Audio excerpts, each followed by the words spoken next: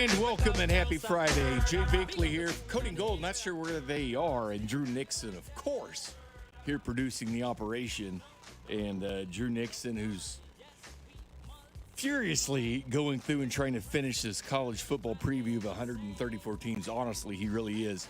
But he forgot to hit save last night. He forgot to hit save last night, so he's still working on it. Yeah, I forgot to hit save, and as a result, I have to redo the entire last part of it. So hopefully it comes out tonight. If not, then look, I'm not changing any of my picks. I'll tell you that. I gave my picks yesterday.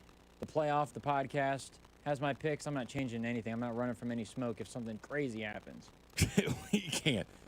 And here's the thing. It's honestly awesome. And there's relatively, I was really excited when Drew got hired here because Drew's a huge college football fan. The whole Bengals thing, not a fan of that. But I was a fan of the fact that he is a college football fan. And Mac, too. Mac's brought in here in the morning. He's a college football guy, too. And, of course, Chris Uno does the character concerns with me, a big college football guy as well. Well, a ton of college football kind of to talk about later today. But, of course, the big news is that of Vinny Pasquantino and the Kansas City Royals. With the broken thumb announced by the Royals, which I'm sure you've heard by now, and it didn't look good last night when Ursig and Vinny gets hurt on the same play. But the way Vinny was holding his hand, Vinny's my favorite player with the Kansas City Royals besides Bobby Witt Jr. Obviously, we like watching Bobby Witt Jr. But to me, Vinny, who could be out 6 to 8 weeks, looks like at this point, that's the regular season. I mean, we're almost through September. That takes you, if it is 8 weeks, you're looking at 2 months. Then you got rehab for it, and you got to go and get the swing down and everything else. But Vinny, fifth in Major League Baseball in RBI. The guy was having a great season. I hate to see this. To me, he kind of personified what the Royals were earlier this season when he took that ownership of this team, the leadership of this team, and said, hey, we're better than this. We're better than this. And when he made those comments in April, I was going, all right, Vinny's the dude, man. I like watching the guy play. He's got my favorite swing that they have when he goes up here, but this is definitely bad news, of course, for the Kansas City Royals. I guess the real question is, where do they go from here? Who do they bring up? They bring up an extra catcher because obviously Sal Perez is going to be playing a lot of first base for you. Fermain has been awesome. He'll be catching too, so you go catcher. You bring up a position player like Nick Prado. I know that my man Drew here really wants Jack Caglione, the first pick from the Royals for the University of Florida to come up. But he's at Quad Cities, and I know Dusty wants him too. Why not, Bink? Well, at this point, you just have to be careful. So, there's a reason they do have minor leagues for a reason. I know he's a college player and it's closer acclimated to playing at the major league level, but you do have to be careful with guys that you don't, give him some of the upper level talent, which is what they'll be facing some of the best teams in Major League Baseball for the rest of the season. That's always tough. What about a Carter Jensen? He's the Royals' fifth top prospect, played at Park Hill High School, having an awesome year, down in Double-A for the Kansas City Royals. Could they bring him up? Brian O'Keefe, the journeyman, 31-year-old catcher that's in Omaha now. He's got 16 bombs, and he's hitting 280. Do you do back up another catcher, or do you bring up another first baseman and then have Sal Perez behind the plate with Fermain, which is obviously a choice that they'll probably make, put Nick Prado there at first base. I assume that's what they'll do. I think you might start there, but it's easy to say this now, I guess, in hindsight of the injury to Vinny, but you weren't supposed to be here in the first place. Nobody expected you to be here in the first place. So if you bring up O'Keefe or whoever, and they're okay, but they're not, you feel like there could be a little extra juice put in there, why not give them a shot? I mean, because right now they're still in a comfortable position right now. But you also don't want to do like we've seen with other players to get cold right up and then you fail, then it gets in their head at that point that in Major League Baseball you don't want someone just to totally fail. So that could be you don't want that.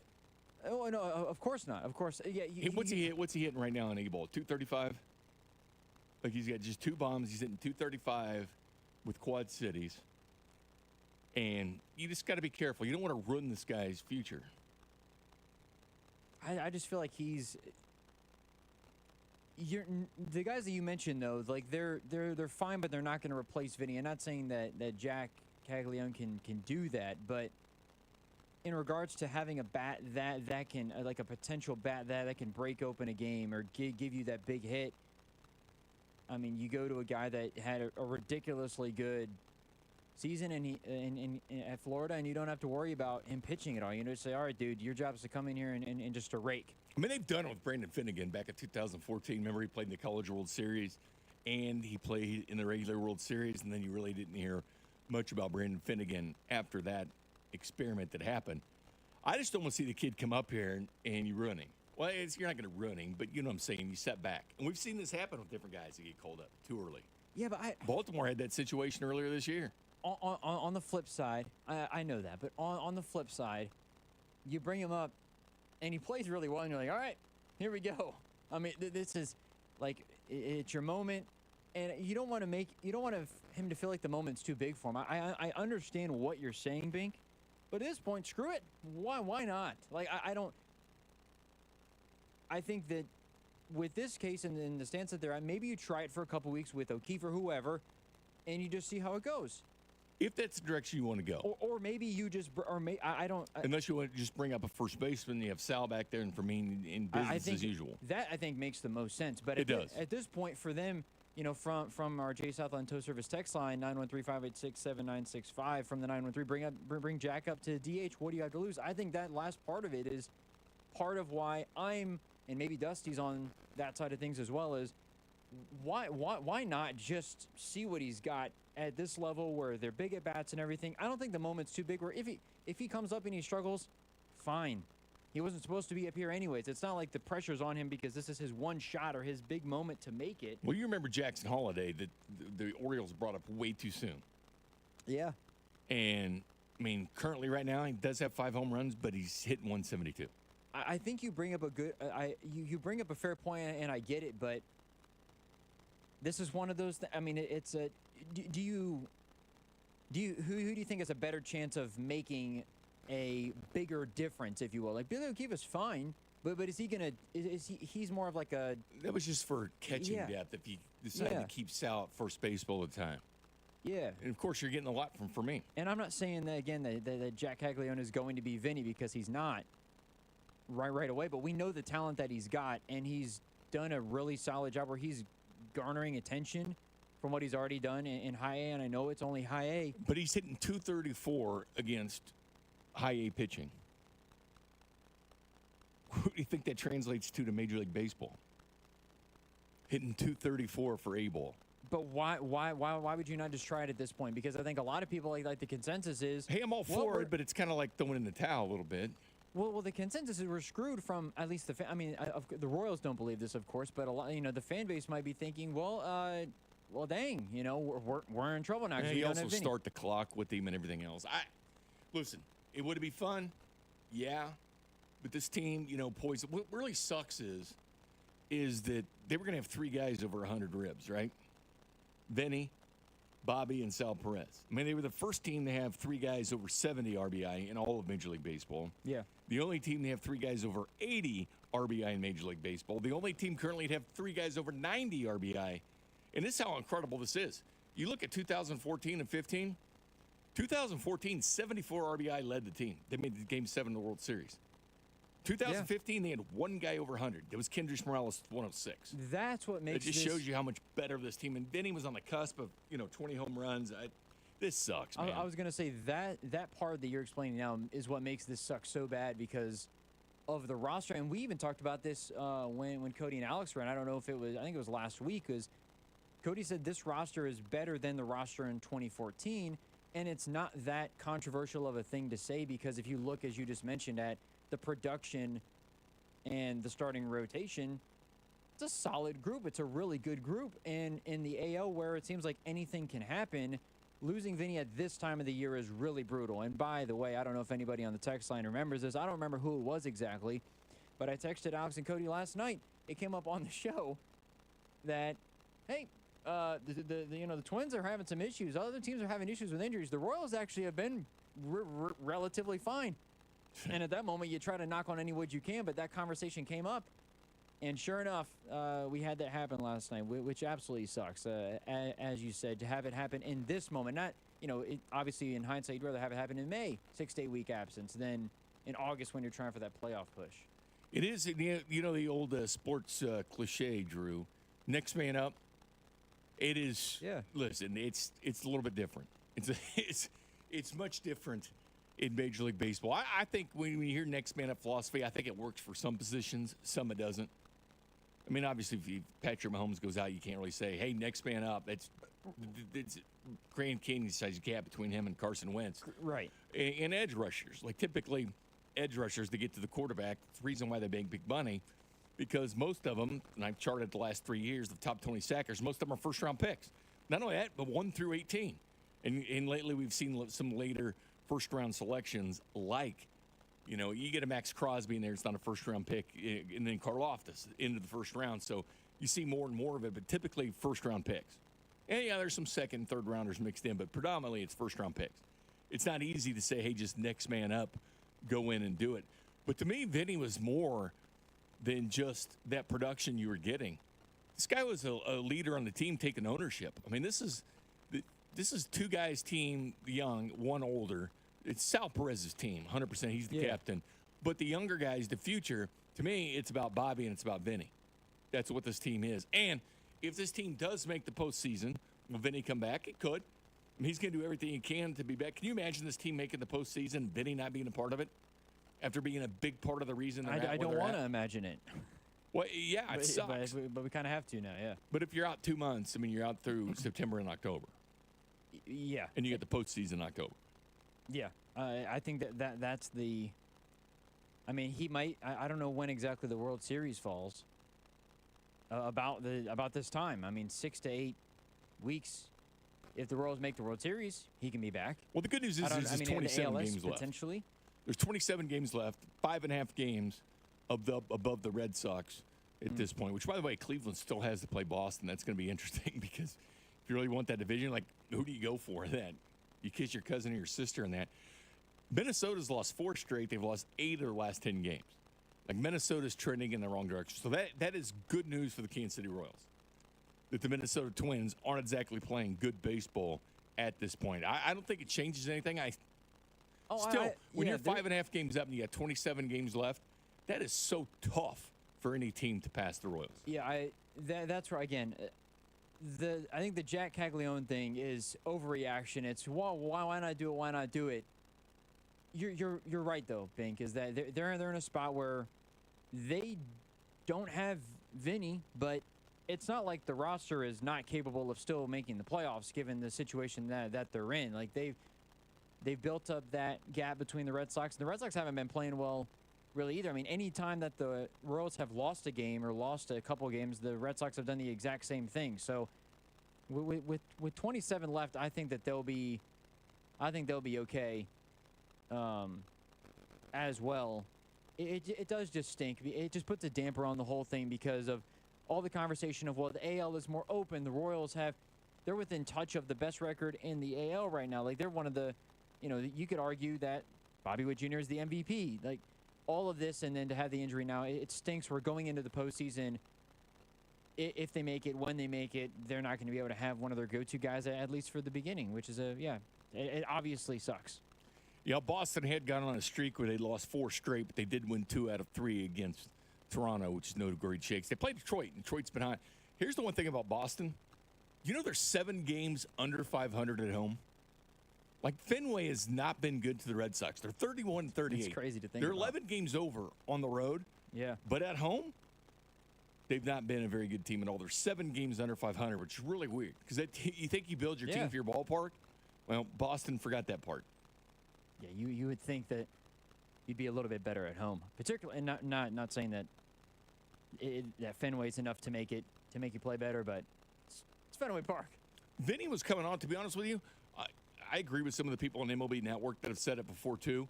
Like, who's the most underrated player in Major League Baseball? It's Vinny. Vinny with his 97 RBI. I mean, the dude was tough. The dude was a team leader for this team. But you know who's going to have to step up even more than he already does, which he does everything? He literally does everything but fly the plane on the charter. Bobby Witt Jr. He might even do that too. He might. He might even select the temperature of the cheese in postgame. Well, and the good thing, too, about what you just said, Bink, is that it's not like they're relying on somebody who has moments of good but also moments of bad. Like Bobby Witt is the one guy that you need to rely on to step up even more. And when you have a superstar like that, he's built for these sort of moments where it's like, hey, we have a little bit of a problem. We need you to put the team on your back a little bit and carry us into the postseason. And we know that Bobby's capable of doing that thing. So, yeah, I think they're going to be okay. Well, you have to be. I mean, you don't have any choice. And this team's done so much so far this season to exceed expectations. Will it be a rallying cry for them? I think it has to be. You still got Perez. You still got Bobby Witt Jr. You got Vernier that's coming in doing what he's doing. Been playing well. Yeah. You're probably going to get Renfroe back maybe, hopefully, this weekend. MJ has definitely been a different player than he was earlier this season. I mean, there's some reasons to be excited about this team. Yeah, and I think that they've shown you enough this season where, yes, Vinny's absence is very impactful, but that doesn't prohibit them. That doesn't mean they're just going to fall off a cliff going forward. Text line 913-586-7965, 913-586-7965, the J Southland Tow Service text line. It's also the phone line as well if you feel like chiming in, because one thing we do now is take your call anytime you want. I mean, some of this stuff's ridiculous, though. They won 3 of 4 against the Guardians. Vinny had 2 hits, LOL. No, Vinny, yeah, he didn't have hits early in the season. He was 4 for 5 the last game against Cleveland, so he was 4 or 5 in that game. But you think about the grand scheme of things, Vinny was right there, man. Vinny, to me, was the most underrated player in Major League Baseball. But you're going to have to suck it up at this point, right? You're going to have a rallying cry. And what more can you expect from Bobby Witt Jr.? The dude's a stud. What I don't like, too, is the fact of protection in the lineup. The fact that you still had, Bobby Witt Jr. getting on base. And what was the benefactor? It was Vinny knocking him in. Yeah. So with Bobby getting on base, which he happens to do all the time, then it was Vinny knocking him I think it'll be interesting just to see how the lineup switches itself up. Like, how does Q go about forming the starting lineup in the batting order a little bit? Yeah, you know what? Here, I'm sure they're pissed. They have to be pissed. I mean, you think about Bobby Witt, and right behind him giving you protection, and it was Vinny because, again, like you're not going to give Bobby anything to hit. Okay, well, you put him on base. Well, the guy behind him is 5th in Major League Baseball in RBI, and he was 3rd for a long time. To your point, though, you can't do anything about this. So the Royals, I mean, in the moment, it's like, dang, this sucks. They're awaiting the MRI or the X-ray or whatever, and they get it back. All right, this is terrible. Bummer. Boo-hoo for 10, 15 minutes. Okay, how are we going to figure this out? What are we going to – like, they're already on to that next step where you and I can react to this, and, we can talk about it for a little bit, how it's going to impact them. And I'm sure it's going to come up in moments throughout the rest of, this final 27-game stretch. But I think they're going to be all right. I mean, they have no choice but to try to be all right at this rate. And if they don't, then I don't want to say you can chalk it up to an injury, but maybe that's one of those things where it's like, look, we had an injury at the wrong time. We tried to push through. We were close. And if they don't make it, then it stinks. But I think they're going to be okay. They're going to be able to – they're able to make the postseason because of what they've done to this point to get the gap to the Red Sox. And as you said, it's hard to make up a 5.5-game stretch over the course of 27 games, even with the absence of Vinny Pasquantino. And the good news is you're still going to have 2 guys hit the century mark in RBI. And again, 14 and 15, you just had 1. You're going to have Bobby Witt Jr., you're going to have Sal Perez. On the YouTube page for 96.5, The Fan, because we are having this on Twitch, Twitter, YouTube. Yeah. Someone's commenting, I'm really dark in this picture. You see that? Yeah, okay. Do I need to shut the screen behind me, maybe? Cody texted me the same thing, and the thing was when we started it, you were really dark, and I was like, well, you can barely see. You can just see like the outline of you. Okay. And I was like, all right, let me brighten up the screen a little bit, and it looks almost faded. It doesn't look very good. So during the break, we'll try to adjust. Well, I think the blind, shutter, and then we might pop on that light over there too. But someone, Brent Thomas, brings up the fact. He says, call up Carter Jensen. Hey, I like Carter, man. Park Hill guy. Royals top 5 prospects. He's number 5. He's in AA right now. People around this town know who Carter Jensen is. Hitting .271. catcher, 10 home runs, 39 ribs. I mean, I doubt they do it because, well, but it doesn't matter. I mean, Dayton Moore had his philosophy. You went A-ball, AA, AAA, you did them all. But a lot of teams do call up people straight from AA, and the Royals have done this in the past, clearly. It's JJ's team now, so who knows if that's the direction you do, or do you bring in a first baseman, which I think they'll probably do because you still want to have Salvador Perez behind that plate. To me, and I know Fermin is playing awesome, but you want that rotation of Fermin and Sal Perez because not having him behind the plate you don't want that. Yeah. Somebody from the 316, or from the 620, sorry, said it should be Bobby leading off, Massey second, Salvi third. I mean, it sounds good. Salvi's right behind Vinny, so you just bump him up to that point. Because to me, because you had Vinny behind Bobby, but you want Sal behind Bobby now. Because well, then what? MJ slides into 4? Because MJ's been 5 or 6. I would have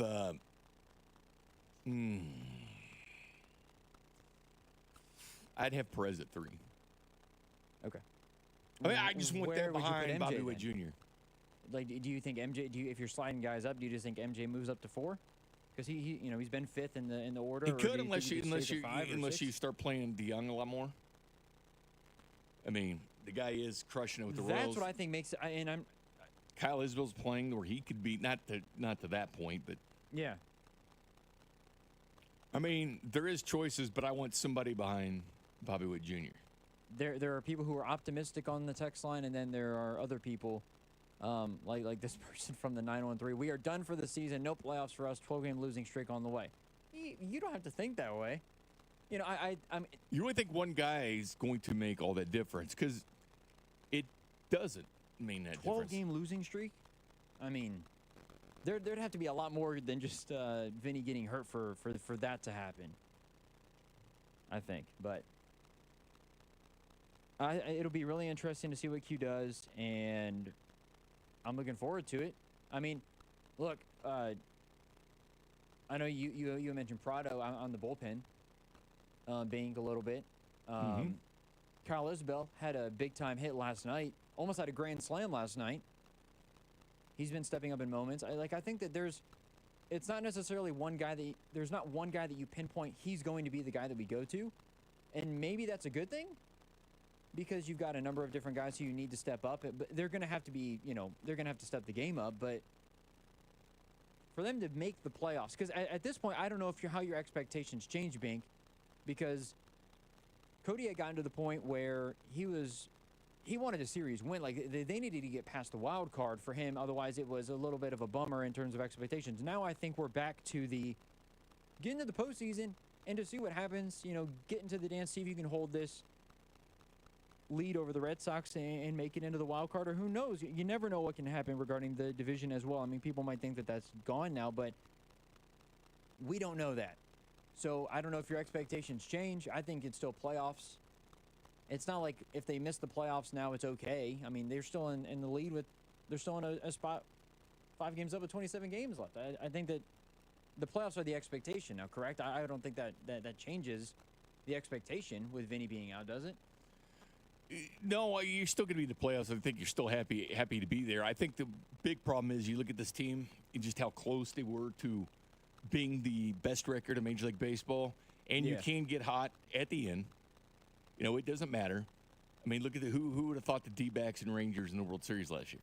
You get hot at the right time, and you never know what happens. You remember the Braves in 2021 when they lost? Was it Acuna went down? Yeah, I think so. He was the one hurt in 2021. Late. And so, obviously, one of their best players, but he ended up getting hurt back in 2021 because he only played 82 games that year. And you're talking about a guy, that had 101 ribs 2 years before that. 2020 was that shortened season, but then 2021 when they win the World Series, he just ends up that year 24 in 52 RBI, 24 home runs, but he was on a roll. Yeah. And then you miss him. So, yeah, you just got to have guys step up, and this team is far too talented.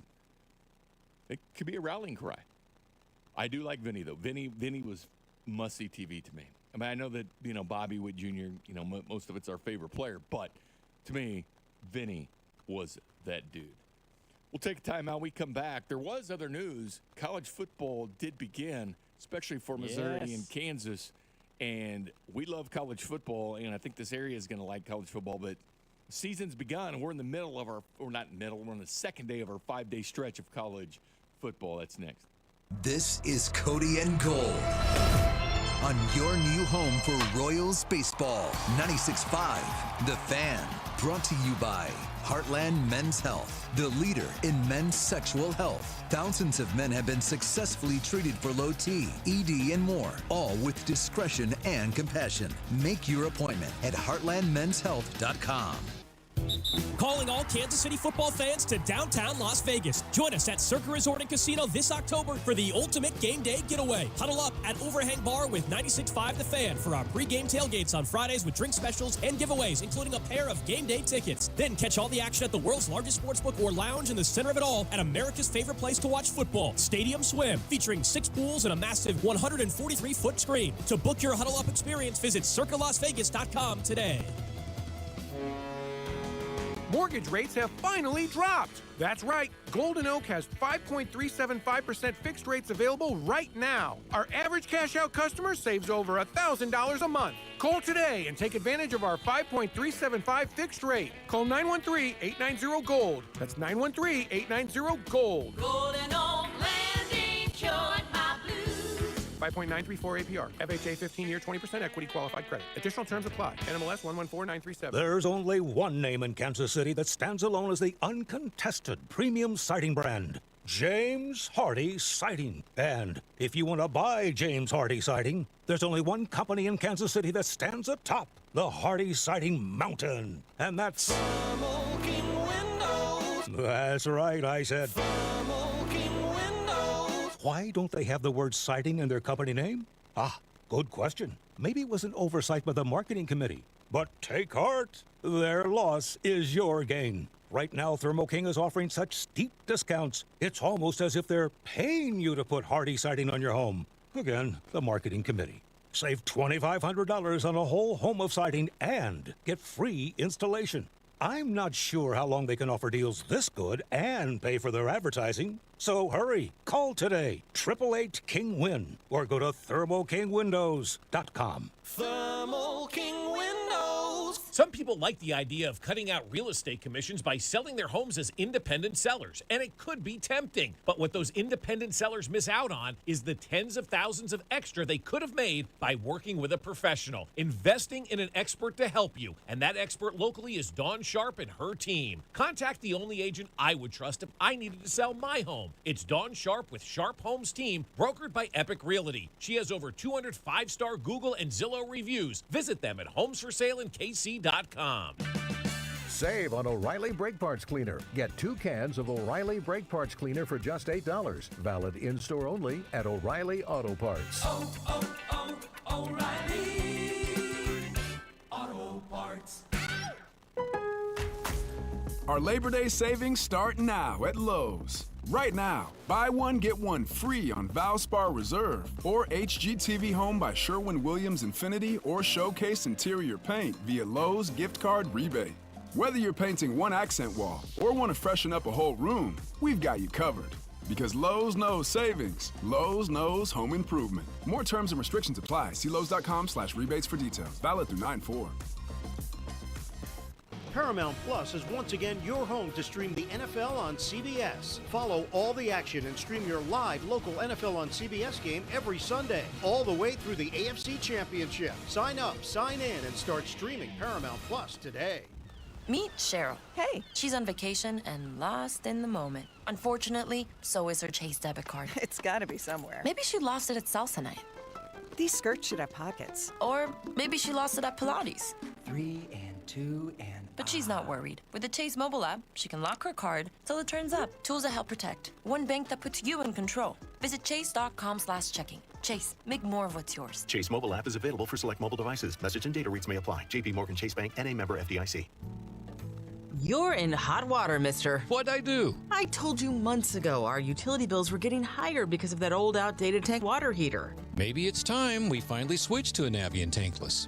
Learn about Navient's high-efficiency tankless water heaters, endless hot water, all while helping you save on your energy costs. Hey, look at this. Our utility bill is lower since we got the Navien tankless water heater. Who's in hot water now? We are, all the time. Learn more at tanklessmadesimple.com.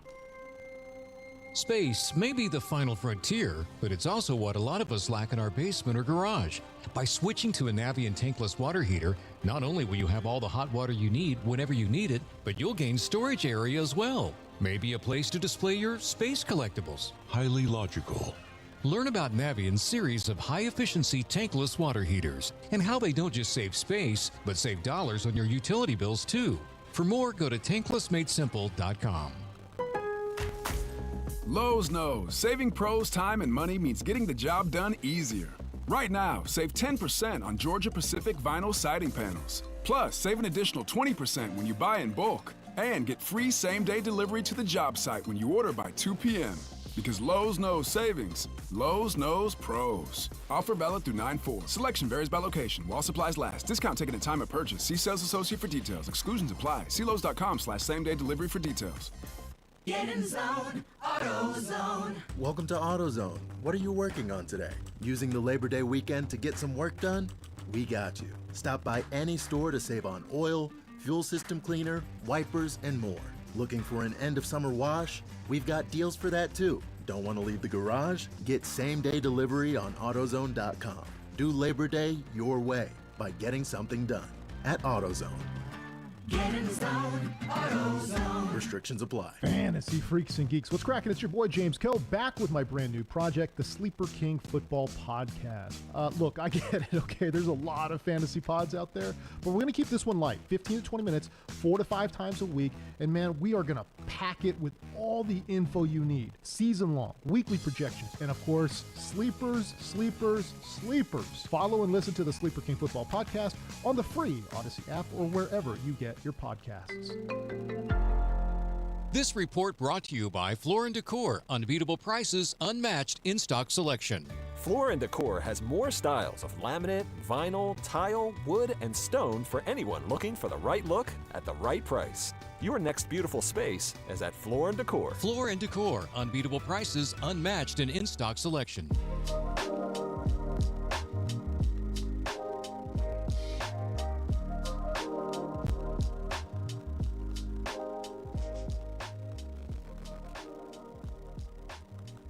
Welcome back. Happy Labor Day weekend as we embark on a 3-day weekend. Summer's officially done. It's always when and Drew Nixon here with me as well. Drew, I don't know about you when you grew up, the pools open Memorial Day and kind of closed around Labor Day? Which I never understood because it gets sometimes hotter than hell in September. I was going to say, I hope that our pool does not close here in a couple of days because it's still 85 and sunny outside. I don't know. I'll be totally honest with you. I have no clue. I hope it's like October or at least later September after the weather starts to get into the 70s when it shuts down. Yeah, well, you know what? Normally, yes, though. It is Memorial Day always when it And then Labor Day is typically when when they shut down all the pools. I mean, school's in session now. I get it, but that's the best time for us, though, Bink, because we get done. I get done. I can't tell you how many times since school started there's been no kids at the pool, and it's not like super busy. So I get done, get home. My wife might be off for the day. We're gonna go hang out at the pool. I haven't been to a pool in the longest time. The one thing is love to drink pools. I remember one time at my pool, they took away alcohol. They said you can't have alcohol anymore at the pool because somebody broke a bottle or something like that. And I was like, I'm done Somebody going. else ruins it for everybody else. I hate to be that way, but am I really want to go and not like sit there and have a few beers? You know, I haven't been in a pool in a long time. Long time. Do you pee in pools? Come on, you do. 'Cause you smiled. I try not to. But you do.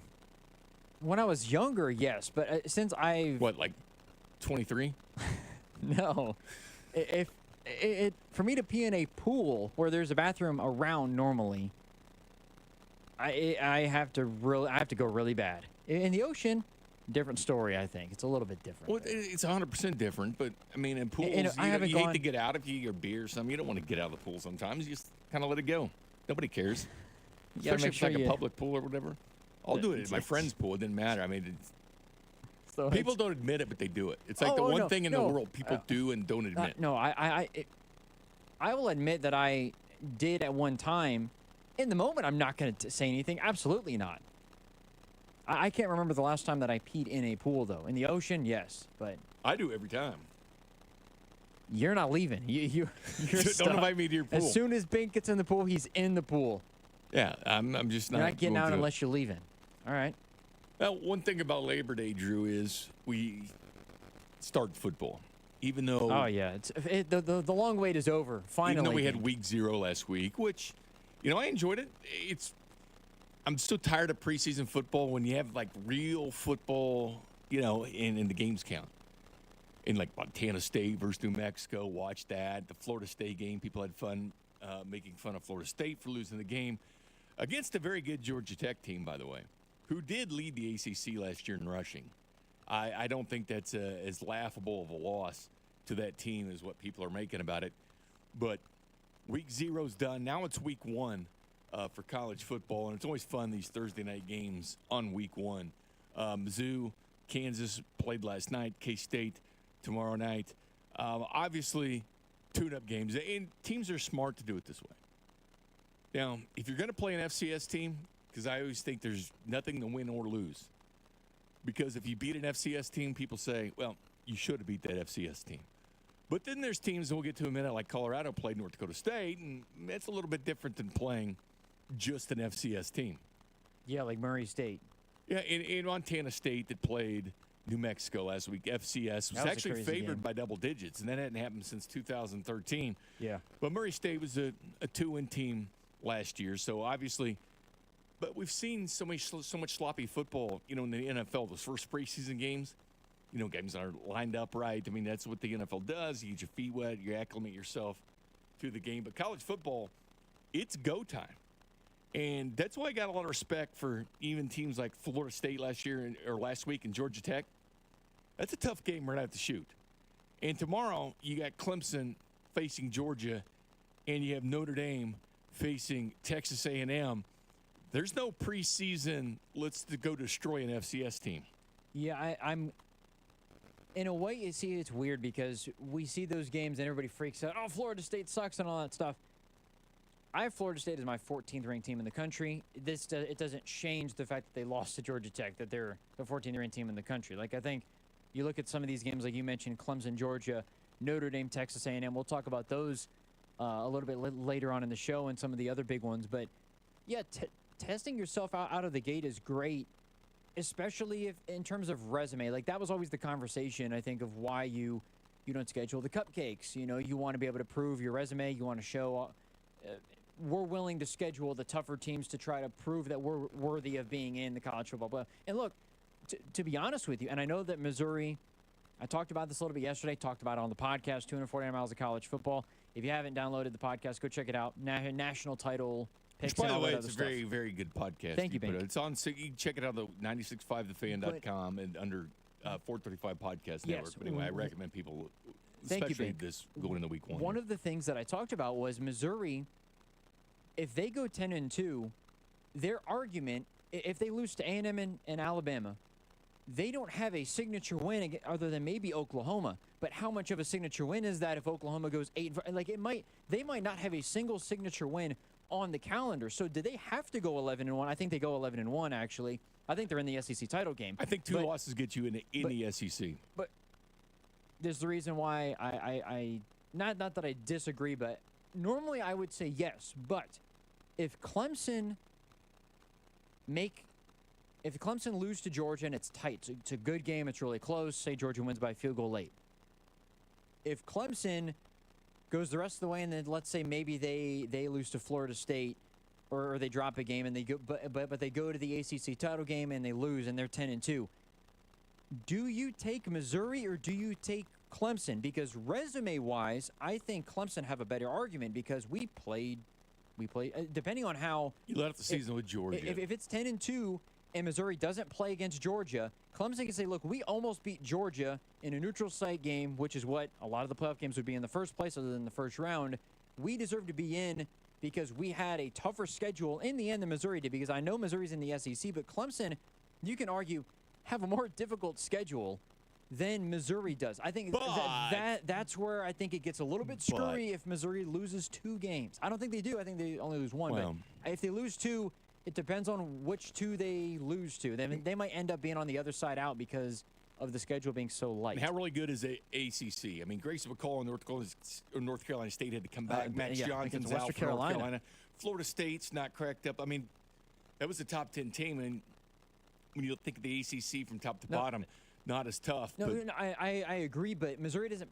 Missouri plays Alabama, and we don't know how good A&M is. I think A&M is. I think there is an argument for Missouri to make because they're in the SEC. But when you look at the schedule, if you're comparing resumes, Florida State and Georgia, to me, are maybe better matchups when we're looking at it at the end of the season than Texas A&M and Alabama.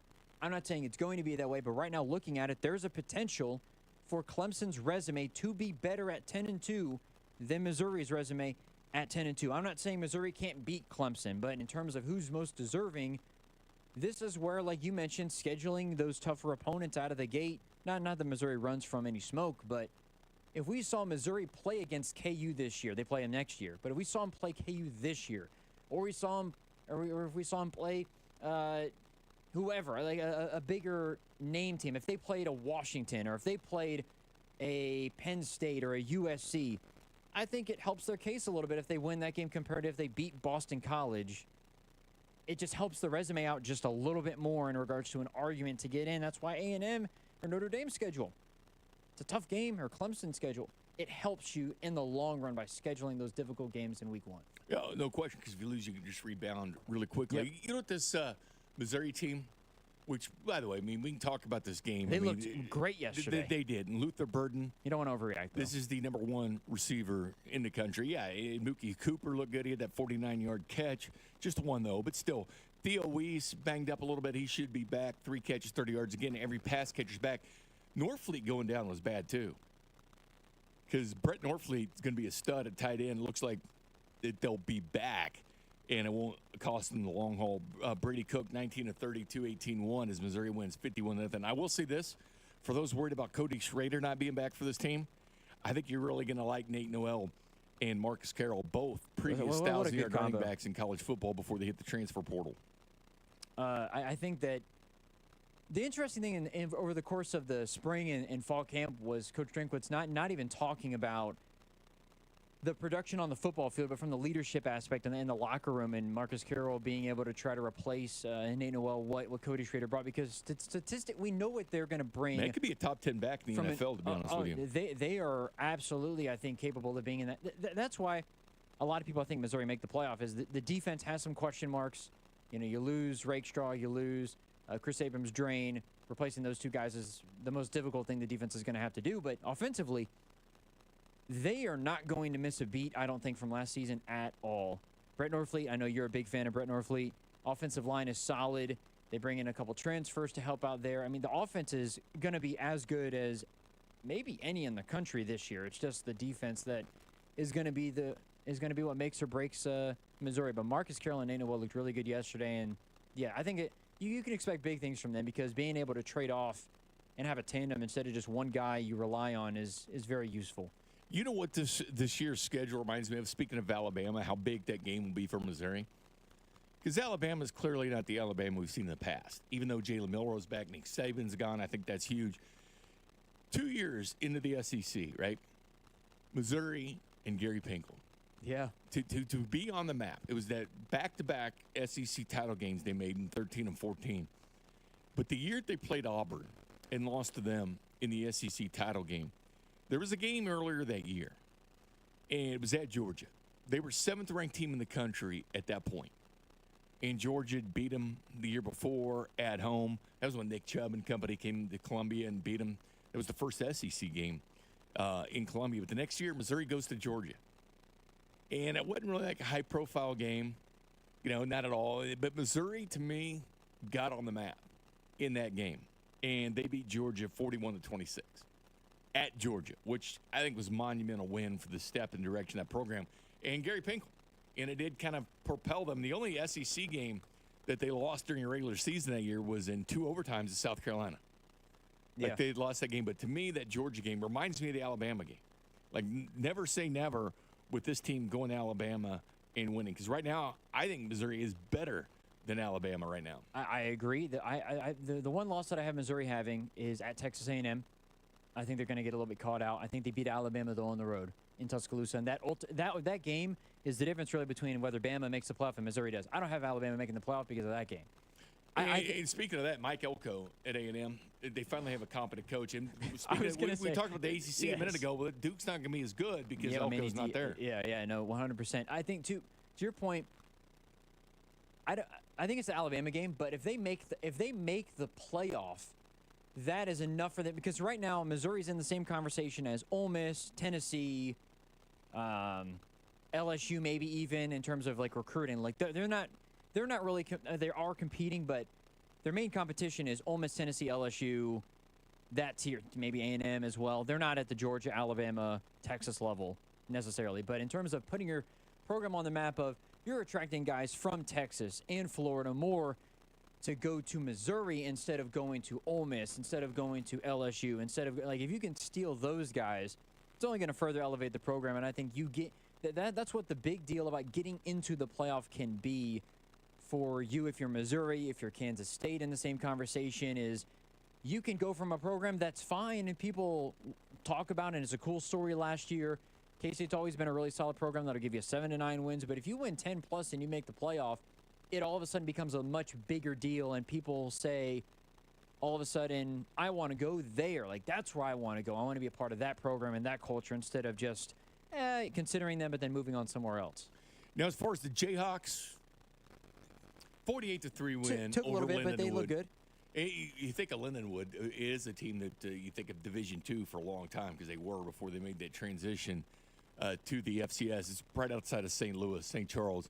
But 48-3, and again, this is a 3-win team last year, and it's a lower-level FCS game that they played. Daniels 9-15, 148, 8 carries, 112 yards, and 2 touchdowns for Devin Neal, a top 10 running back that most people think in the draft next year as well. Luke Grimm, he was really good. A very nice game 6 for 111. But again, like Missouri, it's very tough. It's good, I guess, to see the team go out there and do things. And Jalen Daniels was healthy. He got out of the game healthy. I think that, and I hate to be that. I don't want to be that person. I hope we get to the point where Sunflower Showdown comes up, and that's no longer much of a conversation anymore. Jalen Daniels is healthy all the way up until that game. But right now, him making it through a 60-minute contest is a win all in itself. I mean, obviously, you're going to beat Lindenwood, but him being able to make it through healthy and without a problem was very good. And as far as Colorado and new member of the Big 12. Your favorite team. The Big 12 actually paid money. Did you know they gave them a signing bonus, like, to come over? I mean, you got to be careful, because once Dion goes, that school loses its luster. Oh, well, yeah. And not saying Dion's great. Remember in Shador before the season where everybody's Super Bowl? I mean, I still laugh at those comments. Because that was not a good team this year. They're not everybody's Super Bowl. They're everybody's homecoming game, because they were not good last year. Credit to the defense, though, because through that first half, Bink, new year, same defense for Colorado. But they stepped up. Warren Sapp's there now. They stepped up in the second half, and they were able to make some plays and ended up getting the win. But I don't – yeah, it's really easy to freak out over some certain games in week one. But to your point, with the new expanded playoff, not that it lowers the impacts of each game. I think it makes it more important, actually, each game, because of, in particular, not necessarily with Colorado, but with like A&M and Notre Dame. Like, if you lose one of those games previously in a 14 playoff, if Notre Dame were to lose to Texas A&M, their season is done. They're not making the playoff. In all, like they're probably not making it. But now everybody still has a case. Travis Hunter, by the way, Bink, that one catch in the end zone where it was pass interference and he still grabbed it. He proved again last night that he's just ridiculous. He's also the Shohei Ohtani of college football, because he plays both offense and defense. He was, to me, a better defensive back when he was at Jackson State. The guy was ridiculous. You asked me that question when he was there. on After Hours a couple weeks Which ago. should be receiver?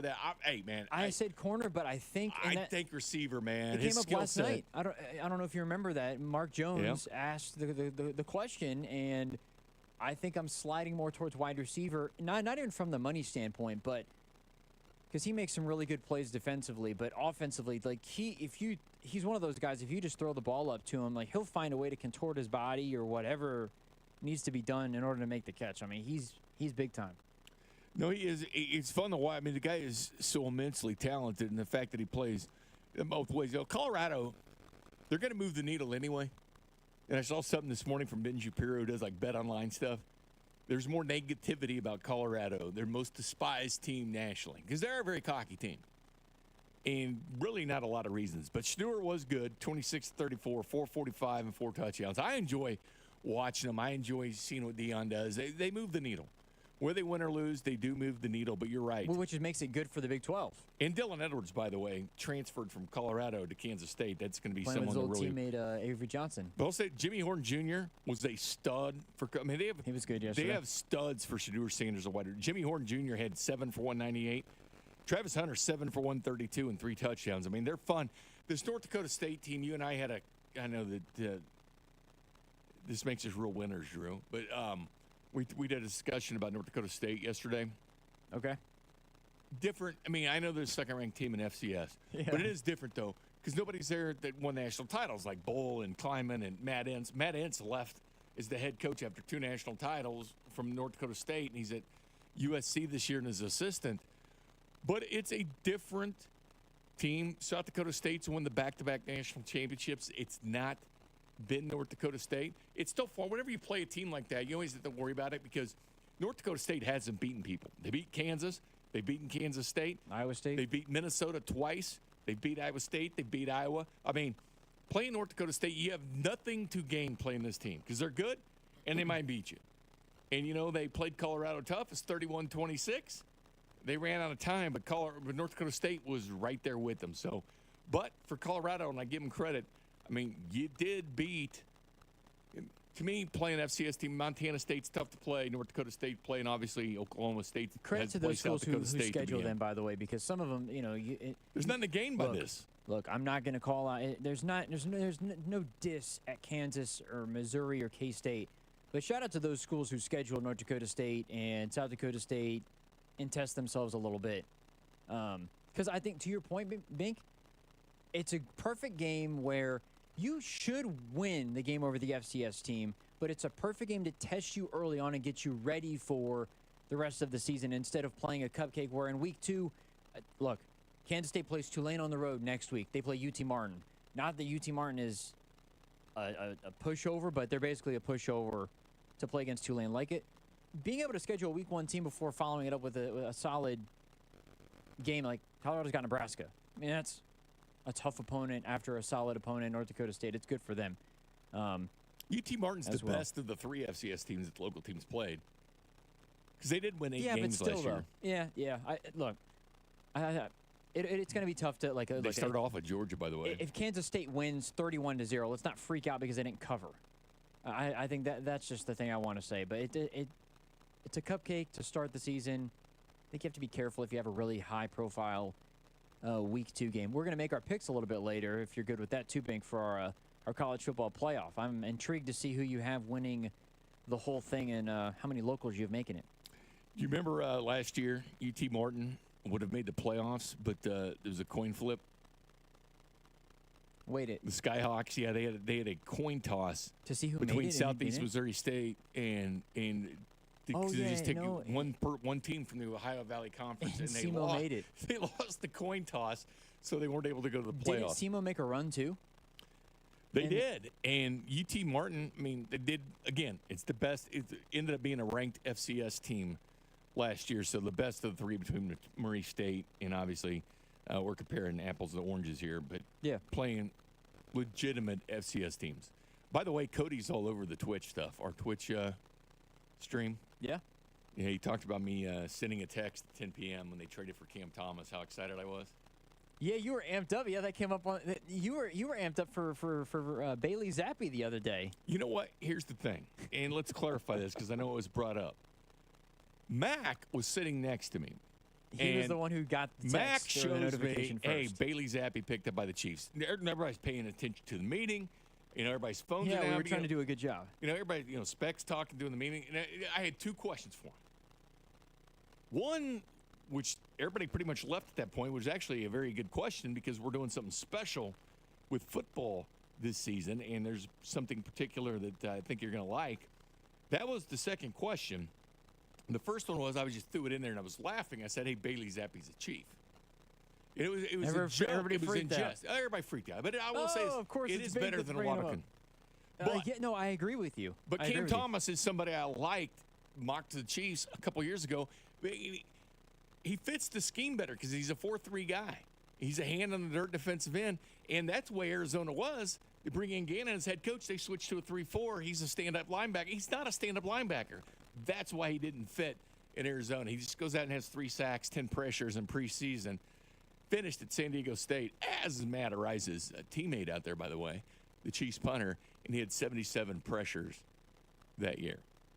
Of course, if you didn't hear the news this morning, the Royals putting out on Twitter that Vinny Pasquantino, broken thumb, out 6 to 8 weeks, possibly at this point.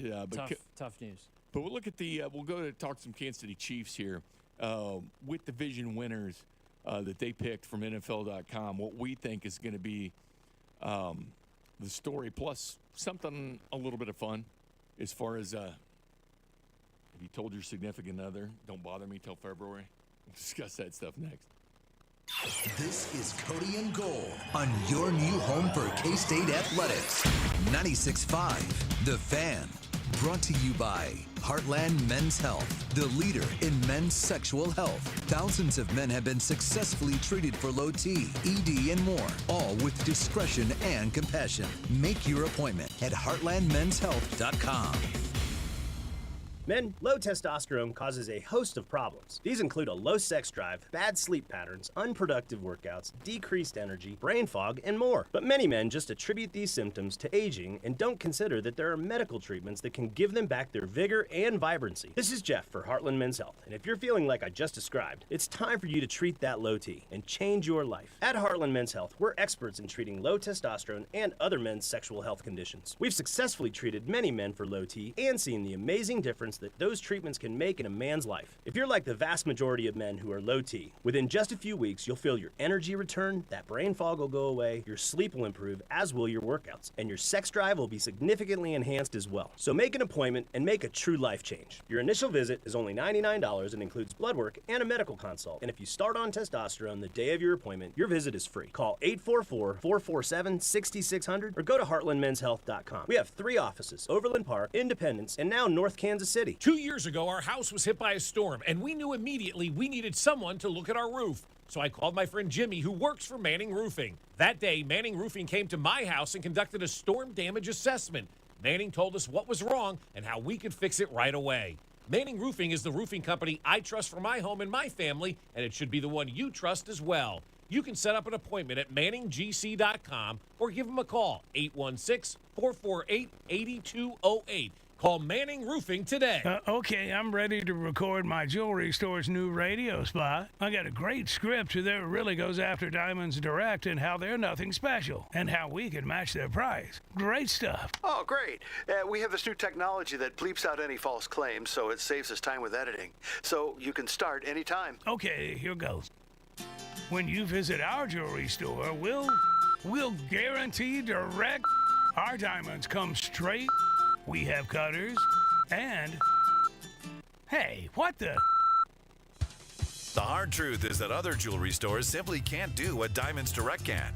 Diamonds Direct has special relationship with De Beers, international connections, and virtually unlimited buying power. The result is true direct importer pricing, exceptional quality, and up to 30 times the diamond selection you find at other stores. I can't believe this thing won't let me say. Diamonds Direct. Your love, our passion. Get more truth at diamondsdirect.com. The Royals and the See You in the Major Leagues Foundation are teaming up with Blue Cross and Blue Shield of Kansas City to recognize outstanding high school sports coaches through the Blue KC Coaches with Character program. From April to September, we'll recognize 6 coaches as a Blue KC Coach with Character. Each honoree will receive a VIP package that includes tickets to a Royals game and more. Be part of honoring our high school coaches whose service is making Kansas City a better place to live, work, and play. Just go to bluekc.com/nominate coaches with character to nominate today. Score big savings with Hy-Vee and the Kansas City Chiefs.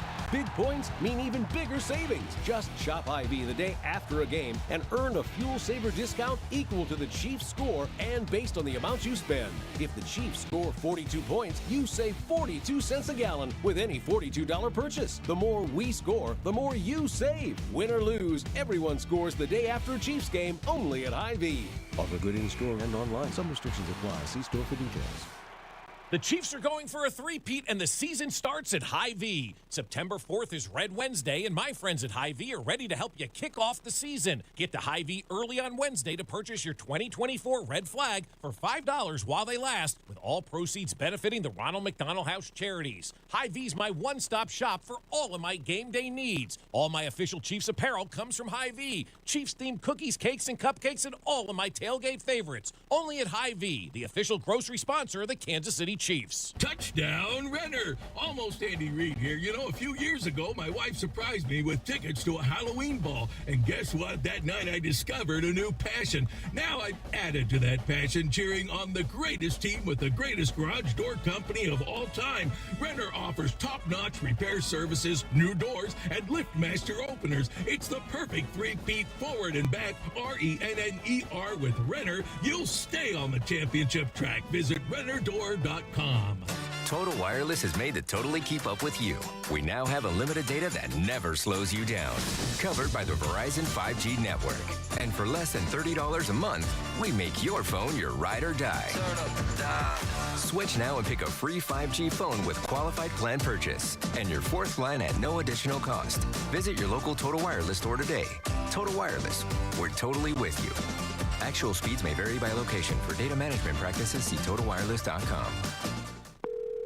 Thanks for calling Discover. This is Diego. Hi, Diego. It's Jennifer Coolidge. You know, I just want to say your cashback match makes me feel so special. It really inspired me. That's great. Doubling the cash back you've earned at the end of your first year is what we do. Well, I'm doubling everything now.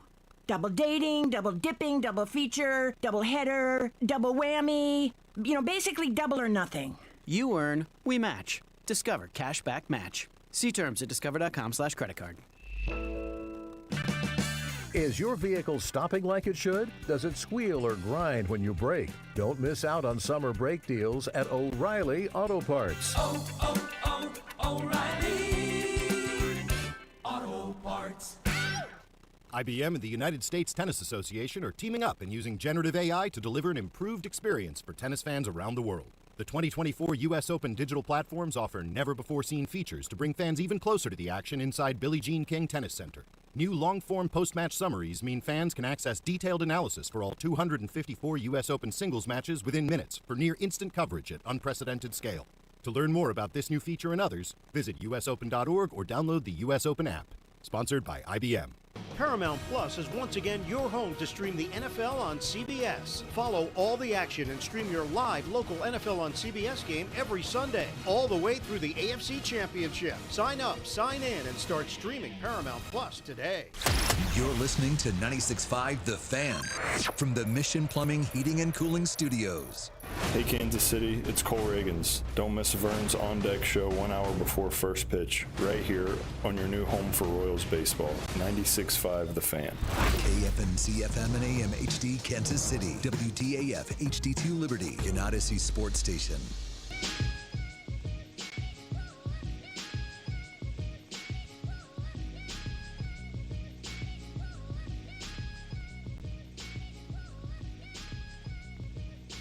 Welcome back. Jay Binkley, Drew Nixon, Cody Tapp, Alex Gold with the day off, even though Cody's pretty active on Twitch. Shout out to Cody. He turns 40 this weekend. He's a man. He's 40. I had him replicate that yesterday. Oh, did you? He did a really good job. You know, It sounded Gundy's good. 50 now. He's over 50 now. Oh, yeah. It's and been a he's long time Still, since. still rocking the mullet. He almost looks not to say he didn't look. I mean, he looked 40, I guess, back when he made the video. Now he looks trimmed like the mullet though. Yeah, but I think it looks clean. Like it looks like he went through not a whatever it's called, like a midlife crisis or whatever, but it's like he woke up in 2024. You know, he's got a cool cut now, even though he's 50 plus. You know, I mean, he the fact that look, one of the things too, Bink, real quick. Got a good team. The only reason that he's still there, because he could have been fired multiple times, is because he went there. That is his alma mater. That's the only and he's reason. Always been really good at recruiting. Correct. That's the only reason that he's still there. And he wins.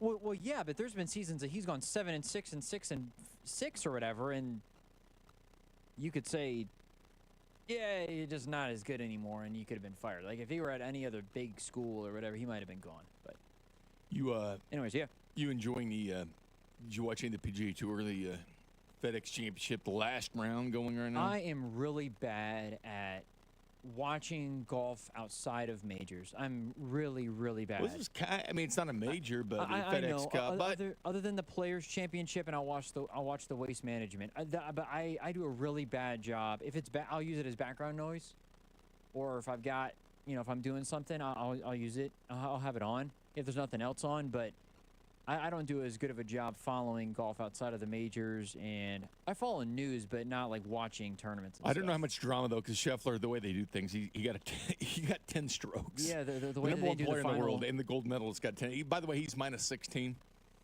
The closest to him is Colin Morikawa at minus 9. He got like 6 strokes, I think, didn't he? Colin, something like that. He's so. So anyway, Scotty's so good. Can you imagine giving Scotty Scheffler strokes? At a for the FedEx Cup title. Giving strokes, absolutely not. But regardless, we have some college football. We'll get into that more. You do anything for Labor Day weekend? You do anything, like grill out or anything? Anything fun? It's Labor Day. Labor Day, I think my wife is working, unfortunately, but we might be able to do something. That's kind of contradictory. Labor Day, you're not working. Oh, well, when you're in the restaurant industry, look, there are holidays that a lot of people, and we get in the text line. There's a lot of holidays where we might have off, but no, I worked Christmas Day last year because of the Chiefs. Yeah, I look, I get it. Well, She works though, but I think we might go do something. We might hang out a little bit and go do something Monday morning. But yeah. Hold that thought. Other than that, not much. Hold that thought. There's a reason I brought that up. Of course, we have Chiefs Red half hour coming up 11:30. But there's a reason I brought this up, Drew. I'll bring up that reason why I brought it up. But the playoff predictions. Have you seen any? I haven't seen any of the hot takes of someone picking not the Chiefs, like last year. There were worse people still pick the Chargers. And when that Kyle Brandt at the NFL Network afterwards said, "Hey, whatever it is, I'm picking the Chiefs." Every time someone doubts them, they just continue to win it. Well, wasn't it Dante Whitner who earlier this year said something along those lines? I can't remember if he predicted them to win the AFC West or whatever. I think it was something along those lines. But the Chiefs were they did it with their they went through NFL Network, had all their people, right? They had all their participants, all the people there, and their writers and stuff like that, who they think is going to be the division champ. The Chiefs were unanimous. So there wasn't any split there from the NFL Network people. So usually you have somebody dissenting and picking somebody else, but that's the unanimous pick at this point, the Kansas City Chiefs, and I don't think there's any reason not to think that going forward. But as a matter of fact, the Ravens got 34 points in this deal. The Kansas City Chiefs just totally cleaned up as far as with minus 260 points on that, ranking 1. No doubt. Who, by the way, do you have finishing second in this division? I still think it's the Chargers. I think Jim Harbaugh he's a good enough coach, I think, for them to finish second in the division.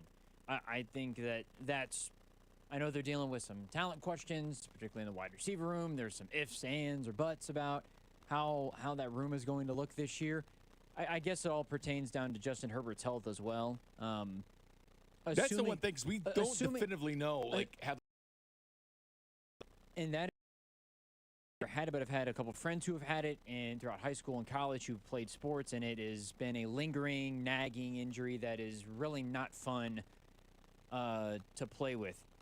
If he misses like significant time, as in like 4 to 6 weeks, I think, or more, maybe the Broncos are next in line because, you know, I like Bo Nix.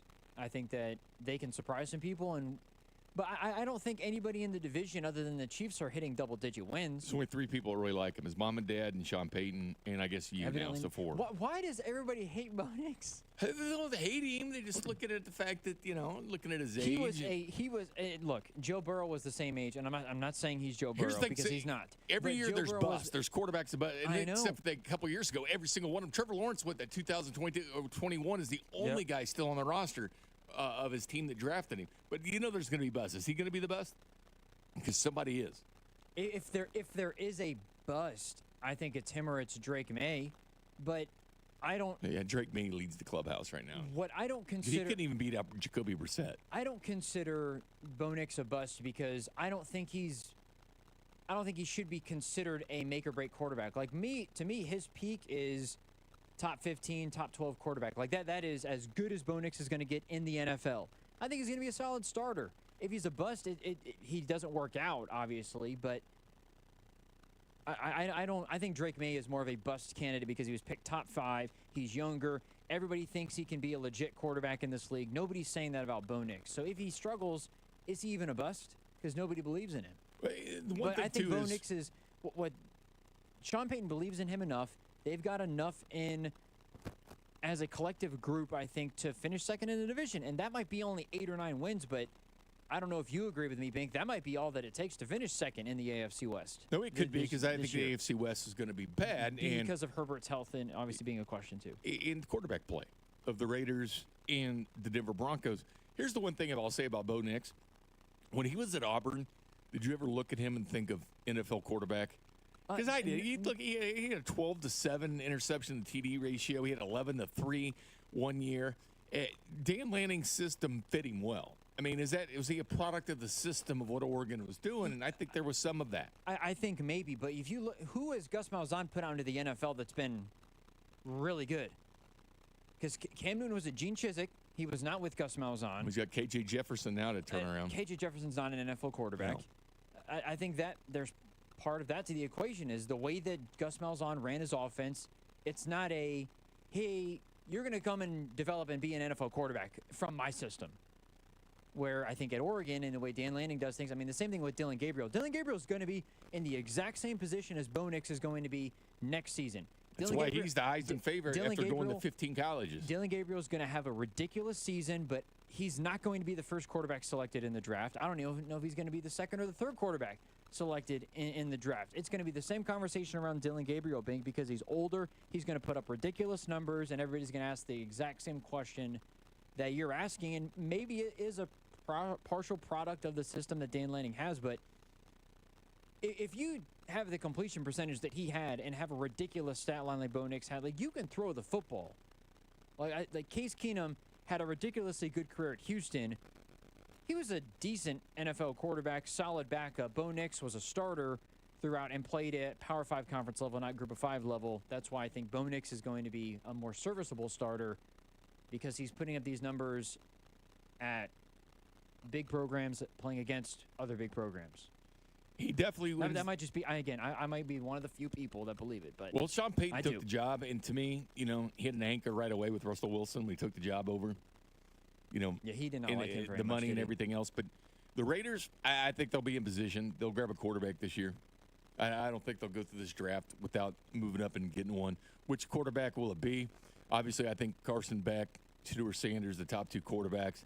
Quinn Ewers, I'd probably put it 3 or 4, even though he left Xavier Worthy way short a lot of times. He would underthrow that. Connor Weigman at Texas A&M is going to get a lot of run as well. Drew Aller, Penn State, like him. Garrett Nussbaum. I put all these guys ahead of Dylan Gabriel. Dylan Gabriel, by the way, is 5'11". Yeah, he's not tall, which also doesn't help him. Which it's 5'11" now, which means at the combine you're 5'9" or 5'10". If you're listed at 5'11".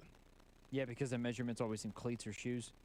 Yeah, so what I would do, well, no, it's not, but guys never are the size that they Yeah, put on these sheets. yeah, That's right, right, that's the way right. there's a lot of receivers were, quote, 6'3" and 6'4". Ended up That are being, actually like you know, 6'1". right, 6'1" and 6'2" at Yeah. the combine Yeah. last year. But the bottom line is, the one I'm looking through this. I'm looking through like the the list. AFC West to me is very sweepable for the Kansas City Chiefs. Oh yes, and that Extremely sweepable. yes, I agree. I don't. At worst, I think they go 5-1. In all seriousness, and maybe that loss is one of their one loss is going to be like the Christmas game last year where it's a dud. They shouldn't be playing as bad as they are, but for whatever reason they are, and it could be against any of those three teams, and that's the way it's going to be. But Andy Reid's just emphasis on this division is ridiculous. I mean, against the Raiders, he's 11-2 in the last 13, 16-3 in the last 19. He's 18-4 in the last 22. Versus Chargers, he's 8-2 in the last 10, 17-3 in the last 20. And keep in mind, one of those losses came when he played his JV team out there. The Broncos 16-1 in the last 17. I mean, the ownership he has over this division. He is he's the father of the AFC West right now. Yeah, they should send He runs Father's it. Day cards to One Arrowhead Drive. Send him to Andy. Yeah, but as far as the most interesting division to me is that AFC North, which by the way, that's going to be the end of season Hard Knocks. Yes, which is going to be the I'm very AFC, which excited I about. can't wait for. But Baltimore, I don't know why Baltimore gets slighted by some. This team's not going anywhere. You know, defensively they're going to be stout. Yep. Lamar Jackson's a two-time NFL MVP. Yep. He finally won another playoff game. He's won 2 now. He finally won one last year. They choked it away against the Chiefs at home because they had the Chiefs at home. And because of Kadarius Toney dropping 2 passes, that's why that game was in Baltimore, or 2 games where he dropped passes and he lined up incorrectly against Buffalo. Because of Kadarius Toney, the Chiefs had to play in Baltimore because they would have tied him with the same record but had a better AFC record than Baltimore. So that game would have been at Arrowhead Stadium if not for one Kadarius Toney. But Baltimore, to me, is I have Chiefs on tier 1. I have Baltimore on that same tier because you look at what they did last year. It's right hard at the table. It's hard coming to to argue a tough against it. division. It's coming from a tough division because you played the Bengals twice, who don't have Jamar Chase right now. And is he waiting down at CD Lamb? Once CD Lamb signed, I'm like, okay, well, Jamar's going to get his money. Brandon Ayuk. And Ayuk. Brandon Ayuk didn't even get paid as much. I mean, he got paid a lot, but look, Jamar Chase is playing week 1. I said it yesterday. He's going to play. He knows what he's doing. He shouldn't have slighted Zach Taylor the way that he did. Zach Taylor also assumed in this situation. Yeah, he misspoke. But look, their situation is going to be fine. But you're right, though. The AFC North is the toughest division in football. I'm intrigued. If we had to pick a non-AFC division, the NFC North is potentially just as competitive as the AFC North is because you got the Lions. Who would have thought this, too? The Lions would be up at the top of the division, but the Packers, you've got the Bears as well with Caleb Williams coming into the mix. And then I think if J.J. McCarthy would have been healthy, I don't think he would have made them a contender, but I don't trust Sam Darnold because Sam Darnold hasn't proven anything in his career yet to be worthy of leading a playoff team. But I think Minnesota would have been lurking a little bit because you have Justin Jefferson, because you have Jordan Addison, and, you know, the coach's name is escaping me right now. Yes. That division's really, really good as well. Both North Spink are really good divisions, and I think that's the division to watch in the NFC. Somebody from the text line 913-586-7965. Baltimore's going to win the North. Cleveland's going to finish second. The Bengals third. Pittsburgh 4. You know what? I don't like Cleveland ahead of. I think it's Baltimore, Cincinnati, Cleveland, or no, Pittsburgh, then Cleveland. Even though I'm not wild on Pittsburgh right now with the quarterback situation. I know Mike Tomlin never loses. Has I'm losing dead serious. season. I get that. It's, to me, that division's a 2-team race. Dead serious, Bink. As long as Deshaun Watson is the starting quarterback, they will never sniff a division title. It's going to be Baltimore or Cincinnati. They would have a better chance with Jameis Winston being the quarterback than Deshaun Watson. And I understand you can look at Deshaun Watson's record and everything. He stinks, and the defense carried him in those games. Joe Flacco at least did. Joe Flacco made them a better team, actually, last year, believe it or not. Look, I think the Bengals are winning the division. You know why? Baltimore, I agree with you, Bank. You can't argue that they don't belong in that first tier with the Chiefs because of particularly the consistency that they have on defense. They always have a really good And defense. Chiefs get that great litmus test next Thursday night.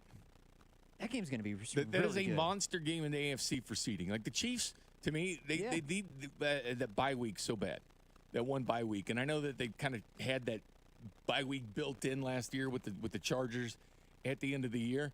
But for a team that's, well, I know that they have rookies and other players coming in, but a bulk of this team has gone all the way to the wire the last couple of years because only a few of them still remain that first Super Bowl team. But 6 straight years going to the AFC title game or the Super Bowl starts to wear on, especially the NFL, when you're playing that many games a year. Okay, so did you want to do this conversation about marriage and relationship talk as trash of the day, or do you want this separately from trash of the day? Do you want to No, count it as trash? we can do it as trash of the day. Okay, just give me 1 second. Trash of the day. Go for it, Bink. And by the way, I still want to talk about the Niners because a lot of people giving that team a lot of credit, and they're going to be in trouble when they have to pay Brock. They're going to be in trouble because they get that short window, and Trent Williams not back, so yeah, you got to worry about it. The other trash of the day comes up on the season that we're beginning right now, and I'm kind of curious. Our text line 913-586-7965, also the phone number as well. But have you had the difficult conversation with your wife yet? Your girlfriend, your fiance, whomever, guys? And it could be, girls. I mean, I know tons of girls that are huge football fans, too. Football. The football's starting, and I or you may not see them for a couple of months. And we've had a discussion last week about don't get married in the fall because we know nobody cares. Nobody wants to go to your wedding if you do get married in the fall, and it's ridiculous to do it. Yeah, but, shout out to Josh Pate. But do you tell your girlfriend, do you tell your wife, hey, I'll see you in February? And it's for the guys, man. What do you tell them? Like, because football does consume. This weekend's a big weekend. Like, I'm sure that they have barbecues planned and everything else, which you can do because Sunday night and Monday night you got games. But are you planning something for tomorrow? Because tomorrow is a ridiculous college football slate. Does your girlfriend, or not your girlfriend, Drew? You're married. For me, my wife, but for everybody else, whoever it may be on the text line. Does she know when you were dating and she was your fiance and all that? Not to bother you in football season. I did not give her a 2-week notice like we saw a viral social clip of. Yeah. I did not give a 2-week notice of, hey, by the way, I'll see you in February because my weekends are dedicated. That person who did that is probably doesn't have a relationship anymore, or it's relatively close to that. And here's the one thing about it. People that work here have a legitimate excuse to say that because watching the games for work purposes, because it is work purposes. Correct. And I've used that excuse to my wife before. And it's not an excuse. That's reality. It is reality, but it's a little bit of an excuse, No, Bink, because it's not an excuse. Hang on. Hear it from me, Bink. I've been chewed out. There is no reason for me to be on Saturday night watching San Jose State playing freaking Hawaii on TV. There is maybe you're trying to get money back. There is. I'll make a bet, but I'm not going to watch the game. Hawaii's the most bet team in the country. There's no reason for me to be watching that game, which is a fair point. Like my wife knows that we have this job. Like she's good at me watching football. She'll watch football with me. She doesn't like college so much. She'll sit down and watch NFL games with no problem, but college not so much. I will. Is she a Chiefs fan yet? I'll be honest with you. She loved Travis Kelce. Yeah, you haven't warped her in the Bengals yet or any of that crap? Until Taylor Swift, the whole Taylor Swift thing started happening. Now she does not like Travis Kelce. Really? Because it's too much. It's overwhelming. She doesn't like it, and it's annoying. I think, in all seriousness, if it were not for Taylor Swift, she would be a Chiefs fan. I'm dead serious. Really? She would be a Chiefs fan. But I'm never going to bring up that conversation. Somebody on the text line, my wife watches with me. Another person, my wife is ride or die during all football of them are season. just Chiefs games? Because I'm curious, because there's a difference. Because a lot of wives will watch the Chiefs. Like my mom, she likes football. She'll watch Monday Night Football and stuff like that, but she's not missing a damn Chiefs game. Like that is her focus each and every week. And there's a lot of people like that are just Chiefs and that's it. She's not. My wife doesn't have a team that she claims, so I think it's a little bit less priority watching, like appointment watching, as much as I'll just sit down and I'll enjoy the game. And like if the Bengals are on and I'm watching, she'll watch every now and then. But I am not going to tell my wife, screw you, I'm going to watch games all day. You can do what you want to. I will never say that to her. That is good luck to any of you that are doing that. And if you can get away with that or feel like you can get away with it, I could never, I would never, and my wife would not let me do that either. From the text line, from the 913, while I'm watching football, my wife can visit her boyfriend. Problem solved. Jeez. All right. Well, here's from the 620. My wife will watch a game per weekend only if it's Chiefs or the Packers, and I feel that this happens. That is appointment watching, yeah, quite a bit. But you know what, guys? It's why you go to plays or things you would never go to, like you'd go shopping and stuff on weekends. It's why you do it in March and April, because you have you keep scoreboard and say, remember that time where we went antique shopping in downtown Parkville back in May? Do you remember that? Because you use those cards for football season. I think that, taking care of everything in the summertime is great. There are some things, though, that you can't take care of. Like if you need to go and get toilet paper bank and all that stuff and you run out on a Friday night. It's called Hy-Vee Online. I'm not kidding. I had beer delivered yesterday. I don't. The delivery thing is, I will go and get it myself. I had beer delivered. You just grab your cell phone. I resisted it for the longest time, but I'm like, you know what? Damn, this is kind of cool. You order your football snacks and your beer. And I have a membership, so you have to spend at least $24. But a couple cases of beer and some football snacks, you're past that $24 threshold. Man, these people they don't appreciate my wife not being a Chiefs fan because of Taylor Swift. I don't understand why some women have a problem with the Swift stuff. It's literally a minute total of the game. Yes, I'm with you there.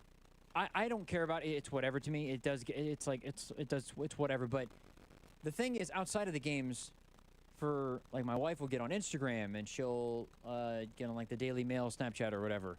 It's constantly just spoon-fed into everybody's faces outside of the football game. In terms of just news, and it just gets a little long. I said this. I don't know if you were in Bink or for Alex and Cody. Travis Kelce, eventually, and this might be a hot take. I love Travis Kelce. I think he's great and he's awesome. He's going to turn into a little bit of what The Rock has turned into, a little bit of what at one point Kevin Hart turned into. He's going to be the song that never stops playing. That eventually is going to be like, I don't want to hear this anymore. You're great.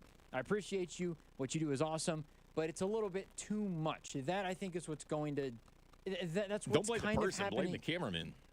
Fine. That's why I said, look, I don't blame Travis as much, but in terms of coverage, in terms of always being in movies, film, music, whatever, it's going to happen, I think, with Travis Kelce. Nothing against him, but it's going to happen where I think it just gets a little overwhelming. Here's the wife of the year, by the way. Well, it's fiance.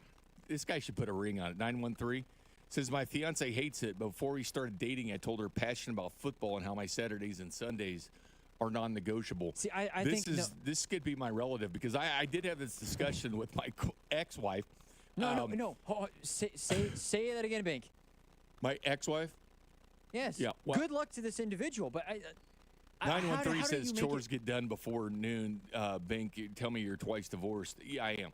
But here's the thing. I was watching the Chiefs games before his media, and she comes over, and she brought beer, by the way. She's like, "Can you come on, get some beer and watch Chiefs?" I was like, "Hell yeah!" Little hearts above my head. It's like, it's great. But I was watching like the Rams before that because they were good back then, and it was a noon game, and the Chiefs were coming out at 3, and she goes, "You watch other games too?" Question mark. And I said, "Sit down. There's something we need to discuss before going forward." I watch football every Saturday and Sunday, and typically I'm at high school games on Friday night. Is this a deal breaker? Yes or no? And, when you date people, many people leave you because you're like, hey, I got to watch a game. They're like, oh, that's such an excuse. I'm like, it's for my job. Like, literally 5 things I do at the station revolve college football. I do a college football report on the Chiefs pregame show. That Character Concerns podcast that Chris and I do deals with that. So there's a lot of stuff with what you do for. We'll take a time out now. We come back. Chiefs Red Half Hour. This is Cody and Gold on your home for Kansas City sports. 96.5, The Fan, Brought to you by Heartland Men's Health, the leader in men's sexual health. Thousands of men have been successfully treated for low T, ED, and more, all with discretion and compassion. Make your appointment at heartlandmenshealth.com. Mortgage rates have finally dropped. That's right. Golden Oak has 5.375% fixed rates available right now. Our average cash out customer saves over $1,000 a month. Call today and take advantage of our 5.375 fixed rate. Call 913-890-GOLD. That's 913-890-GOLD. Golden Oak Landing cured my blues. 5.934 APR. FHA 15-year 20% equity qualified credit. Additional terms apply. NMLS 114937. He was just one of those friends that everybody liked to have, that anytime you needed something, you call Matt. Very big-hearted. An impaired driver killed the Grove son in 2011. There's not a day that goes by I don't think about him. It hurts. He won't be able to be a father, a husband, or a grandfather. Always drive sober. Parents aren't supposed to bury their children. A message from the Kansas Department of Transportation and all the victims of impaired driving crashes. Look alive, Kansas City! The Crown Royal Rig is headed your way Thursday, September 5th, outside Arrowhead Stadium, where you can pack a purple bag for charity and get a chance to win tickets to Super Bowl 59. Visit crownroyal.com for rules and more info. Please drink responsibly. When you ask people here what's the one thing that makes Diamonds Direct their favorite jeweler, for some, it's the unbeatable pricing we get through our direct importer. No middleman connections. The foundation of our business since day one. For others, it's the uncompromising quality. From hand-selected diamonds to handcrafted designer rings, only the best of the best. Some people put selection at the top of their list, as Diamonds Direct offers up to 30 times the options you expect from a typical jewelry retailer. For some, it's our luxurious showroom with diamond experts who genuinely care about your experience and happiness, and who are empowered to do whatever it takes for you. Others rave about Diamonds Direct's unmatched warranties and guarantees that include free service for life and an extraordinary 110% diamond upgrade promise. But you know the most often answer we get when asking what makes Diamonds Direct stand out? It's not one thing, it's everything. Diamonds Direct. Value, luxury, choices, and confidence. Get directions, hours, and more at diamondsdirect.com. With the current real estate market, you need the only agent who has the exclusive strategic options to sell your home. It's my friend Dawn Sharp and her team. They know how to navigate the market and get your home sold quickly and stress-free. The Sharp Homes team can give you options. If you want to skip the showings and open houses and go straight to sold, contact them to discuss their instant offer program. Contact the only agent I would trust if I needed to sell my home. It's Dawn Sharp with Sharp Homes Team, brokered by Epic Realty. Check them out at homesforsaleInKC.com.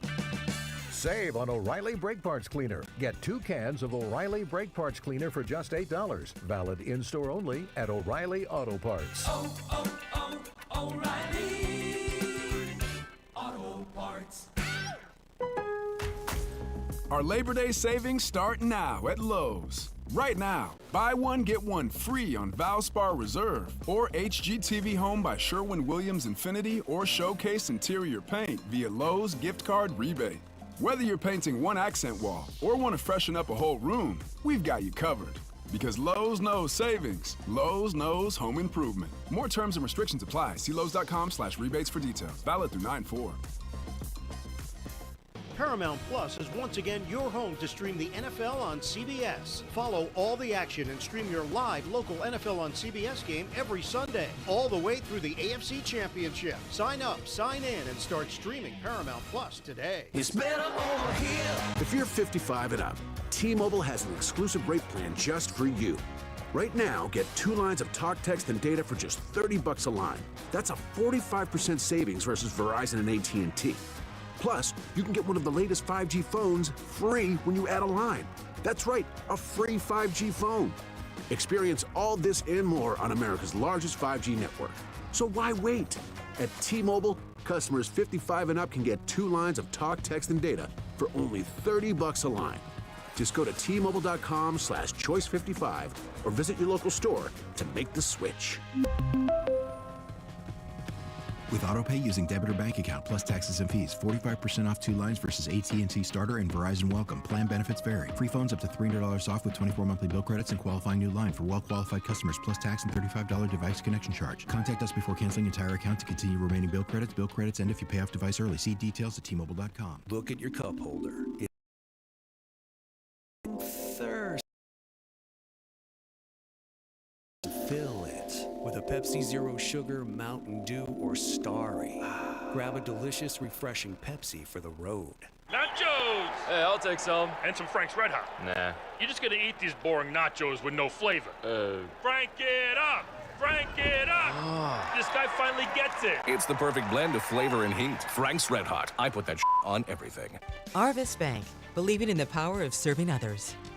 Arvest Bank believes in the power of serving others. That's why we're committed to supporting those who serve our communities. We believe that all communities deserve a financial partner who cares. Arvest. We believe. Welcome into the Chiefs Red Half Hour. Every day at 11:30 with Cody and Gold on your new home for Chiefs football. 96.5 The Fan. Chiefs Red Half Hour. Jay Binkley, Drew Nixon, Alex and Cody back on. Happy birthday, Cody, by the way. When's his birthday, Drew? It's this weekend sometime. Saturday or Sunday, one of the two. Or is it? It's not today, is it? I hope I don't miss Cody Tabb's birthday. Our phone number 913-586-7965. The Chiefs, less than a week from action for the Baltimore Ravens, 7:20 next Thursday night. It's finally here. I always can't wait for preseason to start, and then I can't wait for preseason to end. That's kind of how I do things. But man, I'm set for the regular season. Excited about it. The Brett Veach spoke yesterday as well. We'll get to some of that in just a second. But the one thing is, how happy is he with the depth on this team? Happy are you with the depth? Because this team doesn't need much. But the depth, you can see with some of the moves the Chiefs have made, bringing in Cam Thomas, defensive end from Arizona, Bailey Zappi, third-string quarterback. I mean, it is more experience, but it's not, a big move. Samaje Perine, I think, is actually a brilliant move by Brett Veach and the Kansas City Chiefs. It gives them that extra running back that serves and catches. He had 50 catches last year. But the Chiefs were in waiver wire consideration for several. They didn't get them. They ended up getting a defensive back through the waiver process, but they were put in claims on several defensive backs, which leads me to say, okay, how happy are they with the defensive backs? Eric Scott out of Baser, Kansas, is the corner that they ended up getting. But because of that, is there anything to look into that? The Chiefs were wanting to make a couple claims on a corner. We can look into it and say, okay, is Jalen Watson not 100% ready for this season? Is the trust in Josh Williams not there? Najee Johnson's coming off that injury last year. Where do you sit? I don't look at it like that. I think this team is so loaded, both in the defensive backfield they invested so heavily for in the draft the last couple of years, and the safeties for this team are absolutely ridiculous. Do you look at that at all, Drew, that they were, there was a couple guys they were trying to make claims on, but obviously they were last on the waiver wire, so they couldn't. But they do claim Eric Scott, the cornerback from Dallas, so they did get one more. I think this is more for insurance policy than anything else. I don't think they're sweating the defensive backs. No, I agree. One of the things, though, that is it at first wasn't as much of a worry, and now it is when Spags comes on and says, well, nobody's really kind of stepped up yet. You could take that as a good thing or a bad thing. A good thing being, well, they're all playing really well. It's turned more into the bad conversation of, well, nobody's really ready yet. You've had Najee Johnson, who's been beaten up a little bit. Jalen Watson's been beaten up a little bit. Josh Williams has had some time. Nobody's really stepped up into that. I think it's Joshua Williams in week one. I agree with you 100%. But I wonder if it's, I don't want to say quarterback 2 by committee, because I think that sounds a little concerning if you're having to rotate guys in. But we're going to get, I think, a really good idea through the first 3 weeks of the season, because you're facing Lamar Jackson and the Ravens, you're facing Joe Burrow and the Bengals, and you're facing Kirk Cousins and the Atlanta Falcons. That's 3 really solid quarterbacks, really good quarterbacks.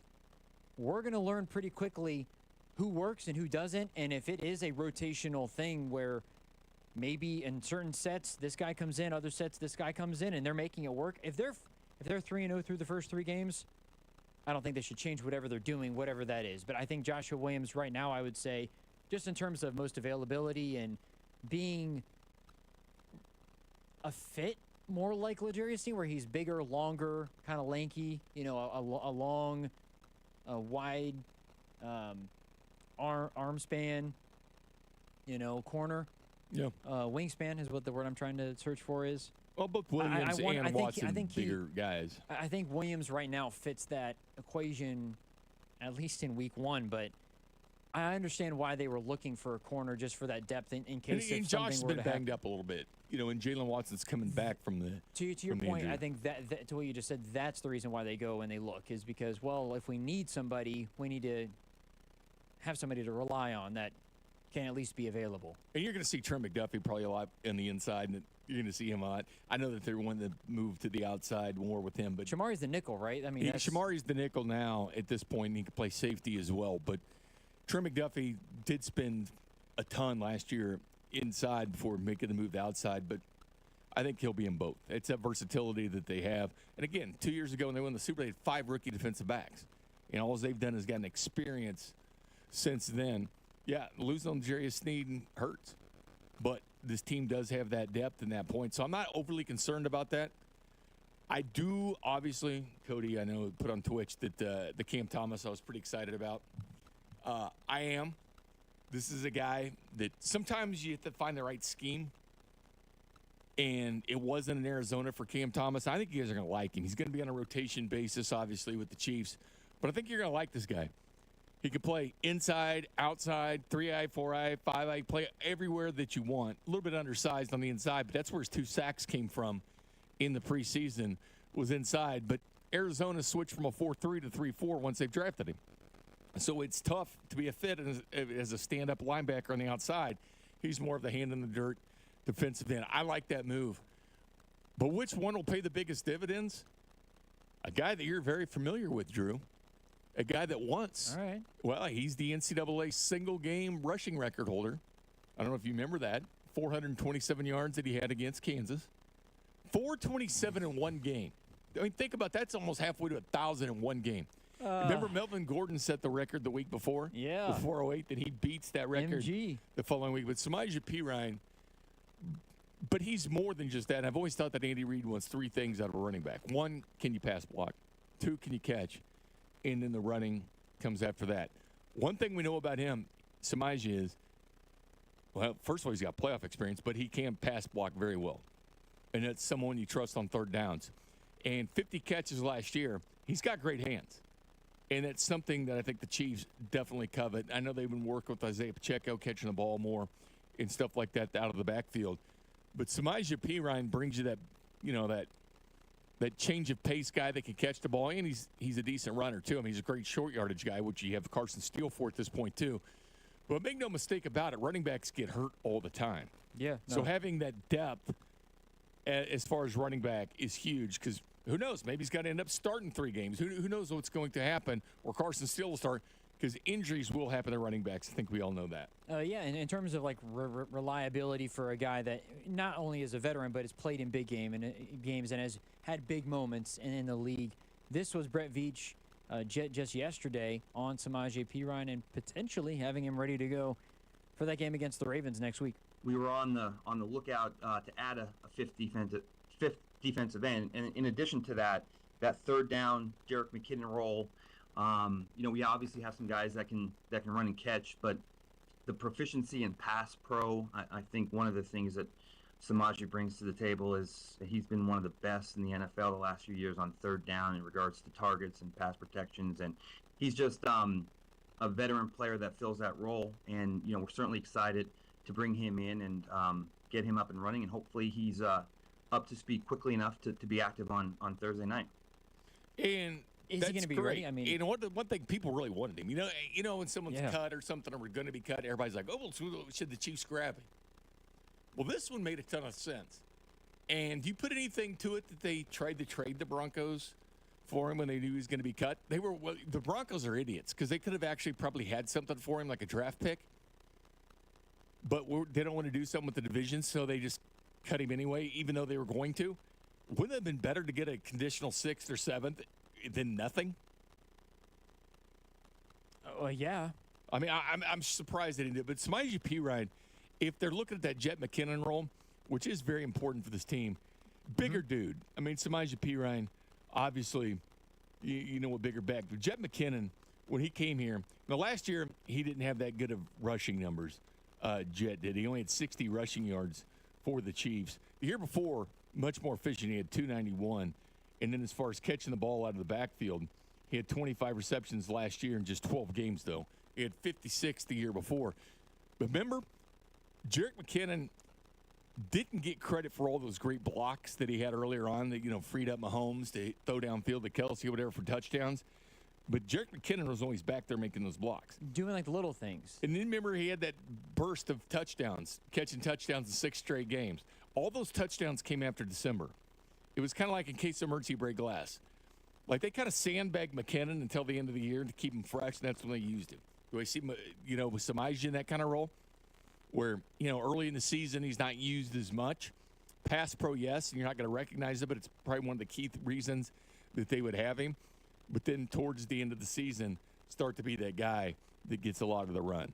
Not only that, Samaje Perine also could pick up those short yards. Yeah. He's a guy that's built for a little bit more built for, if you need a couple yards here or there, he averages 4 yards a carry in his career. He had 4.5 last year. Yeah. I mean, with the Bengals, he didn't get a ton, as far as running the football. Just kind of, here and there for him. But he really developed. He caught out of the backfield a lot for Burrow. I was going to say, at Oklahoma, they kind of ran that sort of stuff anyways. But he was a stud at Oklahoma. But, being able to just be that reliable guy out of the backfield for a screen here, a screen there, pass blocking, as you mentioned, he fits exactly what Brett Veach wants, is the Jerick McKinnon role where and I think to that point, he didn't do as much, but if you needed Jerick McKinnon to do something, he came through for you. I think Samaje Perine is that similar caliber of a player for you. And he's 235 pounds, which that's the difference between him and the Jet. Yeah, right. But McKinnon played a lot bigger than he was. Like his toughness was there with Jerick McKinnon. That's one thing that he always had. And was still about 215 pounds. It's not like he was, like totally tiny. 210, 215 is kind of how Jet McKinnon ran. Yeah. But being the last line of defense for blocking for Mahomes is so big because that can make the difference in throwing a touchdown or not. And even if it's to you throwing the touchdown, And having, a rookie left tackle. I love the way Kingsley's playing at this point, but let's face it, it is the NFL. You're going to take your lumps.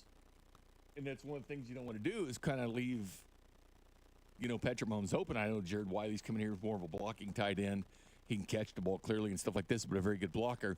But just setting up that defense or the line of defense there for Mahomes throwing the ball. What do you think real quick? I know we're digging in the weeds, I guess, by this, but they bring in Peyton Hendershot from the Cowboys after he got cut.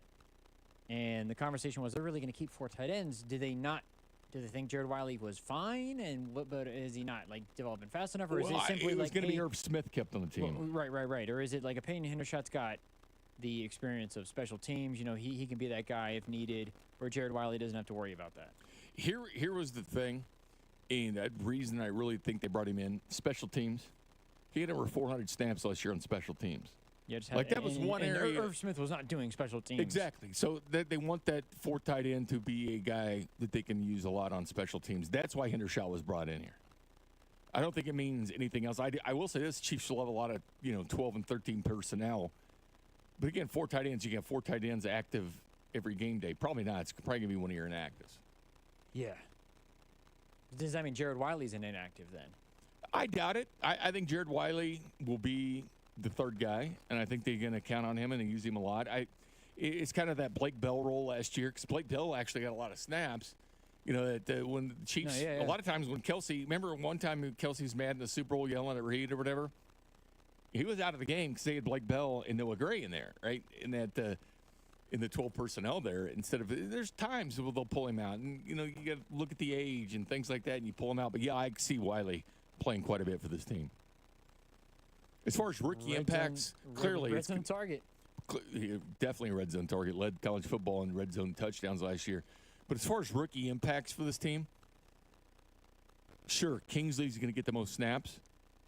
But Xavier Worthy is going to make a difference for this team down the field. And I don't care about his size. He's going to make a difference spreading the defense. He catches everything. Now he's tougher than a lot of people think. He didn't miss the game at Texas. But Xavier Worthy and then Jaden Hicks on defense. Jaden Hicks is going to be a guy that I think surprises a lot of people. Yeah, he's a stud. Well, and Veach even talked about it in the pressers that he got a text from Tyrann Mathieu saying, I saw that. Yeah, Tyrann's like, you got a good one. 21's going to be good. I'm surprised Tyrann took enough time to watch Chiefs preseason games. He loves him some Kansas City Chiefs football. I don't know. No, he does, and he was a big part of what this, this kind of turnaround for this team. But no, but I definitely, that's one of the moves I like. And obviously, I like Cam Thomas a lot. Who do I think is going to be more of an impact with this team? I think it's going to be Samaje Perine. Actually, what's it mean for Clyde? Well, you're going to have depth. Again, injuries do happen to running backs all the time. People do get banged up. People play hurt. Remember Pacheco a couple years ago played hurt to the Super Bowl. We had talked about this a little bit yesterday. Veach also talked about Trey Smith, him being potentially next man up. He said that they've spoken with both Nick Bolton and Trey Smith and their representatives. It sounds like Trey always has kind of been the one who's more likely to get signed.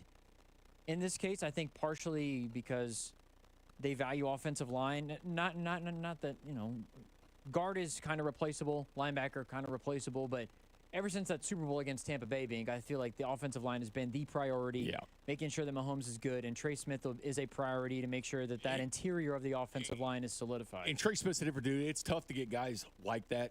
Like Nick Bolton's, you can find a lot of linebackers like that, to be quite honest with you, in the draft. But Veach did say this about Trey Smith. Yeah. We've been like I said, we've been in conversations with Trey, and we still have some time here, and we'll get a chance to talk to both Trey's people and Nick's people, and it is a little tricky when you get in the off season. It's hard to kind of work on 4 deals all at the same time, not knowing where they're going to end and not knowing where the money is going to be allocated. So you do unfortunately have to do it kind of systematically, and it does take time and does drag out. Fortunately, we were able to knock Harrison out rather quickly, and obviously Creed was tricky. That took some time. He's a tremendous player, but excited to get him done, and now we still have some time here before the season starts, and we'll continue to see if we can make some progress with the last few guys there that are younger guys that are going to be up next year. And obviously the guard market was the big one this year. 2 years ago was the wide receiver market. Did you see the guard contracts? I mean, the guard money's insane. But Trey Smith, to me, when he came in, and his 6th-round pick, and I remember seeing Mitch Holtis that day at training camp before the first team practice out there, and he's like, I wouldn't be surprised to see Trey Smith starting for this team. And he's never looked back at this point. But there is nobody as more of a devastating blocker on this offensive line than Trey Smith. You've all seen the viral stuff against the Broncos where he comboed it and knocked 2 guys to the ground. But Trey Smith is a complete deke leader.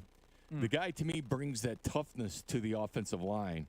He's the guy that leaves defensive linemen worried, or linebackers worried for the game, because if your head's not on a swivel, Trey Smith will knock you down. And that's one thing I really, really enjoy about him. Not only is he damn good, but just how ferocious he plays. I mean, Kingsley's versatility, like his agility, the one play that I just keep on coming back to is when they played the Lions with the screen play. Him being able to get out as fast as he did and get down the field. I mean, he's quick. He's able to move. He's obviously big, but him being able to move as quick as he does for his size.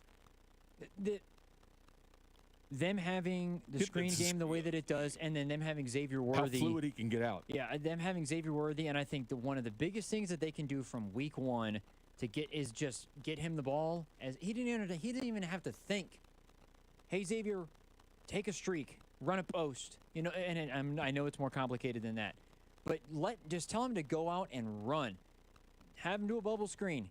Just get him the ball. Kingsley's got the ability where he can get out in space and he's able to go down the field where you've got, left tackle, center, right guard, potentially left guard, all locked up here. It's a good thing to have, obviously, because the priority is Patrick Mahomes, and the most prized possession needs to be protected. It should always be the like priority. We look, okay, who helps Mahomes, who doesn't? Obviously, it's Trey Smith more than Nick Bolton. Like that is your priority. 816. It might be as simple as that. Yeah. 816 says, "Are we missing something? The national media seems to think CEH and P. Ryan are the backup running backs. I thought we were pretty sure Steele would be running back too. I think preseason Steele showed that he deserves to be the second back, but again, it's the NFL. You're going to need multiple back. Will you see Carson Steele? I think you will, and he's a much better runner than a fullback that gets 132 yards rushing in 4 years of college football, because the guy's a halfback playing the fullback position, obviously, but he's going to be playing a lot of halfback too. But when you talk about short yardage and deficiencies, P. Ryan is that guy. And you know what? Carson Steele's that guy. You'd like to think Pacheco would be that guy, because Pacheco runs harder than anybody I've ever seen, except when it's 3rd and 1, except when it's 4 and 1. But look at Carson Steele to be a big part of the offense. But is Samaje P. Ryan better than Clyde? Yes. And listen, I know Carson Steele, we have big expectations for him, but he is a rookie, and P. Ryan's done it against top teams. Well, yeah, I think that Clyde's availability is what made Carson Steele running back too, because Clyde's going through what he's going through. And if Clyde's healthy, I feel like them bringing in Samaje P. Ryan ruined any chance of Carson Steele, in my opinion, being running back too. So he's 3 or 4. And right now, I would say that's where he's at. And depending on Clyde's availability, he might be 4. Or Carson might be 3. The one thing about it, too, is, listen, I like Carson Steele. I like what we saw from him. And I love the stiff arms he was doing and everything else. But the bottom line is, you're doing it against second and third team players. Guys that will be selling State Farm insurance next week. That's who you're doing it against. P. Ryan's proven it against NFL talent and even NFL talent in the playoffs. Doesn't take anything away from him. I'm just saying you have to slowly, bring that in as far as in the NFL game and who's done it, been there, done it before. We'll take a timeout. We come back. Play the hits and some fortunate news for the Kansas City Royals next. This is Cody and Gold on your new home for Chiefs football. 96.5, The Fan. Brought to you by Heartland Men's Health, the leader in men's sexual health. Thousands of men have been successfully treated for low T, ED, and more, all with discretion and compassion. Make your appointment at heartlandmenshealth.com. Calling all Kansas City football fans to downtown Las Vegas. Join us at Circa Resort and Casino this October for the ultimate game day getaway. Huddle up at Overhang Bar with 96.5 The Fan for our pregame tailgates on Fridays with drink specials and giveaways, including a pair of game day tickets. Then catch all the action at the world's largest sportsbook or lounge in the center of it all at America's favorite place to watch football, Stadium Swim, featuring 6 pools and a massive 143-foot screen. To book your huddle up experience, visit circalasvegas.com today. 2 years ago, our house was hit by a storm, and we knew immediately we needed someone to look at our roof. So I called my friend Jimmy, who works for Manning Roofing. That day, Manning Roofing came to my house and conducted a storm damage assessment. Manning told us what was wrong and how we could fix it right away.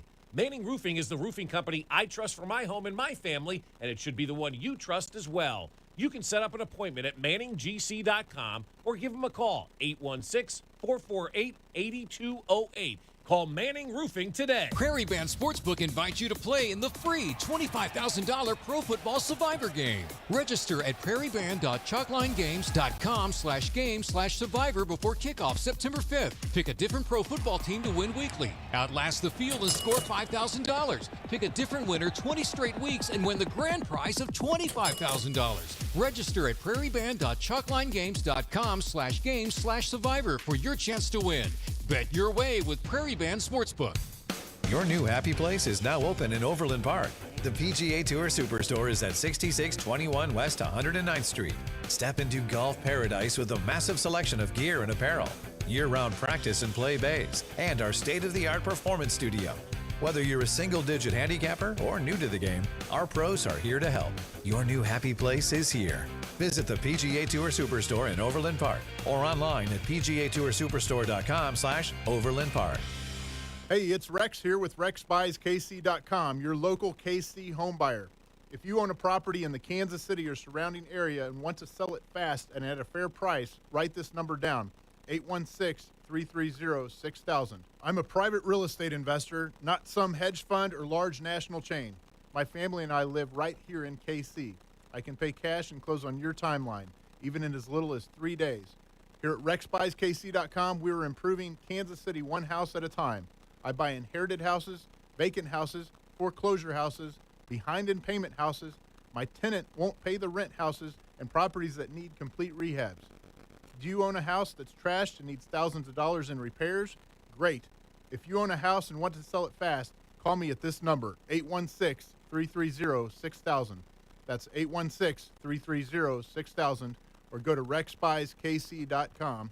That's RexBuysKC.com, and I look forward to working with you. If you had the crystal ball, you wouldn't agonize over when to sell your home. You'd just ask, should I sell while my home's value is sky high, or wait and hope the bottom doesn't drop out of the housing market? The thing is, I'm not ready to move. You don't need a crystal ball with TrueHold's Sell and Stay program. You can literally sell now and stay in your home as long as you like. When you sell your home to TrueHold for its best current value, you can fully cash out your home's equity, and you can stay in your home as long as you want with an easy, affordable lease. TrueHold pays property taxes, insurance, and maintenance too. TrueHold unlocks your wealth without uprooting your life. Get an offer now while your home's value is sky high, and use the money to secure your retirement, pay off bills, or finance your dreams. Call 1-855-300-9993 or visit TrueHold.com. The smarter, faster way to cash out your home's current best value without moving. That's TrueHold.com. Calling all sports betting enthusiasts. Join the all-new 96.5 The Fan for the Visit Kansas City, Kansas Red Friday sports betting t-shirt giveaway this Friday afternoon with fan morning show host Dusty Likens at Tanner's Bar and Grill at 39th and Rainbow in KCK. Stop by between 3 and 6 p.m. to enjoy drink specials and get entered to win a pair of K-State football tickets. But hurry, because quantities are limited. KCK is always the better bet. BetInKCK.com. Prescriptions require an online consultation with a healthcare provider who will determine if appropriate. Restrictions apply. See website for details and important safety information. Subscription required. Price varies based on product and subscription plan. Hey guys, did you know there's a generic form of Viagra that works just the same but is 95% cheaper? And you can get it online at hims.com/joy. Through Hims, you'll get a free medical consultation to determine the ED medication that's best for you. Discreet shipping if prescribed, a 100% online process, and a range of treatment options, including trusted generic alternatives to the name brands, at up to 95% off. ED is personal, and at Hims, so is treating it. Just go to hims.com/joy and get connected to a licensed medical provider online for free, with zero copay, no expensive appointments, and no awkward face-to-face conversations. To start your free online visit, you need to go to this exclusive address, hims.com/joy. That's hims.com/joy for your free online visit. HIMS.com/JOY. Vanguard is 100% client-owned, serving over 50 million investors every day.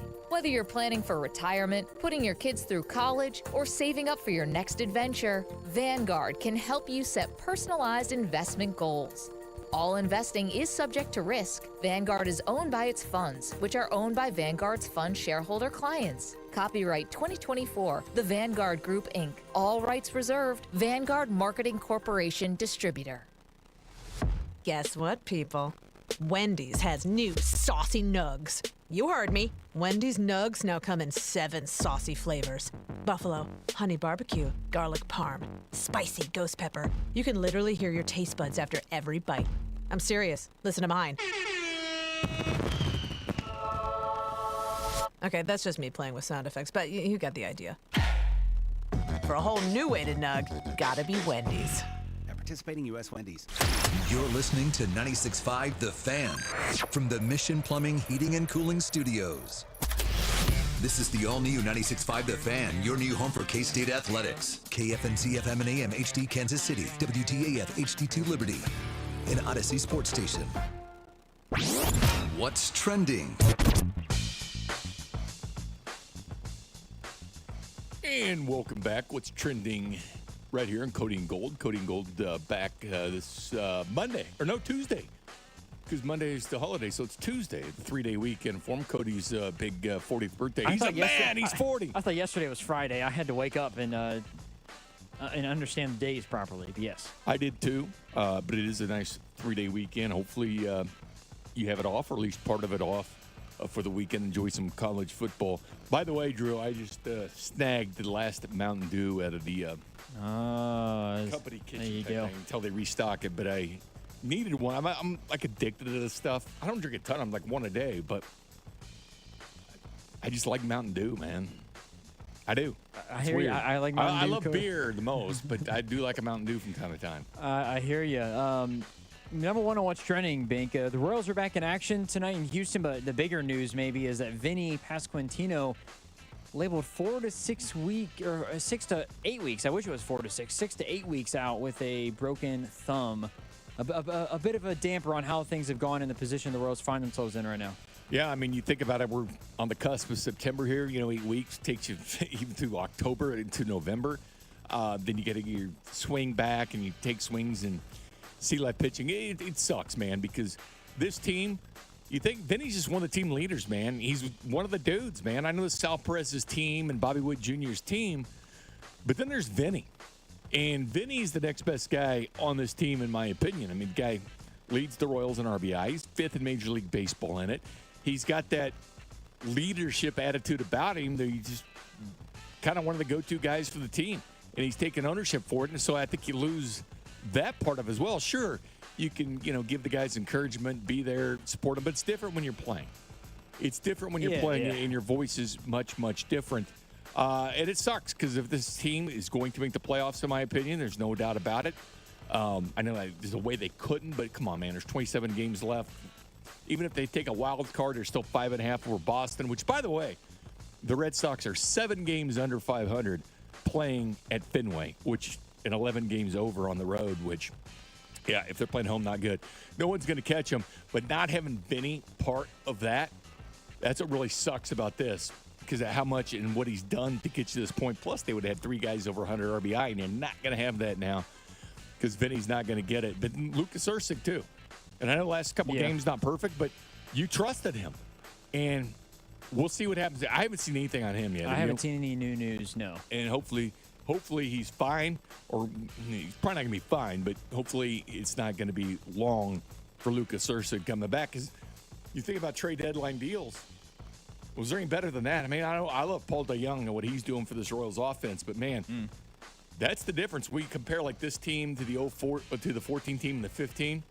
I mean, this offense for this team is better in 24 because you're going to have 3 guys over, we're going to have, Vinny was going to have over 20 home runs. 3 guys with the 100 RBI, going to have 2 now.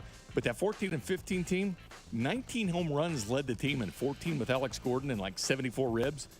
15, the only guy to have over 100 RBI was Kendrys Morales. So really like the offense. And Bobby put somebody behind him. Is Sal Perez going to bat behind Bobby Witt Jr. now? Because it has been Vinny. Vinny giving that protection. Like Bobby Witt got on base. Vinny knocked him in. That was just the recipe for this offensive success for this team. I'm going to miss that. Houston, hopefully the Royals can take advantage. They've been very good against the Houston Astros. Going into yesterday, they'd won 8 of the last 9 games against the Astros, including sweeping them earlier this year. And I know they're playing much different now than they did at the beginning of the season. Clearly, it's a different team. But last year, the Royals were 5-1 against them. And the Royals weren't good last year with 56 wins. The Astros went all the way to the ALCS that they've done 7 straight times. So, 8 of 10, they've beaten the Astros. Number 2 in what's trending, NHL star Johnny Gaudreau and his brother Matthew tragically passing away, Bink. I know you saw this. It sucks, man. One of the NHL superstars in a bike car accident.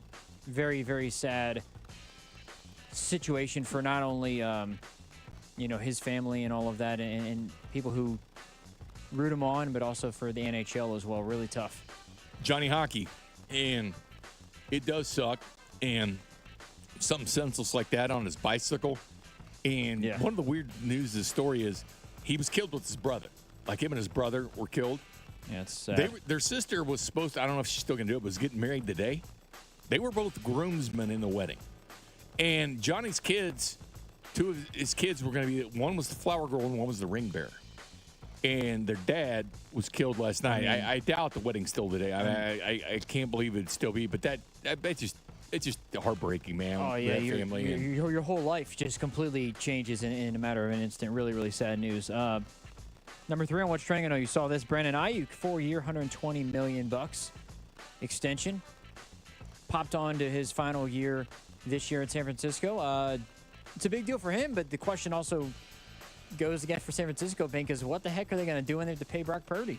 Yeah, and that's the question, because Frisco's paying a lot of guys a lot of money, and they're in this unique situation where they're able to do this and not pay their quarterback.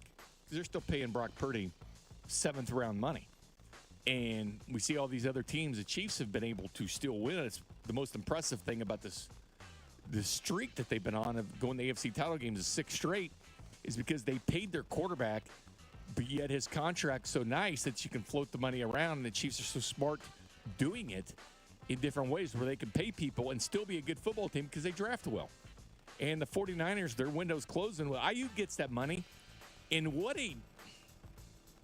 I don't think TikTok and social media have as much drama as Brandon Ayuk. That was drama. That was General Hospital times 10, wasn't it?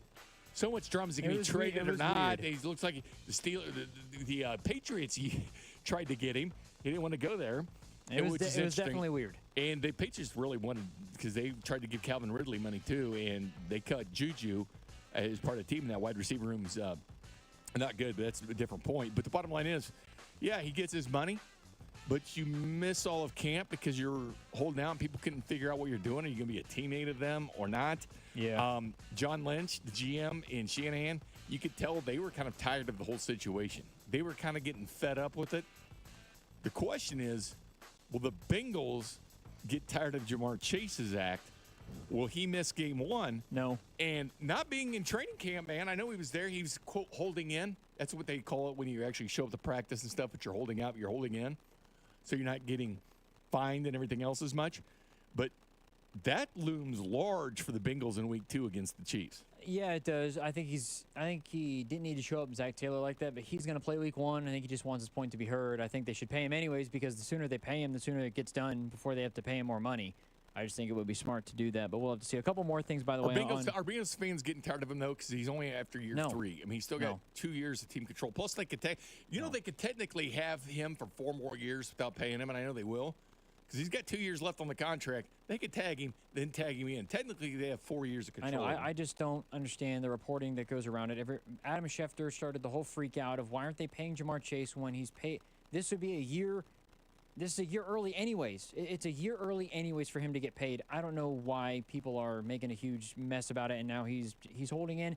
At least he's been at practice. He's been practicing in some instances. Recently not. A couple more things on What's Trending, by the way, or one more big thing. KU Missouri got big wins yesterday, Bink. All off to good starts to the season, and then K-State plays UT Martin. Yeah, and they look crisp doing it, and there's always that risk when you're playing that FCS team. Lindenwood, a 3-win team last year that Kansas played, not good.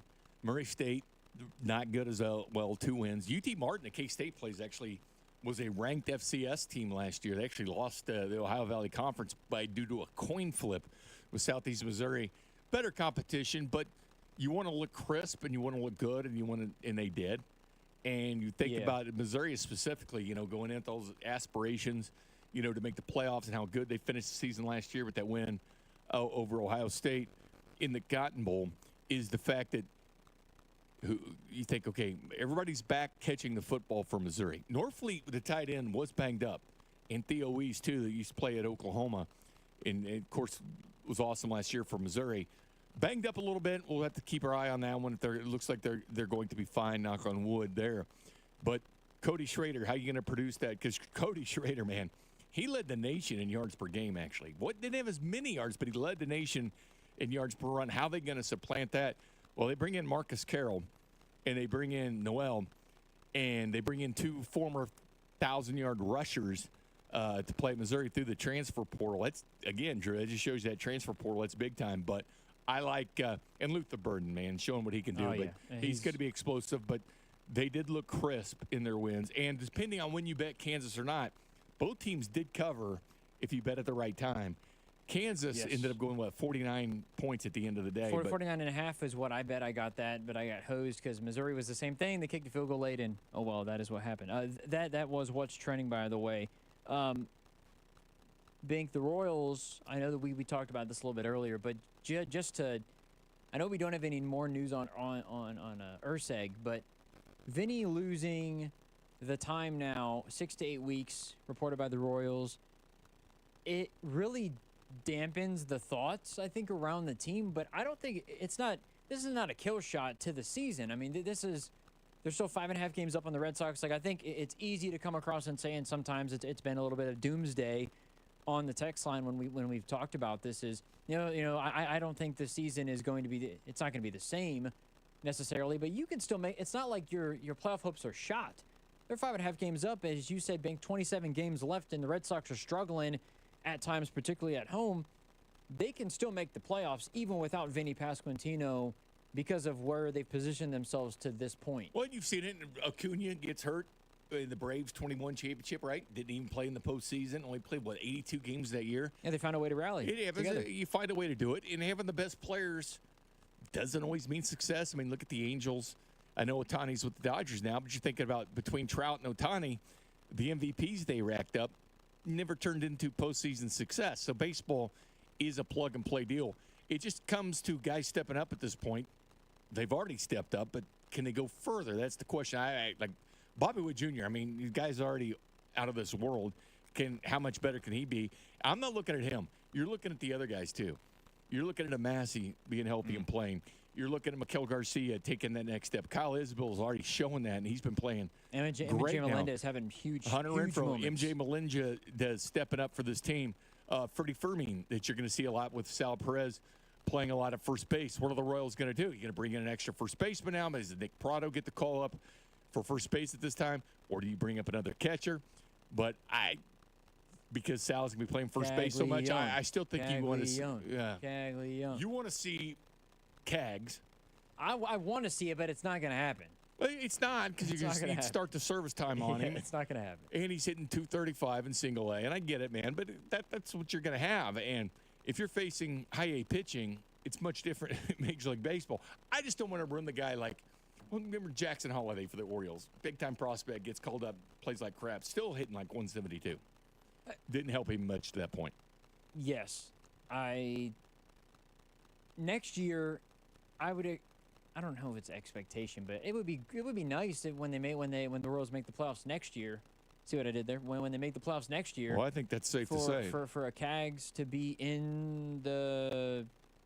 for him to be either there or he's going to be on the 40-man at least, to where he's walking around. More, man. Play these young guys, play them out. Throw him out like there, the Bink. bottom of the roster guy for the Chiefs, too. Throw him out there, Bink. But I think Prado makes a lot of sense. At least, again, right now. If you go catcher, Brian O'Keefe, guys like that. Carter Jensen, how about that? Fifth best prospect for the Royals. Right now, I think that there's killing it. It'll be interesting to see what Q does and what JJ Piccolo does and how they try to manage the absence of Vinny Pasquantino until he can get back, which, by the way, would be, I guess, at the earliest ALCS, correct, Bink? I mean, it would be ALCS or World Series when Vinny can be back in all likelihood. Well, how much effectiveness when you haven't? Yeah, it just sucks that been playing. It sucks that it happened at the time that it happened. Because up until, the Royals have been fortunate in regards to being able to stay relatively healthy. I know Vinny's goal, one of the things that we talked about and he's talked about, is to be able to play all 162. I mean, you're almost there. You're down to the final stretch, and then something like this happens. It just, in the way that it happened, it just stinks for Vinny, obviously. I'm not going to – I don't know who it was, Bink, and I'm not trying to blame anybody. Mm-hmm. Somebody on the text line suggested I was trying to blame Cody. I don't know if it was Cody or not. So if Cody's listening still or commenting on Twitch, maybe he can back me up. But we talked about this very thing a few days ago, and the conversation was, hey, the Royals have been pretty healthy throughout the season. I don't know if anybody didn't knock on wood or what it was, but it came up on the show, excuse me. And we have this issue. So I think they're going to be fine. I think they're going to make the playoffs, but I think it does change your expectations a little bit in what they can be, because without Vinny Pasquantino, he makes enough of a difference, Bink, where it's going to be difficult to win a 4-game stretch, a 7-game series without one of the best bats that you have on the team. That's what makes the difference. Because of the catalyst, but Bobby Witt Jr. getting on base and knocking him in, things like that. But you got Sal Perez, still there as the true leader of this team. I always wondered this, and this is what I've said for weeks. If not the Royals, then who? Minnesota's lost 8 of the last 10 games. And Royals already have a 2-game cushion on them in the wild card and face them again. Now, Boston is 3.5 for Minnesota. They're 5.5 games the Red Sox are from the Royals. And again, I mentioned they're 7 games under 500 playing at Fenway, so it's not exactly that they're a complete monster. Seattle is 6.5 back from the Royals in the wild card. Like, who do you really trust catching them? And still, this division is still very much in play for the Kansas City Royals. Things can happen. I know last night was disappointing. Obviously, you lost the game and you lost 2 stars. We don't know about Ursig yet, but you lost Vinny 6 to 8 weeks. That's tough to swallow, but the bottom line is, and the leadership part of him, I never forget with Vinny, he told MLB Radio, this team's not a fluke, like early on. Yep. And I was like, this guy, man, I like this guy. His fire, his passion, what he means for this team. Yeah. It is much different, though, when you're in street clothes and not playing, as far as your voice. Yeah, sure. But still, I think him, the way that they rally around each other, Vinny's absolutely a part of that, the vocal leadership group. And if you look at the schedule, I mean, after the Astros, you have the Guardians and the Twins in back-to-back series. There's your division. Or you could argue, if you're going to win the division, that's where you win it. Even if you can manage to maintain, maybe you don't win the division, but you still hang on, particularly against the Twins.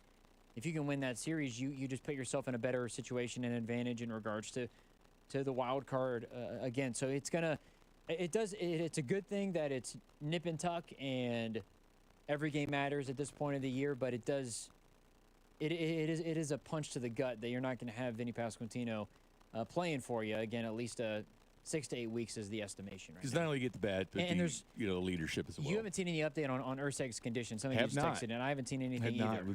I've been checking constantly. By the way, Andy Reid, speaking of Dave, who moving to the Chiefs for a second, it looks like Juju and P. Ryan will be available against the Ravens at Thursday night. Reid's going to kind of take it slow, it looks like, with P. Ryan, but Hollywood Brown has been officially ruled out for that Ravens game as far as from the head coach, so I would look for that to happen. But Juju is interesting because the question was with his health, because he even said it, is he going to be ready for week 1? But it looks like that is going to come to fruition. By the way, Drew, something you and I talked about before the show, the NFL is doing this stupid thing in-game interviews with head coaches this year, which Matt Derrick had put this out on Twitter. He said, Andy Reid says, don't expect much from his interviews in-game this year. Well, yeah. Says he will do them, but he's an NFL guy. But doing interviews in the game is not his thing. Thought that all along. You shouldn't interview coaches during the game. It shouldn't be anybody's thing. Yeah. The in-game interviews are dumb. I know Major League Baseball managers do it, like a Sunday Baseball. They do it, during commercial break, and I hate them. You don't really get anything valuable at them. But coaches, even in college football, when they grab them for 1 or 2 questions right before they hit the locker room, it's pointless. It's usually just frustration. It's one play at a time. It's nonsense. You and I could answer the questions for them, and we'd be about right. But in-game interviews with NFL coaches, I cringe when I see them. I do. When the sideline reporter's interviewing, a head coach for that, I'm cringing. These guys are so locked into what they're doing. You're so locked interrupting into the game. It's the last thing you want to do is, and the NFL's, making them do it. As Andy Reid, talked about being an NFL guy. Of course, he's going to do them, but don't expect much. You're not going to hear crap in those. Well, yeah. In those, I guess maybe somebody will complain about a call at some point, which they'll get fined for, but. That is the most ridiculous thing, this in-game interviews. Hey, Andy, what do you think about the pass interference call that cost your team a touchdown? Well, no comment. They made the call, and now we got to deal with it. I don't know. What do you want him to say? He's not going to blast the officials. He's not going to get mad. No coach is going to get mad. It's not going to happen. Yeah, but the ridiculous thing. Did you? Well, those questions are just silly in the NBA stuff. now. Bank, they're interviewing players. During quarter breaks or during and during the All-Star game, you guys are wired up. Yeah, mic'd up. And I don't like that, man. And I know, listen, this is XFL stuff, to be honest with you, before UFL. I mean, they've gotten some of those things from them, but this is dumb. Well, you know what they want to do, right? They want to give us a little bit more. They're not giving us any more by interviewing the coach or anything like that, because we know what they're going to say. We know they're not going to say anything. They don't want to answer the questions. I mean, sometimes it's cringeworthy. It's especially in college football when you get a coach going in the locker room. What are they going to say? I mean, yeah, we kicked their butt. I'm expecting to win this game now. I mean, they're not going to say that. Every now and then you get so quit asking from Nick Saban, I guess. But look, I'm with you, Bink. I don't care for them. It's pointless to me, even though they try to phrase it as, "Hey, we're going to go down to the coach so you can hear from the coach." We don't need to hear from the coach. Because they're not going to say anything to us that it doesn't matter. And also, you think about these interviews and how stupid they are trying to come up with questions or something. They're probably going to write them, before the game begins. But just you get silly questions, and you're not going to get because you can't ask anything serious. Which barbecue do you like the best? I don't know about that one. No, you're not going to get that. You're not going to get that during the game. But these are some of the stuff I hate. Like, I hate when a new free agent signs with Kansas City or something. They're asking in the press conference, which barbecue is your favorite? Which one do you like? That, or on the news when they had fun with, Patrick Mahomes made the roster. Ha! That's just stupid. We're not going to laugh at that. That's dumb. I agree. By the way, this 913 says, I think you should have a sideline reporter interview Drew or Bink going into commercial break. So I'll do this now, Drew. Your thoughts on this segment? I think it was really good, Bink. I think there's some things that we can maybe do a little bit better, but it is what it is. We're going to make some improvements and come back from break, and we're going to be a little bit better. What are you going to tell Bink during the break because he slipped a few times? What?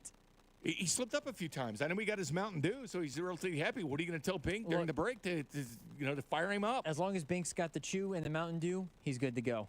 I trust him. All right, we're good. All right, we'll take a time out, come back, we'll talk a little bit more college football. I'm sure Drew will. And I happen to like college football quite a bit next. This is Cody and Gold on your new home for Royals baseball. 96.5 The Fan. Brought to you by Heartland Men's Health, the leader in men's sexual health. Thousands of men have been successfully treated for low T, ED, and more, all with discretion and compassion. Make your appointment at heartlandmenshealth.com.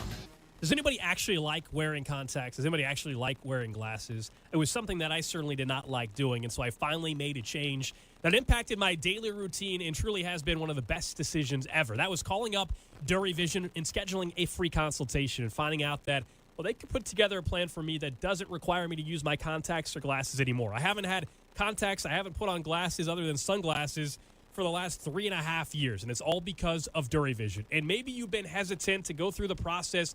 One, they're going to make it super easy for you. And two, even if you think you're not eligible for LASIK, you want to schedule that free consultation because I once thought I was not eligible, and it turned out I was because they're the best in Kansas City. They're going to design a plan that fits you, not a one-size-fits-all approach. And right now is a great time to call up Dury Vision because they have their Friends and Family Savings event going on right now where you could save up to $1,000 on LASIK. You want to call them up, 913-491-3330, or go online to DuryVision.com. Look alive, Kansas City! The Crown Royal Rig is headed your way Thursday, September 5th, outside Arrowhead Stadium, where you can pack a purple bag for charity and get a chance to win tickets to Super Bowl 59. Visit CrownRoyal.com for rules and more info. Please drink responsibly. Some people like the idea of cutting out real estate commissions by selling their homes as independent sellers, and it could be tempting. But what those independent sellers miss out on is the tens of thousands of extra they could have made by working with a professional, investing in an expert to help you. And that expert locally is Dawn Sharp and her team. Contact the only agent I would trust if I needed to sell my home. It's Dawn Sharp with Sharp Homes Team, brokered by Epic Realty. She has over 200 5-star Google and Zillow reviews. Visit them at homesforsaleandkc.com. You heard us talk a lot about FanDuel, America's #1 sports book. Well, we have something a little different for you. Now through September 22nd, all FanDuel customers can bet $5 and get a 3-week free trial of NFL Sunday Ticket from YouTube and YouTube TV. Then, with a YouTube TV base plan, you'll be able to watch every regular season Sunday afternoon at a market game. All you need is a Google account and a current form of payment, and you can cancel anytime. Just visit FanDuel.com/610Bob to download America's #1 sportsbook. FanDuel Sportsbook is the official partner of 96.5 The Fan.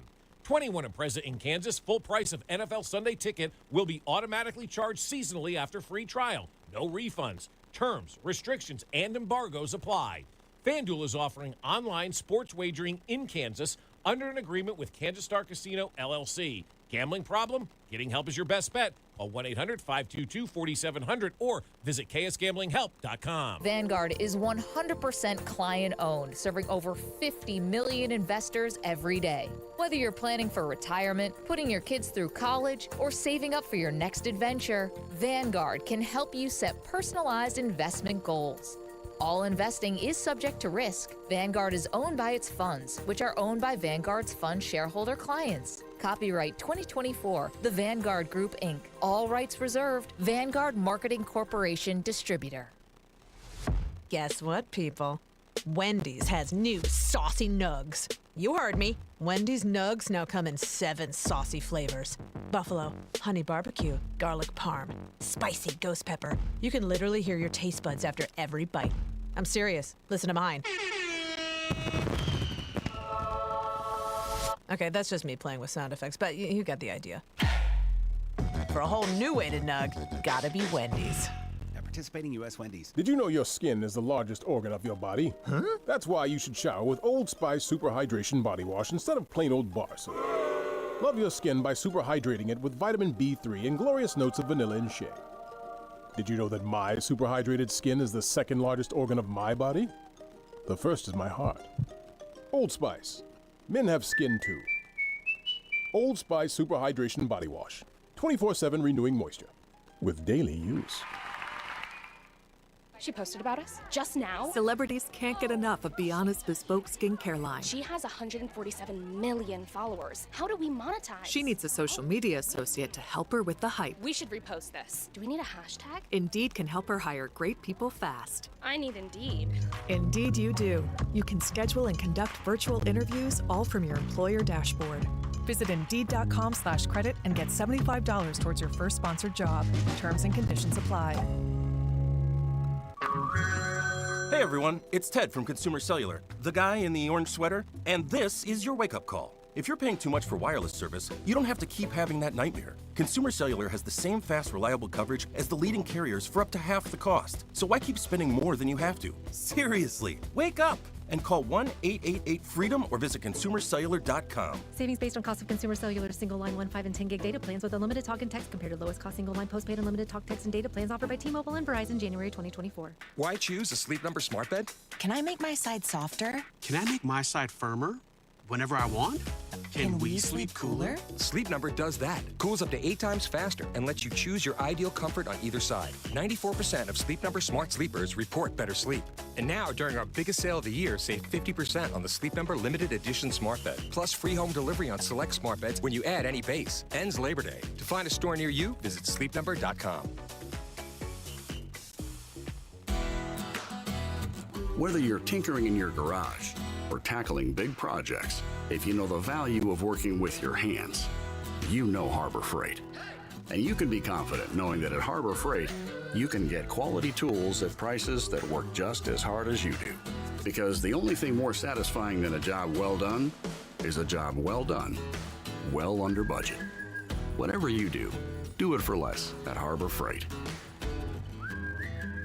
This report brought to you by Floor & Decor. Unbeatable prices, unmatched in-stock selection. Floor & Decor has more styles of laminate, vinyl, tile, wood, and stone for anyone looking for the right look at the right price. Your next beautiful space is at Floor & Decor. Floor & Decor. Unbeatable prices, unmatched and in-stock selection.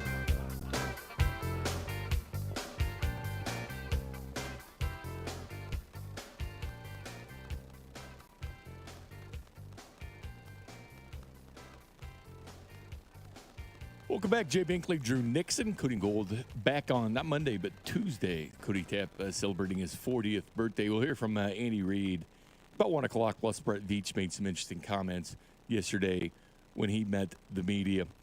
Drew, talk about those in-game interviews for a minute, like we did with the how ridiculous we think they are. Yeah.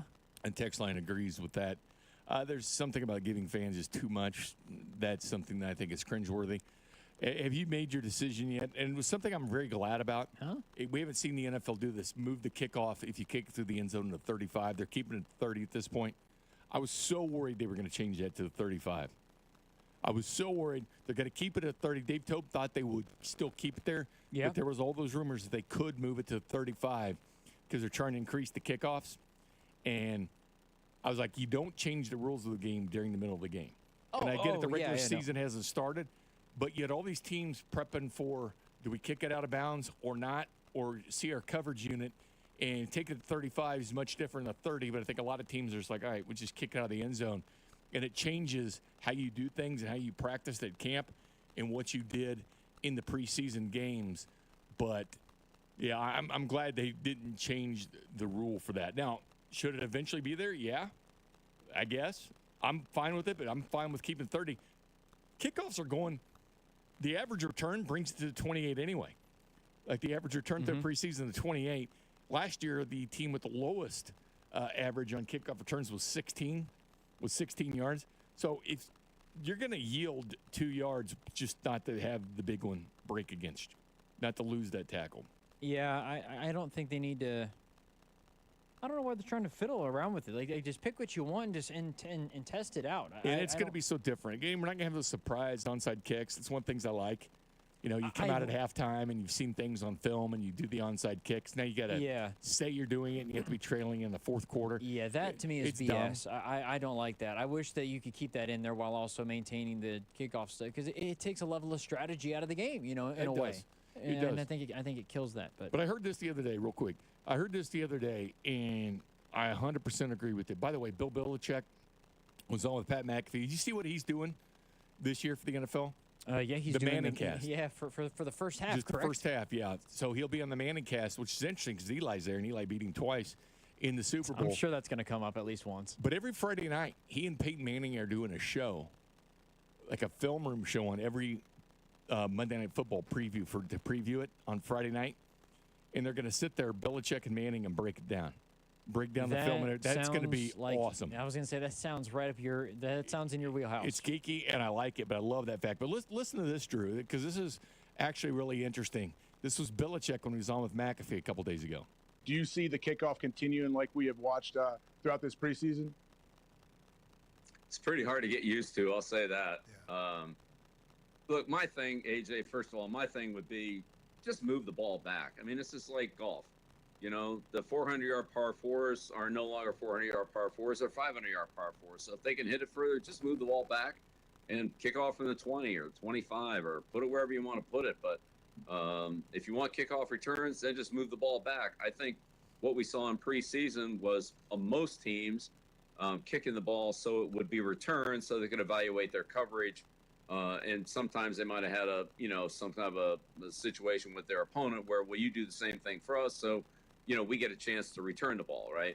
And that's, that's what it is. I think once you get into the regular season, if a team's got a good return, Bill, it's just going to be touchbacks. That's all it's going to be. That's all it's going to be. Yeah, I mean, you put the ball on the 30 instead of 25. I mean, big deal. But I'd rather do that than, to kick it to one of these guys that has got a chance to, change field position on you in a hurry. So I think we saw more returns in preseason percentage-wise than what we're going to see in the regular season. And again, remember, preseason, I mean, first of all, the games are the games, and second of all, a lot of guys that are back there are just guys that teams want to evaluate. So it's a little different. You start talking about kicking off to Turpin and Duvernay and guys like that. I mean, I'd kick it out of the end zone. See, and that made so much sense. And I know we're going to see Belichick on the sidelines again next year, probably in Dallas, in my opinion. But, yeah, you've seen all these articles. They're up 28%, returns and things like this, because everybody's just trying it out. It's what Belichick even mentioned there. You really think that Bink's coaching again? Or the Belichick's 100%. Coaching again? I think he is 100%. He even said he wants to. Yeah. But the bottom line is, he's right. Teams are still trying to land at the landing zone and just try to test their kickoff return unit. But now, like he said, instead of kicking the ball at the 35, to be honest with you, instead of a stupid landing zone, move the kickoff back to the 20. Yeah, there's going to be some kickers that can probably kick it through, but you're going to get more returns that way. If you want the returns, I think it just makes sense. Just move the ball back instead of the stupid landing zone. If that's the goal for more returns, then yeah, it does give your defense, though, I think a bit of a disadvantage because the other team's starting with the ball at the, 30 on a regular basis more than the 20 or 25 or whatever. But I told Gold that one day I was in with him, I was like, I'm just kicking it through the end zone. Take it at 30. One, you're limiting that. Yeah, you can still get a fumble, I guess. You can't get that. But you're limiting the big return, and you're saving your kicker. So he's not out there making a tackle. Yep. Like, that's the last thing that you want is an injury to your kicker because, like kickers or not, games come down to those dudes, man. Chiefs don't win a Super Bowl without Harrison Butker. I mean, it matters that much. So, anyway, I thought that was pretty brilliant by Belichick. Just move the damn ball back. That makes too much sense. I agree. Do you want to get into some college football picks? Yes, let's go to some college football at this point. All right, we're going to do that. Then we'll get to random question. Well, I guess first things first. Do you know who you have seeded 1 through 12? Like, do you know who you're taking, or do you just want to do conference champs and then Final Four and then champion? You just want to do that? Just the 12 playoff teams. Okay, you want to run through all 12? You want to name your 12. Well, do you have? No, as far as your 12. top four, if you want to go top four seeds. Sure. Georgia. Let's start with the bias. Oregon, Ohio State, and I do believe that Oregon and Ohio State can only one of them can get a bye. No, just I meant Oregon. Oh, Oregon. Just flat out Oregon. Oregon wins the Big 12 or the Big 10. Okay. Georgia, Texas.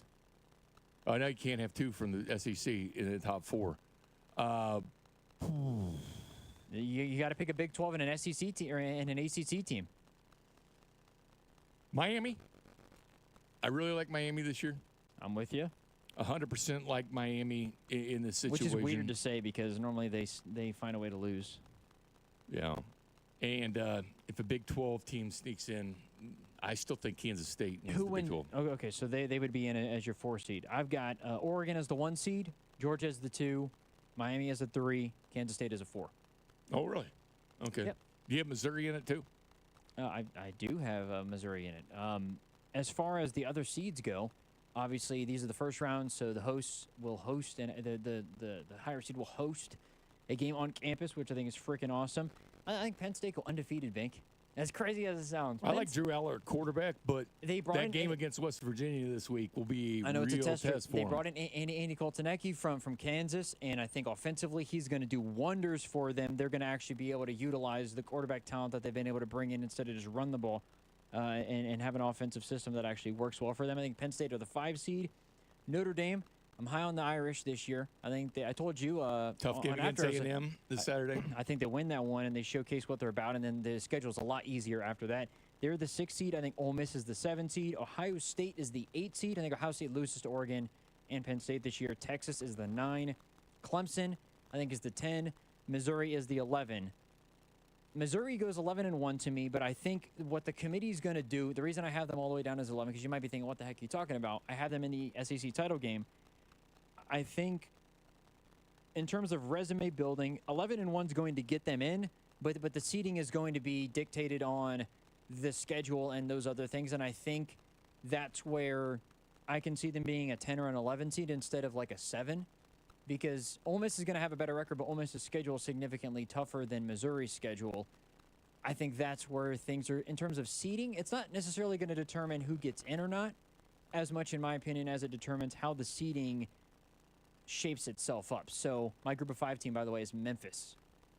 I think Boise. I get Tulane. I think Liberty go undefeated, Bink, but they don't get in because of what happened last year. And I think it is between literally Tulane and Memphis. Boise State are really solid, but they're going to lose to Oregon, and then maybe they drop another game here and there. Them not picking Malachi Nelson is kind of sketchy to me. Give me Memphis. But Bink, last game of the year, Memphis and Tulane play against each other. They might have a rematch the very next week in the American title game to see who makes it to the playoff potentially.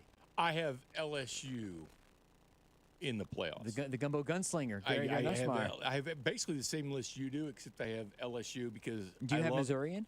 I do have Missouri. Do you have Clemson out then? Yes. Do you have Alabama in or Yes. out? You have Alabama. Okay, so who else is out for you then if you've got Alabama in? I switched it. I had Clemson in. I had Alabama out. Okay. Yeah, I know it's weird, but I'm just. I think high on Alabama's them going this to go year. 9-3. I think they're going to have a solid year, but they're at 9-3 in the SEC. I know it's the SEC, but 9-3 is not good enough to make it. See, I like this LSU. year. They're kind of on the outside looking in as far as the top 10, but they're gonna quickly move up because Florida State obviously lost. LSU, I think, is ranked 13th right now, but the best offensive line in college football. That offense is no joke. I know Jaden Daniels isn't there anymore, but Will Campbell is the best left tackle in college football. He'll be a top 3 pick in the NFL. Both tackles will be drafted in the first round. Oh yeah. So I think they have the Their strong. defense has to get better though, Bing, because they were they were awful. That was a championship caliber offense they had last year. I know, and they got Harold Perkins, who at one point Well, was Harold Perkins will be gone the top top 10. right tackle, and Will Campbell will be the top left tackle. And Garrett Nussmeier, quarterback. You know, people think big thing. He's no Jaden Daniels. No. No, he's a little bit of a big boy, Garrett Nussmeier. So I agree with you on that. But Strong arm. I do believe in LSU this year. Who do you have winning who do you have in the Final Four? I've got to be honest, I have Georgia winning it all with Carson Beck and quarterback. I totally. Does that mean you have him winning the Heisman too? At this point, yes. Okay. Yeah, I've got Carson Beck. My Final Four. I know Kansas State hosted. Kansas State's a 4 seed and they get a bye. Don't kill me, Kansas State fans. They're going to lose to Penn State because they play Penn State. It's a tough draw for them to play Penn State. They're going to be the 4. They're going to play the 5. They lose to Penn State. I got Oregon against Penn State, rematch of the Big Ten title game. Georgia, Notre Dame in the Final Four. Georgia's going to beat Notre Dame. Oregon's going to beat Penn State. Oregon wins the whole thing. I have Oregon and Georgia. God, those. Ohio State is really, really freaking good, but based on how Will Howard, like the quarterback competition was kind of at Ohio State. Like it went a little bit longer than some people it went thought. down to the wire. But he's got the 4th best Heisman odds, which is interesting because he almost didn't make starting quarterback at Ohio State. Yeah, I think Dylan Gabriel's the easy bet, but it is plus money. But if you were to pick a dark horse, I think Jackson Dart is a good pick for Ole Miss, and then a real sleeper is Nico Iamaleava from Tennessee. Iamaleava. Iamaleava? Yeah, I pronounced it incorrectly this whole time. You start with E. Like you go there, you go to Tennessee's official deal. It starts with Iamaleava. E. I'm sorry, Nico. I've been pronouncing it wrong the entire time. That will be a household name soon. He is really, really good. I will learn how to pronounce it sooner rather than later. But yes, I got Oregon winning the whole thing. You got Georgia. All right. Yeah, and I think two locals make the playoff. I mean, that team just ridiculous. And I know that you look at their NFL picks lately, especially on defense, they're not doing so well. Like Lewis Cine just got cut from the Vikings. But yeah, I like Carson Beck. I like Quinn Ewers in that final. Nico I like as well in that list. I don't put Will Howard there. Cam Ward, I would take out Jackson Dart and I'd put Cam Ward there from Miami. That's another sleeper, yeah. I think Luther Burden, I don't think there's ever been a Biletnikoff winner from Missouri. I think Luther Burden wins the Biletnikoff, and I don't think it's close, Bink. He's going to win maybe Evan Stewart from Emmanuel Oregon. Egbuka is going to be really good. Egbuka. Because that's going to be the #1 target. I think for Evan Ohio Stewart. State. Evan Stewart might be a sleeper, or Tez Johnson, whichever one of the two is leading, because Oregon's going to sling the pigskin a whole lot with Dan Lanning's offense. I think he could be a sleeper. I think Luther Burden's winning it for the first time in Missouri history. Somebody from the text line 913-586-765 from the 816. Drew, Notre Dame is never good. Normally true, and I do not like. It's funny. My wife's family's from South Bend, Bink. I can't stand Notre Dame. Oh, really? I cannot stand Notre Dame, mainly because of the fan base. But they always blow it. Their defense is so freaking good this year, and Marcus Freeman is not Brian Kelly. I think Notre Dame is legit, and they're going to be good enough to make the playoff and pull off a couple of wins. Somebody also texted in, Ryan Day is going to blow it. Chip Kelly's there, Bank, in case if something happens with Ryan Day. Chip Kelly's going to become the next head coach at Ohio State if it happens this year. I think they beat Michigan at least, but I don't know if he survives the job because they go 10-2. And they don't win the Big Ten. I don't know if he survives. And Egbuka's this good, by the way. And don't sleep on this guy. He was hurt most of last year. He would have been a first-round receiver last year, but when they come back to Ohio State, and he clearly was injured most of the year. 2 years ago, he had 74 catches for 1,151 yards and 10 touchdowns. Marvin Harrison Jr. had 77 for 1,263. His numbers were right there with Marvin Harrison Jr. I do think Will Howard is going to have, and not necessarily karma, but all that smack talk. I don't feel like I have to be a superhero here at Ohio State. Like, dude, settle down, relax. And the one thing too is settle down. And Keyshawn Judkins from Ohio State again. They're loaded. Quinshawn. Oh, dude, he might be another. I think he has better Heisman odds than Will Howard. He was a stud at Ole Miss, and it's one of those transfer portal. Ohio State is locked and loaded. Yeah, and Dave Jack Sawyer on defense and can get to the quarterback. The team is up. The team's going to be tough to beat. Again, talent on paper, they're the best. Yeah, they also have the most Neal money as well. I was criticized because I have Iowa State in the Big 12 title game. My sleeper in the Big 12 that I don't think people were talking about was UCF because they had the second best offense in this conference last year besides Oklahoma. Yeah. West Virginia finished strong. Sneaky good. That conference I still is so like good. Kansas State the best with Dylan Edwards, DJ Giddens, and A.B. Johnson just pounding the rock. Well, I think that what's going to be the way that I have it shaping up, Iowa State plays Kansas State the last game of the season. Iowa State's going to beat Kansas State to get into the Big 12 title game. They rematch the next week. K-State gets revenge. That's how they go in. And Rob was giving me a hard time, too, because look, the Big 12, that was the most difficult conference to predict, Bink.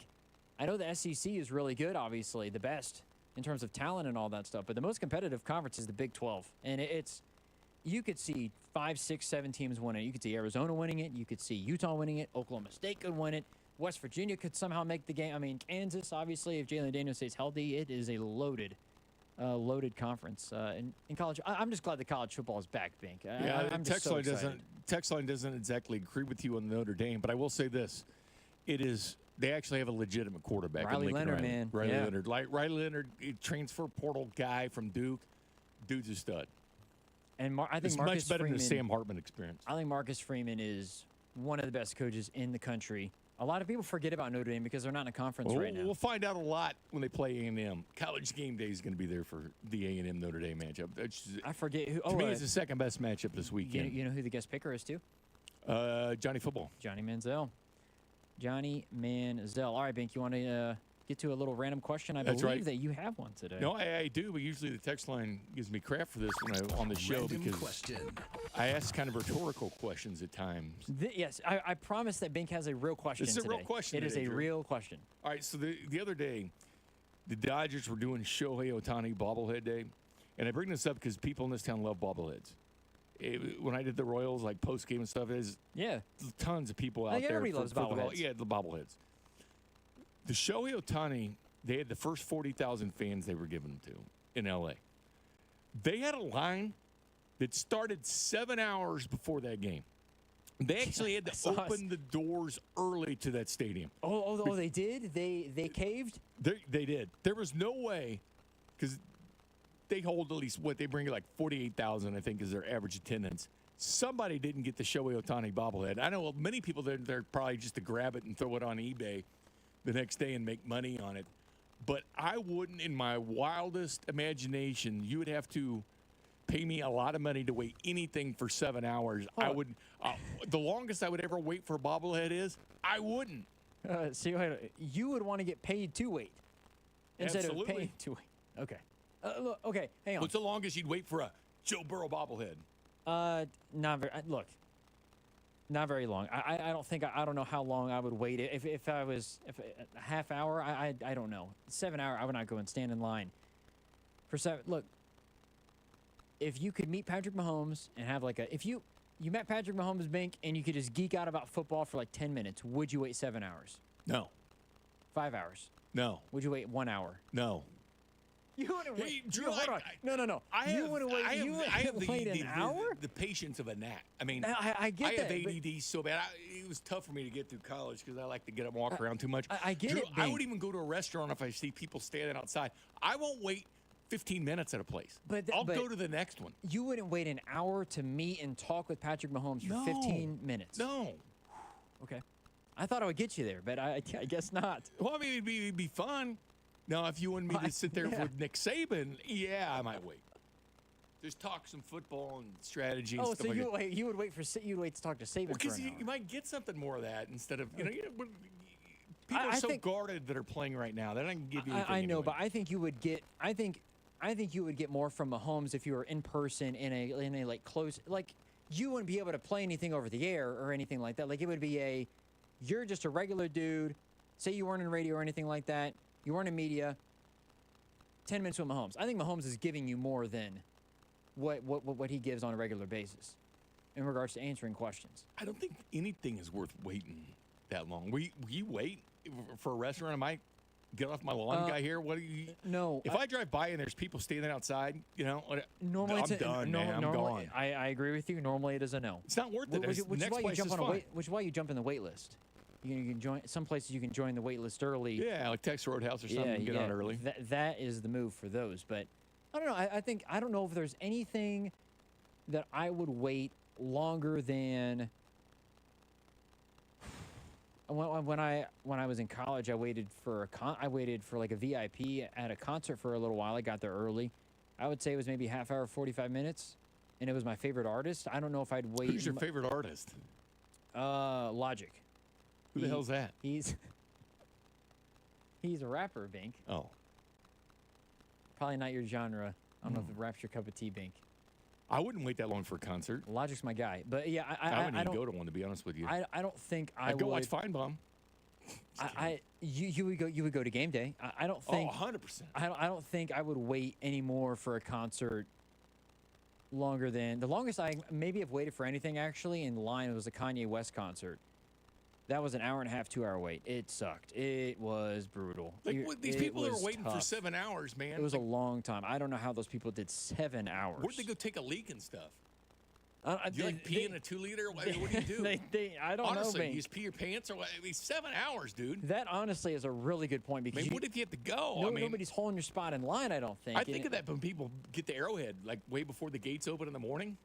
Yeah. Like, what are you going to do if you have to throw one or pinch one? You know what I'm saying? Where are you going? Someone said, would you wait, from the 816, would you wait 1 hour for a free pass through a 2 hour line? No. I don't think I would, no. I think I would just need to have the pass. I despise any lines. It's like the airport and everything else. I mean, unless you're getting TSA approved, man, give me something to go through things. I just hate to sit there and wait. What? How about this one, Bink? This is and up by the your way, alley. one of those airplanes when you sit out there in that tarmac forever, it sucks too. Go ahead. No, yeah, you're right about that. From the 913. What if it's an hour-long wait for a coupon that gives you free beer for a month? Okay. Okay. I would do that. You're in. The thing is, like at the DMV, we always have to wait over an hour, and it's not fun at the end. But the free beer for a month, not a bobblehead, not Patrick Mahomes, but free beer for a month. Well, you know, talking Mahomes isn't going to give me beer all month. I understand. I'm just saying, you could hang out with Patrick Mahomes. Nobody gets to do free that. beer, man. I know that. I mean, if you ask me, would you rather meet Patrick Mahomes or have free beer for a month without even a wait? I'm going beer for a month. Okay. Because that's a lot of beer. Yeah, it's not meet, it's hang out. Meeting is, hey, man, how's it going? Let me take a picture and I'm gone. You get to hang out with Patrick Mahomes. For how long? 15 minutes. No, Drew, I want beer for a month. That's actually a very good one. That's the one thing where you actually got me. That's the only. I saw that. I thought you wait 2 hours, man. I did just an hour, but I said I don't like waiting for anything. But free beer for a month, man. Someone said, by the way, before we go to break from the 402, the Shohei bobbleheads are going for $249 on eBay. Of course. Yeah, of course. And if you spend $249 for a Shohei Ohtani bobblehead, you're almost as stupid as waiting 7 hours. Well, no, you are more stupid than waiting 7 hours for it. You're not making smart decisions. It's just a stupid piece of plastic, man. Agreed. Where the head goes, and what the hell are you going to do with it? I don't know, baby. I mean, I once had an Ed Yost bobblehead and stuff, you know. No, so I don't do. But Andy Reid, he spoke today and gave his update on who's going to play and who's not. Because you know what, we're in season. It's like a Monday press conference, so to speak. But because they're playing on Thursday, it's on Friday. We have that next. This is Cody and Gold on your new home for K-State Athletics. 96.5, The Fan. Brought to you by Heartland Men's Health, the leader in men's sexual health. Thousands of men have been successfully treated for low T, ED, and more, all with discretion and compassion. Make your appointment at heartlandmenshealth.com. Calling all sports betting enthusiasts. Join the all-new 96.5 The Fan for the Visit Kansas City, Kansas Red Friday sports betting t-shirt giveaway this Friday afternoon with Fan Morning Show host Dusty Likens at Tanner's Bar and Grill at 39th and Rainbow in KCK. Stop by between 3 and 6 p.m. to enjoy drink specials and get entered to win a pair of K-State football tickets. But hurry, because quantities are limited. KCK is always the better bet. BettingKCK.com.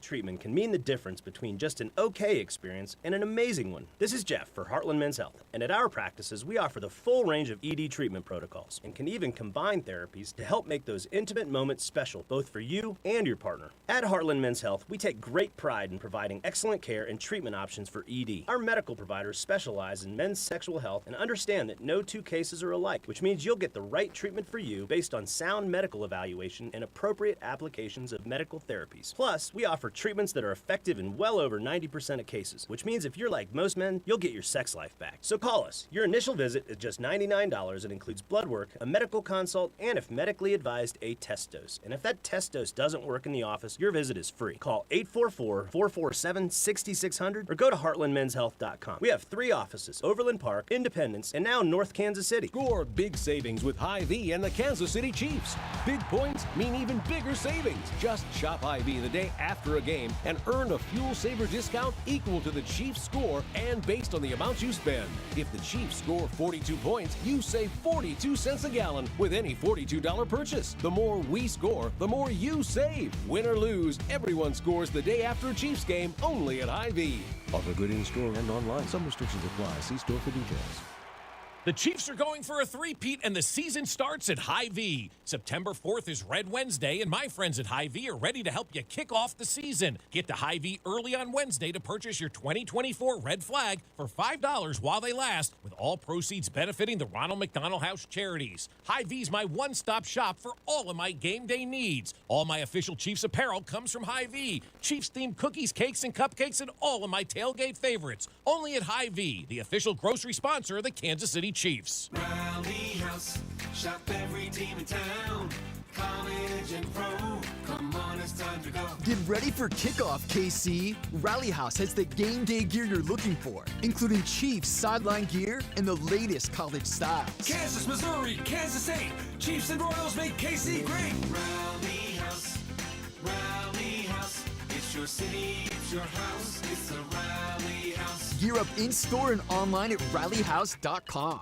Touchdown, Renner! Almost Andy Reid here. You know, a few years ago, my wife surprised me with tickets to a Halloween ball. And guess what? That night I discovered a new passion. Now I've added to that passion, cheering on the greatest team with the greatest garage door company of all time. Renner offers top-notch repair services, new doors, and LiftMaster openers. It's the perfect three-peat forward and back, RENNER with Renner. You'll stay on the championship track. Visit rennerdoor.com.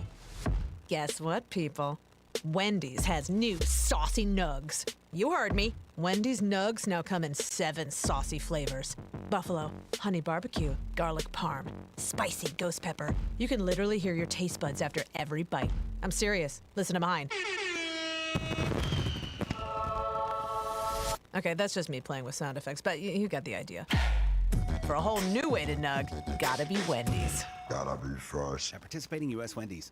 La la la la la la la la la la la la la la la. Oops. Ever had your singing lessons cut short by icy water? Oh, I'm sorry, honey. Say goodbye to those cold notes with Navien tankless water heaters. With Navien, you'll hit all the right notes without the surprise chill. So keep singing and let Navien keep the hot water flowing. And get ready for the encore when you get your utility bill. La la la la.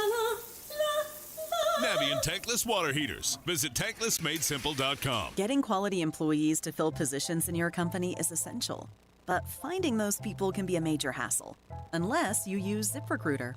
ZipRecruiter makes finding quality people a breeze. And right now you can try it for free at ziprecruiter.com/free. With ZipRecruiter, one click sends your job to hundreds of top job sites. But more than that, ZipRecruiter's advanced technology identifies the candidates with the skills you need, sends you a list of great matches to review, then actively invites them to apply for your job. and the results speak for themselves. 4 out of 5 employers who post on ZipRecruiter get a quality candidate within the first day. That's right, the first day.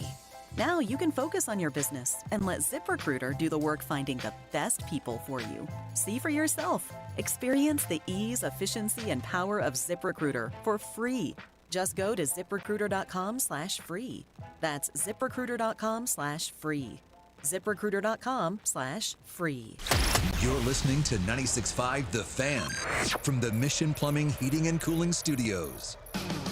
The Drive with Carrington Harrison. Weekdays starting at 2 on Kansas City's FM sports station, 96.5 The Fan, KFNC FM and AM HD Kansas City, WDAF HD2 Liberty, and Odyssey Sports Station.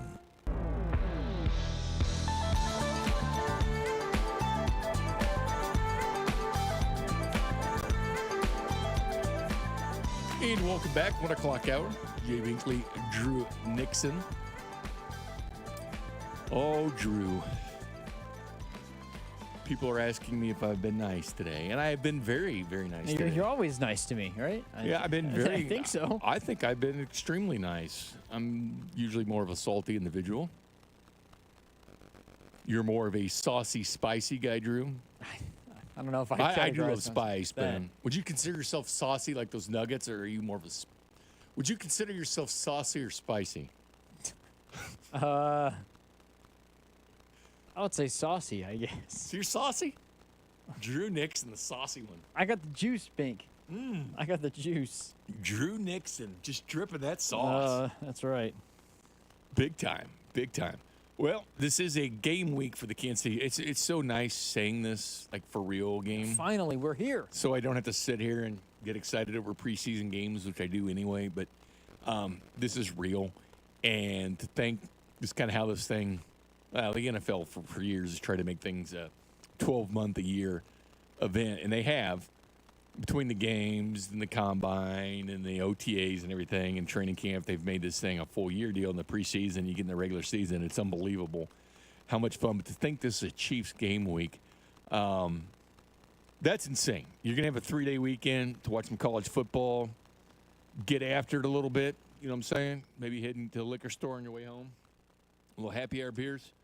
It's going to be a great weekend weather-wise. I think, knock on wood. I'm not a meteorologist. I believe it looks good. It looks fine. Yeah, my phone says it's fine. It's supposed to be raining right now, but it's not. But then you get a 3-day weekend. And then all of a sudden you're going back to work on unless you work on the weekend. I hope you aren't. But then you're going back to work on Tuesday, and you're 2 days away from the Chiefs' first game. That is absolute insanity. Pinch yourself. The Royals are going to playoffs. I know Vinny's hurt. They're still going.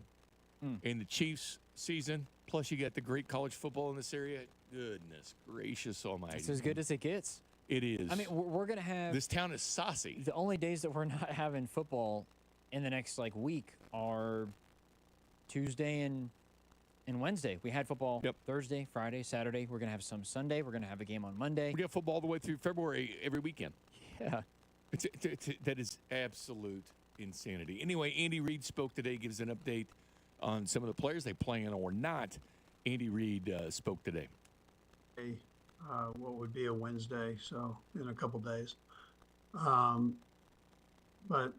we look forward to this challenge of playing the Ravens. They're a heck of a football team. John does a great job along with his coaches preparing their guys, and we know that it'll be a battle royal. I mean, it's just one of those games, and we've played over the years, and it's always a knockdown drag out. So this won't be any different. We're glad that we have an opportunity to play here at Arrowhead, GEH Field, and we know the fans will be loud and aggressive. We've got to make sure that we take care of our business as a football team and eliminate those early season mistakes that take place with every team. You've got to make sure that you limit those and hang on to the football. Fumbles are always up early in the season. You've got to make sure you take care of the ball and all those fundamentals that we've talked about during training camp and you guys have asked me about. We've got to make sure we have those down pat by the time we get there. So, anyways, with that, time's yours. Coach, we'll go first to Adam Teicher. Go ahead, Adam. Hey, Andy, how you doing today? Doing good, Adam. Thank you. Good. Is We have not had a practice chance today? to talk to you since Juju and Samaje Perine came on board. Sure. Just what you liked about those two guys and how you see their fit and your plans for them. And Kelsey, I'll have another question as well. Yeah, Samaje is the newest member. We all know what he did to us when he was at Cincinnati with that screenplay, and but Samaje's done this over his career, where he's been a phenomenal third down back, but he's also a good runner, and I think that you know that he's really a good person. I mean, that word has traveled around the National Football League on what kind of guy he is, a locker room guy, and so on. So we welcome that. But the opportunity to have a guy in here that can do the run game and the pass game, I think he's a good, well-rounded football player that's extremely intelligent, that is a great addition that Brett added to the team. And then with Juju, welcome Juju back with open arms. He's healthy and ready to go. His knee. He had the knee before, but we were able to manage that. We'll continue to manage it. He looks great right now, and he jumped right back in and had some good practice for us. So it's just a matter of him getting banged around a little bit and having not been in camp. So he'll get all that as the season goes. But it's good to have him back in the mix there for sure. Yeah, and you talked a minute ago about injuries, but now that you're less than a week out, I wanted to ask you about Hollywood. Do you see much realistic chance that he could still practice on Sunday and then play on? I don't think you'll have Hollywood this week. So yeah, Hollywood won't be back this week, and we'll just see how it goes. But I mean, the kid's amazing. I mean, his progress has been incredible. So, but I wouldn't predict him being there this week. We'll go next to Sam McDowell. Hey, Andy. All right, Sam. And Kelsey had a couple things too. Just with Juju in the mix and just you're keeping 7 wide receivers, not obviously, you just mentioned Hollywood's not going to be playing next Thursday, but with the 6 guys, is there going to be intent on trying to get everyone in the mix, everyone in the offense, or do you see maybe more value in trying to establish kind of a top 3, 4 to get some chemistry with Patrick? Yeah, I think all of them have that. The obviously one that is unknown is Worthy, having not played in a NFL game, a real NFL game, other than a preseason game with them and practice. So, but what I've seen is they have a pretty good thing going, and we'll just see how it goes when things are flying here, fast and furious. But the other guys he's got a history with and knows and trusts. You kind of touched on my second thing, but just Xavier, from the time you got him, obviously he didn't participate much in the summer with the injury he was going through, but from the time you opened camp to game day week here, I mean, what have you seen just from his growth and how comfortable are you with his readiness? Yeah, Sam, I think he's he wants to do the right thing, so he spends a lot of time with Pat and the other receivers, the veteran guys, just figuring out what Pat's expecting or where he needs to be or what the coaches are asking him to do. He's not afraid to ask, and then he's been willing to try everything. So whether it's an inside route, one of those intermediate routes, or long routes, he's been very willing to get in there and mix it up. So I like what I've seen. I just like any rookie that's coming into this thing, you want to see how they do in the games, but you'd think he'd probably do okay. Thanks, Andy. Yeah. We'll go next to Matt Derrick. Matt? Hey, Coach, this is a little bit of a different one because the NFL this year has decided that they're going to have those live interviews with coaches during every game. Have you prepared for who's going to be doing that and made a plan for how you're going to handle those interviews and kind of what are your thoughts on it? Yeah, I'm not very good during games on interviews, so I'm sure I'm not going to tickle anybody's fancy there with these interviews.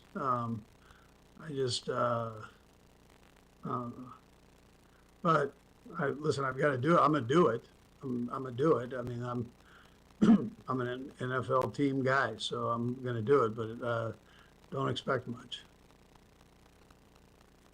We'll go next to Pete Sweeney. Coach, just a follow-up to Adam for me. Do you anticipate Juju and P. Ryan to have enough time here to be available on Thursday night? I think, yes, absolutely. Yeah, I think so. I've just got to see with P. Ryan on where he's at and picking everything up, and I'm not going to put him in a bad position, obviously, but I think he's going to be fine. He's been in here cranking away, so we'll see how everything goes. We'll go next to Todd Lebo. Todd? Coach, a couple quick questions here. Number one, just where are you, right now, your comfort factor with your entire roster? Do you feel like you've got what you need to get this thing going? Yeah, I think Brett and his guys have done a great job with this whole thing, and excuse me, practice squad included there. So I know there'll be changes as things go on. I get all that, but I like what we've got here, and we've just got to. The bottom line is you've got to do it and play now. So it's not going to change that much from what you have right now. So, but we've got to make sure that we get in and practice and go through that whole process and really focus in on the Ravens. So we'll have a chance to do that starting tomorrow. We'll close things out here with Nick Jacobs. Andy, with the new guys that are on the roster that weren't a part of the AFC Championship or kind of the pageantry of opening night and everything, what do you kind of tell them to kind of get their mindset so they can create that tempo that you guys are used to on game one? Yeah, always your focus on the Ravens. The Ravens are over on the other side going, all right, this is all great, but we're here to kick your tail. And so you don't ever forget that. You can enjoy whatever you want to enjoy, but normally before a game, as players and coaches, you're not enjoying a whole lot of the pageantry. You would just want to get out and play. There you go, Drew. Andy Reid would be spicy. We're going to kick your tail. That's what we focus on. Saucy or spicy, that's some spice. Business. We mean business. Where Drew, on the other hand, is more saucy per him. I'm going to score a touchdown, and I'm going to dance. So, obviously, no-brainer. Duh. Hollywood Brown's not playing. Juju's supposed to play. P. Ryan, working man. Andy Reid loves his pass-blocking ability, catching the football out of the backfield. But it's so nice to hear actual game week talk. By the way, he doesn't seem to be a huge fan of in-game interviews. Says he'll do them because they have to do them. Yeah. But I don't blame him because I think they're stupid. I think all in-game interviews are stupid. I agree. I'm with you. And then it's always, the college is funny too, because it's always got the dude like holding a little, like the radio guy for their home station or trying to get anything before the coach just runs off. But yeah, I could do without the interviews. By the way, this is a story that came out today. And Pete Gradoff from the Kansas City Star had it. And I find it interesting, but I am curious about it because I'm not sure it makes a ton of sense. Josh Jacobs, of course, the great running back from the Raiders that went to Green Bay. He said one team with a winning culture reached out to Jacobs in free agency, the Chiefs. But Jacobs told The Athletic that he couldn't stomach the thought of joining the Chiefs. even though they've won 8 straight AFC West championships and 3 Super Bowl titles. That's he funny. goes, quote, "They were trying to get me hard, but there's no way I was going there. I feel like once you are rivals with somebody, you have a genuine hate for them. I couldn't see myself in that color. And besides, I never wanted to be the guy that joined the dominant team. I want to be the guy that beats the dominant team." A couple things there. All right. I respect people that respect the rivalry. Because a lot of guys, I had to buy into it because they're from a different part of the country and they're here. And, like the Royals, they're supposed to hate the Cardinals. Fan base do. Yeah. And so they buy into it. Or you hate the Broncos, or you hate the Raiders. You might have grown up on the West Coast. I don't know. Or the Bengals. But we've seen so many guys like Neil Smith. We saw him play for the Chiefs. And then we saw the Broncos. Marcus Allen with the Raiders, and he plays for the Chiefs. I guess that. But to say you couldn't see yourself with that color, I'm curious with it. I can't see the Chiefs spending money on a free agent back like Josh Jacobs when they have Isaiah Pacheco. So I am curious how true that is, Drew. Why they would have been pursuing him, because I don't know if I 100% buy that.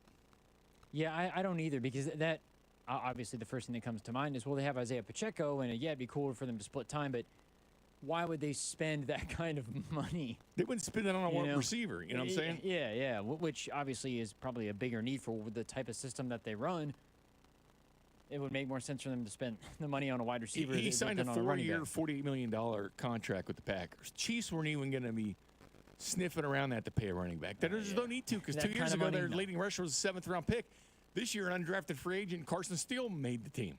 Yeah. So I'm curious. I'm not buying that, to be honest with you. Maybe it's 100% true. I just don't see how hard the Chiefs actually pursued that. It doesn't seem like a move that the Chiefs would actually be that interested in. Yeah, I'm with you there. That is definitely interesting. They were trying to get me. They were trying hard to get me. But there's no way I was going But I there. couldn't stomach the thought. Jeez. You played on a crap hole team with the Raiders. That's what I'm never saying, stood yeah. a chance against the Chiefs or winning the division anyway. How much do you really buy into the rivalry, Josh? And if you totally respected it, why aren't you still there? Why didn't you find a way to be a Raider again? Well, somebody Because says... they gladly would have kept you, because they're keeping their draft picks has not been good. Yeah, but he wanted to get paid and play for a winning team. But he wanted to... He didn't say it, but it's the exact same thing as what Jamar Chase said. Anybody but the Chiefs. That's what Josh Jacobs told you in this little story. He said anybody but the Chiefs. Essentially, that's what he said. I'll go anywhere. I want to go to the. I'll go anywhere, but I can't go. I'm not going to Kansas City. That's what he said. But here's the deal: he's going to be in Green Bay. Let's say in a couple of years, the Vikings, try to make a deal for him and going to pay him more, and it's a rival of the Green Bay Packers. Would he go? Because oftentimes money talks and BS walks, right? Yeah, sure. Guys go places. And how deeply ingrained was he in the rivalry with the Raiders and Chiefs? How much did they really instill? Going through all the coaches they've done, everything. Just the culture that the Raiders have, I think they just don't like the Chiefs anyways. I think a lot of people don't It's like fine. the Chiefs anyways because they win. Rivalry's good. Rivalries are good. This attitude is fun to hear, but it's non-realistic, too, because you're talking about a team trying to get you hard when you got 7th-round running back and you needed to pay Chris Jones, which you did. I don't know why you he had would. Trey Smith coming up and stuff like this. You don't have 4 years, $48 million to spend on a Josh Jacobs. Yeah, I don't know why I don't know why he would have said it though if it wasn't true. It doesn't. I don't. Well, it might be, but I find it. Maybe it was a player doing it. I don't know. But you actually see the Chiefs front office doing this. I don't. I don't either. But at the same time, why the heck would he say it? It's not. I don't know. It's not, I get it, man. I'm not saying it's not true. Well, no. I'm just saying if you. I gave my opinion on it, I would say it doesn't no make way sense. in hell. Yeah.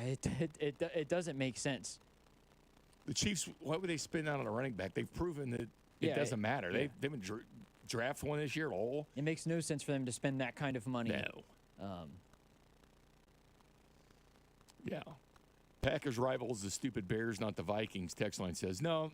I the think Packers don't like the Vikings either. I know that the Packers and Bears are a huge rivalry, but the Vikings and Packers are a pretty damn good one too. It's kind of like the AFC West, Raiders and Chiefs rivalry, Raiders-Broncos rivalry. Yeah. Not really the Chargers, so to speak, because they've been irrelevant. I'll be honest. I don't think the Chargers can have. Look, what LA team has a rival? Like, I think that there's levels to it because you got the one Chargers fan, you know, the lady who's dying on every single play. Wasn't she a fan of somebody else too? Yeah, no, like a paid deal? she was a fan of the Vikings, I believe. Okay, so but do you there's think not- it's a paid deal, or you think she's actually a fan? I think she's actually a fan of the Chargers. I want to give her the benefit of the doubt. I think she's a real fan, but because it's hard for you to fake those type of reactions. But I don't think you can take very many fan bases seriously that don't like really care about their team like that. And I feel like LA is a city that's like when they're winning, they're really good. When they're losing, they don't care. Who the hell does he think he is? I mean, it's not like they've been a real rival. Like, I know. Many would say the Raiders aren't even a rival. That you have obviously smack talk going back and forth is big, but the Broncos have been far more relevant as of late than the Raiders. I agree, and I think that the best rivalry in the NFL right now is the Chiefs and the Bengals because they actually hate each other. Like, as much as people every team trash talks though, Bink, but when you have pure hatred. And I think that that's the way that it's more jealousy than anything else at this point. It's respectful hatred that the Bengals have, I think, to the Chiefs. Maybe not Jamar Chase, but like for Joe Burrow, yes. But those two teams hate each other. Like that's your best rivalry. Like I think the Packers and the Bears hate each other. The Steelers and the Ravens hate each other. At one point, maybe not on the Patriots side, but growing up in Indianapolis, the Colts hated the New England Patriots. Like it was a pure hatred. Yeah, you don't have that in the AFC West with anybody. Like their rivalries, sure, but the best rival of the Kansas City Chiefs isn't the Buffalo Bills. It is the Cincinnati Bengals. Oh, 100%. But this is another full of crap statement by Josh Jacobs. Hear me out on this one. I mean, he is so full of crap. If he took an X-Lax, he'd disappear. He says, I couldn't see myself in that color. And besides, I'd never want to be a guy that joined the dominant team. Okay? I think that's. I think that part is fair. That part is fair. Let's step back for a second and think about this, Drew. He went to Alabama. But no. If you don't want to be on a dominant team, he went in the heyday when they were racking up national titles and Saban's there. He was from Oklahoma. He chose to go to Alabama, but he's going to sit here and tell me this bull crap? Hold on. He didn't want to be a guy on a dominant team? You just did. You came from Alabama. I understand that, but I understand. But I think that there is something in given how Josh Jacobs' upbringing, if you remember his story, bounced around, slept on the floor. Sure, he was like, I think that there is something there's something a little bit different about college, and maybe it made him feel like it was the only place that he really felt like home, or whatever the case is, and that's where he wanted to be. That's fine. But I'm not buying the whole I don't want to be on a dominant team when you went to Alabama. Come on, man. They were throwing national championship rings at that point. They're winning almost every damn year. I know, Bink, but I think it's different. Where if you're making millions of dollars, you can feel at home almost anywhere. If you can make it happen. Yeah, Where in how college, important it's a little really bit is a different. rivalry when it comes to cash? You know what I'm saying? Oh, yeah, it doesn't. I just find it hard to believe that the Chiefs To his were credit, look, even in the ballpark to make that kind of. What? Hold on, Bink. He already won his national title at Alabama. So. Bink, is there a team that you hate more than anybody else in the NFL? Yes. Who is it? Take a guess. The Bengals. Yes. Okay. from the 660, since he hates Casey far more than Casey hates Cincy, I beg to differ. No, I think it's both. I beg and here's to the differ. thing, though. It's not like lifelong. Not like 5 years ago, I was sitting here going, I hate the Bengals. No, it's a rival. I mean, because they're good. And it's a team that's beat you going to the Super Bowl. And, yeah, it's a nice little rivalry between the two. And Jamar Chase, obviously, in his mouth. Whenever Jamar Chase's face pops up on a screen, Chiefs fans are disgusted. I mean, here's the thing. I can't say anybody. I think he's the best receiver in the NFL, though. I'll be quite honest with you at that. But, yeah, I consider the Bengals because everything is sick like the Royals in 14 and 15, and they get in fights with the White Sox and all that, and it was fun. But rivalries rotate in baseball, man. Because of Batista and the Blue Jays and stuff, they were not in the same division. It became, a rival. I look at the Bengals. The Bills look at the Chiefs this way, and the Chiefs just kind of have sympathy on the Bills because, one, they keep losing to them when it matters in the playoffs, and two, The only reason you have Mahomes is because the Buffalo Bills traded you the 10th pick. So there's love with the Bills. What that texture is responding there, then we got to go to break bank. The fan base that hates KC, but KC doesn't hate is the Bills. If Josh Allen's face pops up on a screen, people are like, all right, fine, well, whatever. Yep. If Jamar Chase is on a screen, they're cussing him out. Because Allen and Mahomes played golf together, you know what I mean? Yeah, they're boys. Like, Joe Burrow is very respectful of Patrick Mahomes whenever he talks about him, but Jamar Chase hates the Chiefs, and if Jamar Chase comes up, people are mad at him. If Stephon Diggs popped up on the screen, nobody's mad at him because he hates the Chiefs. Hell, Burrow did the podcast with Kelsey, even. Yeah, and Orlando Brown Jr. Yeah, so I don't know, but I do like that attitude. I just not sure that me personally, I'm buying it. But that's not fair. I'm just saying my opinion. I'm not buying it. I don't think Drew's buying it either. Coming up next, though, we look again at what's trending. This is Cody and Gold on your home for Kansas City sports. 96.5, The Fan, brought to you by Heartland Men's Health, the leader in men's sexual health. Thousands of men have been successfully treated for low T, ED, and more, all with discretion and compassion. Make your appointment at heartlandmenshealth.com. At Main Street Credit Union, your success is our goal. Whether you're a financial rookie or a pro, we're here to help. If you're looking to pay down debt, improve your credit score, or buy a car, we'll be right there with you. We're dedicated to providing guidance, education, and essential resources to empower you on your journey toward financial success. We'll help you understand your financial options so even financial rookies will be on their way to reaching their goals. Go to mainstreetcu.org for more information.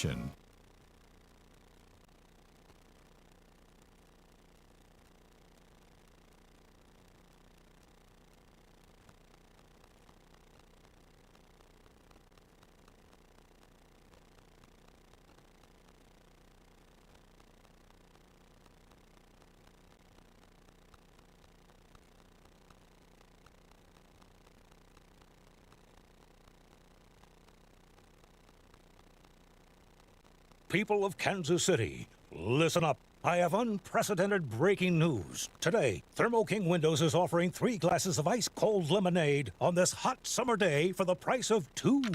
Bob is speaking figuratively here. This is not really an offer of lemonade or any other refreshing drink. Thank you, disclaimer guy. The point is this. When you buy Thermo King replacement windows, they will upgrade you from regular double glass windows to their super premium triple glass windows at no additional cost. Triple glass windows offer double the insulating barriers from the hot Kansas City sun than regular double glass windows. And with thousands of 5-star Google reviews... Yeah, Thermo King hasn't actually counted the number of 5-star reviews, but there are a lot. Again, thank you, disclaimer guy. With more 5-star reviews than we've had time to count, Thermo King Windows will make your replacement window process easy and hassle-free. For your free window consultation and estimate, call 888-KING-WIN or go to thermokingwindows.com. Look alive, Kansas City! The Crown Royal Rig is headed your way Thursday, September 5th, outside Arrowhead Stadium, where you can pack a purple bag for charity and get a chance to win tickets to Super Bowl 59. Visit crownroyal.com for rules and more info. Please drink responsibly.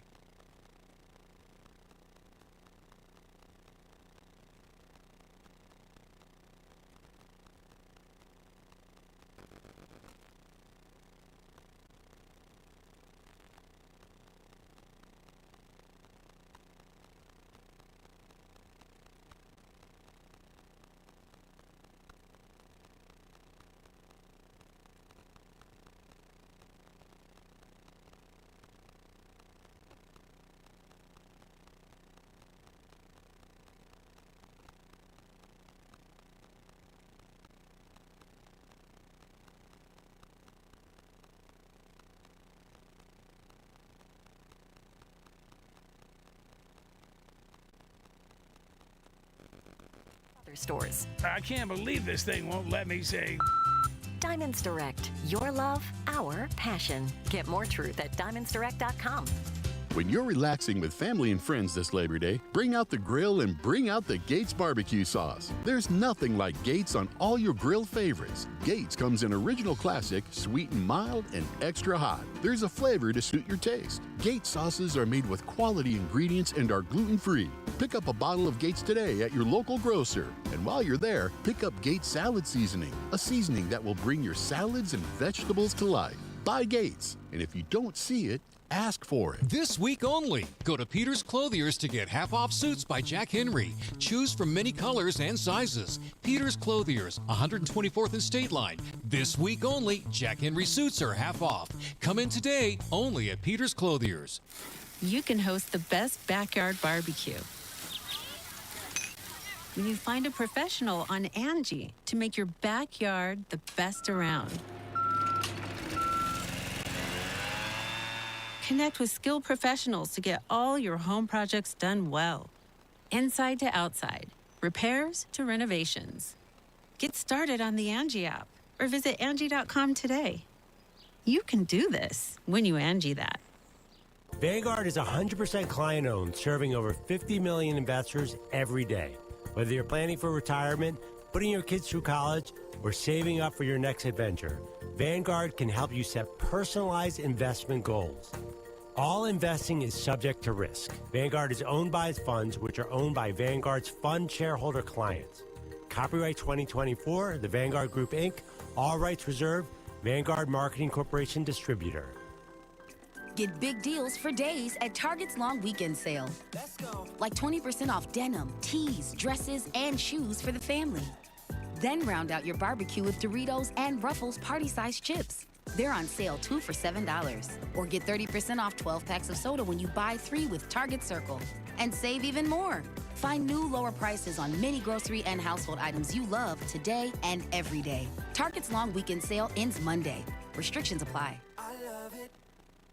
Tommy! I can't wait for golf this weekend, huh, buddy? Time flies. Love you, man. Oh, don't forget your knee brace again. We aren't in college anymore. Moments together matter, so help protect yourself from RSV. If you're 75 or older or 60 plus with a chronic condition like asthma, COPD, heart disease, or severe diabetes, you're at higher risk of landing in the hospital from RSV, and there are no prescription RSV treatments. Check eligibility and schedule your RSV vaccine at vaxassist.com. Sponsored by Pfizer. This is the story of the one. As a warehouse manager, her job is to transform chaos into clarity and to see patterns where others see problems. Luckily, she's got a partner who shares her perspective. Grainger offers over 1 million industrial-grade products, backed by real person support and in-depth online resources, so she can tackle every task with precision and turn potential setbacks into streamlined success. Call clickgrainger.com or just stop by. Grainger, for the ones who get it done. This report brought to you by Floor & Decor. Unbeatable prices, unmatched in-stock selection. Floor & Decor has more styles of laminate, vinyl, tile, wood, and stone for anyone looking for the right look at the right price. Your next beautiful space is at Floor & Decor. Floor & Decor. Unbeatable prices, unmatched and in-stock selection. What's trending?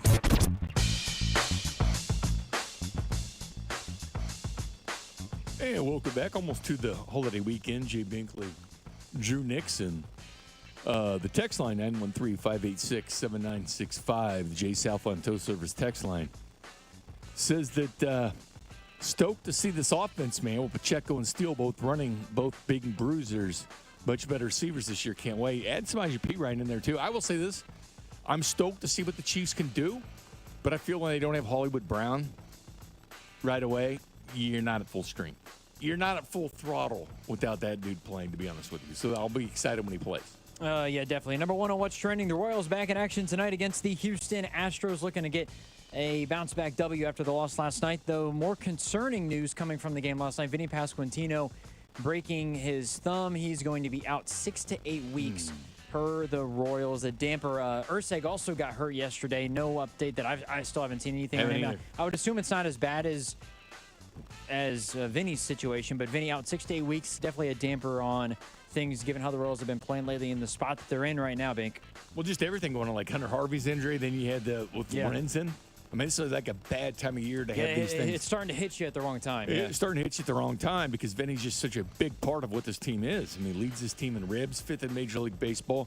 Dude's a team leader. Remember back a long time ago, he told MLB Network, he goes, this team's no fluke. That kind of, he brought that attitude, that leadership quotient, and he will be missed. But other guys will have to step up. There's no question about it. No, that's not Bobby Witt. There's relatively few things he could do to step up because the guy already gives you everything. He's an unbelievable player every single night. But Perez, too. I mean, Perez does his thing. Just a couple of days ago, we're sitting there watching, going, wow, Perez hitting those 2 bombs. It's like, wow. But no, it's the Melendez and the Hunter Renfroe and Kyle Isbell. Those guys stepping up. Paul DeYoung, that I really like that addition of that. What can happen? And it's, an important series with the Astros. You're talking about a team that's been the 7th straight ALCS. The Royals were 8-1 playing the Astros their last 9 games before yesterday's game. And they still won 8 of the last 10 against Houston, including sweeping them earlier this year. It was a different team. I get that. But even last year when the Royals weren't any good, and Houston was, Royals still beat them 5 out of 6 times. So they definitely hold the upper hand. But I'm sitting here looking, how are the Royals not going to be in the playoffs? I'm just 27 games left. Boston sits 5.5 games behind the Royals if the Royals were going to slip in that 3rd wild card position, which right now they're in 2nd because the Twins a couple games back from the Royals, and they've lost 8 of their last 10 games. So who's catching them? Who's beating them? Other people are struggling this time of year. There's no question about it. And as I said earlier, Boston's 7 games under 500, playing at home, playing at Fenway, which is insane. Number 2 on What's Trending, Hollywood Brown is going to miss the opener, Andy Reid said in his press conference today, although the progress is incredible for him. So it seems like week 2 is maybe a possibility here, depending on how he continues to progress, Bink. But week 1, Hollywood Brown will not be suiting up. An opportunity for the rest of the crew, potentially Juju to see what he gets. Maybe Xavier Worthy. I would like to see that. See how much run he gets with Hollywood Brown out in week 1. Also, number 3 in What's Trending, NHL star Johnny Gaudreau. Some sad news. Him and his brother passed away in a tragic car and bike incident. I don't know if it was this morning or if it was last night, but a tragic situation nonetheless. NHL star Johnny Gaudreau and his brother passing away.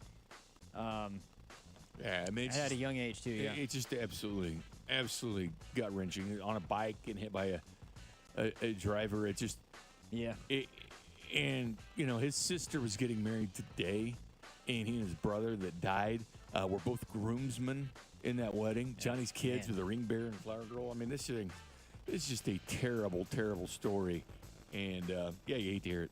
Number 3 in What's Trending, Brandon Ayuk, 4-year, $120 million extension. CD got paid. Brandon Ayuk got paid. Jamar Chase still holding in. We'll see if he ends up getting paid. If not, then we'll see how that situation goes. But Brandon Ayuk gets his deal done, and after all the chaos, Bink, he's staying in San Francisco. Yeah, it's really weird. A lot of drama built up. Kind of hard to hear about it. Was he going to go to Pittsburgh? They finally he was going to go to Pittsburgh. Then he wasn't.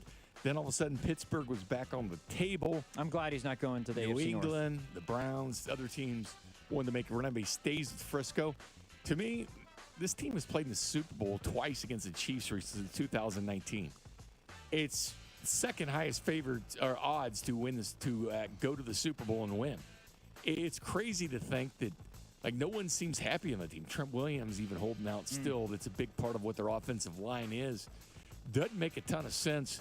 And they haven't paid Brock Purdy yet. So that window is starting to close because once he gets his cash in the bag, which he will, because every quarterback gets paid in the league, good luck to San Francisco because you're not keeping Debo, Ayuk, Kittle, McCaffrey, the whole bunch, and paying Brock Purdy. Not going to happen.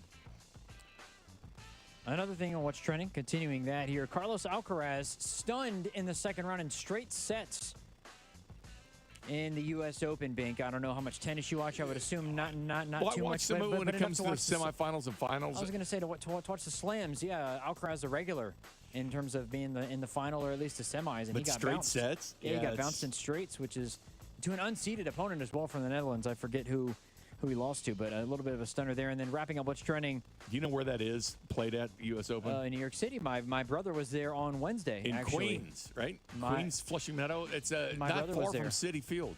Yeah, he was very, very excited to go, and he was able to watch some action over the course of the tournament, which is fun. Lastly, on what's New trending. York kind of sucks too, by the way. I don't know if you've ever been there, but To New York City? Oh, there's a reason sucks. why a lot of pictures don't show the Times Square like the street level. A lot of times it's the buildings. And I'll never higher up. forget. I was there when we were doing the day shift in New York when the Royals in the World Series. I was in a cab, which is funny because I only went a couple miles, but took like over an hour and a half.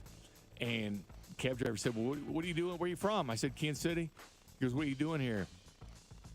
I said, "Well, the World Series. You know, the Royals are playing the Mets." He had no idea. I mean, in this town, everybody knew the Royals were in the World Series. It's a very passionate town, but it's a place that you should visit. But last on What's Trending, Ben, KU and MU get big wins last night. No surprise there, given who they played. K-State in action tomorrow night. You can listen to it as well on our family 96.5 The Fan over the weekend. So they take on UT Martin. See if they can get a win. I think they should. And every local will be off to a good start. Yeah, it's the best of the 3 FCS teams. The local teams played. UT Martin with Kansas State. Don't expect any kind of challenge that they provide. I'm looking forward to seeing this ground game for Kansas State. Do I think Ben Sinnott will be missed by the Kansas? Yeah, I do, because I really like Ben Sinnott and how much he meant to that team. But when you think of that team and that defense and that running game, The secondary, with that Giddens Kleiman just loves the secondary. the secondary is ridiculously good. Yeah, he loves them. For even though none of them were preseason All Big 12. Not one player was picked in the preseason. It was weird. They were projected to be second favorite to win the conference, but there was nobody in the All Big 12 preseason team. It's like the Chiefs that did postseason awards, like they didn't even sniff them. It was weird. I think that's going to change. There'll be some All-Americans potentially on that list. Maybe Avery Johnson or Dylan Edwards. It sounds like DJ Giddens is going to be the bell cow, and then Dylan Edwards is going to be thrown in there in sequences, which obviously poses a lot of problems. He was recruited hard by Kansas State before he went to Colorado. He's from Derby, Kansas. But Kansas State's going to have that ability just to suffocate you with Dylan Edwards, DJ Giddens, Avery Johnson. But that secondary, though, like Jordan Riley and V.J. Payne and Marquise Sigel, I mean, it is a Keegan Johnson on the offensive side of the ball, by the way, has gotten a lot of praise from Coach Kleiman. And speaking of those games, Bink, the rest of week 1, we had obviously some big games starting up things. My Badgers play tonight. If you're watching the stream, got all my Badgers here for the I day. thought it was your Wildcats.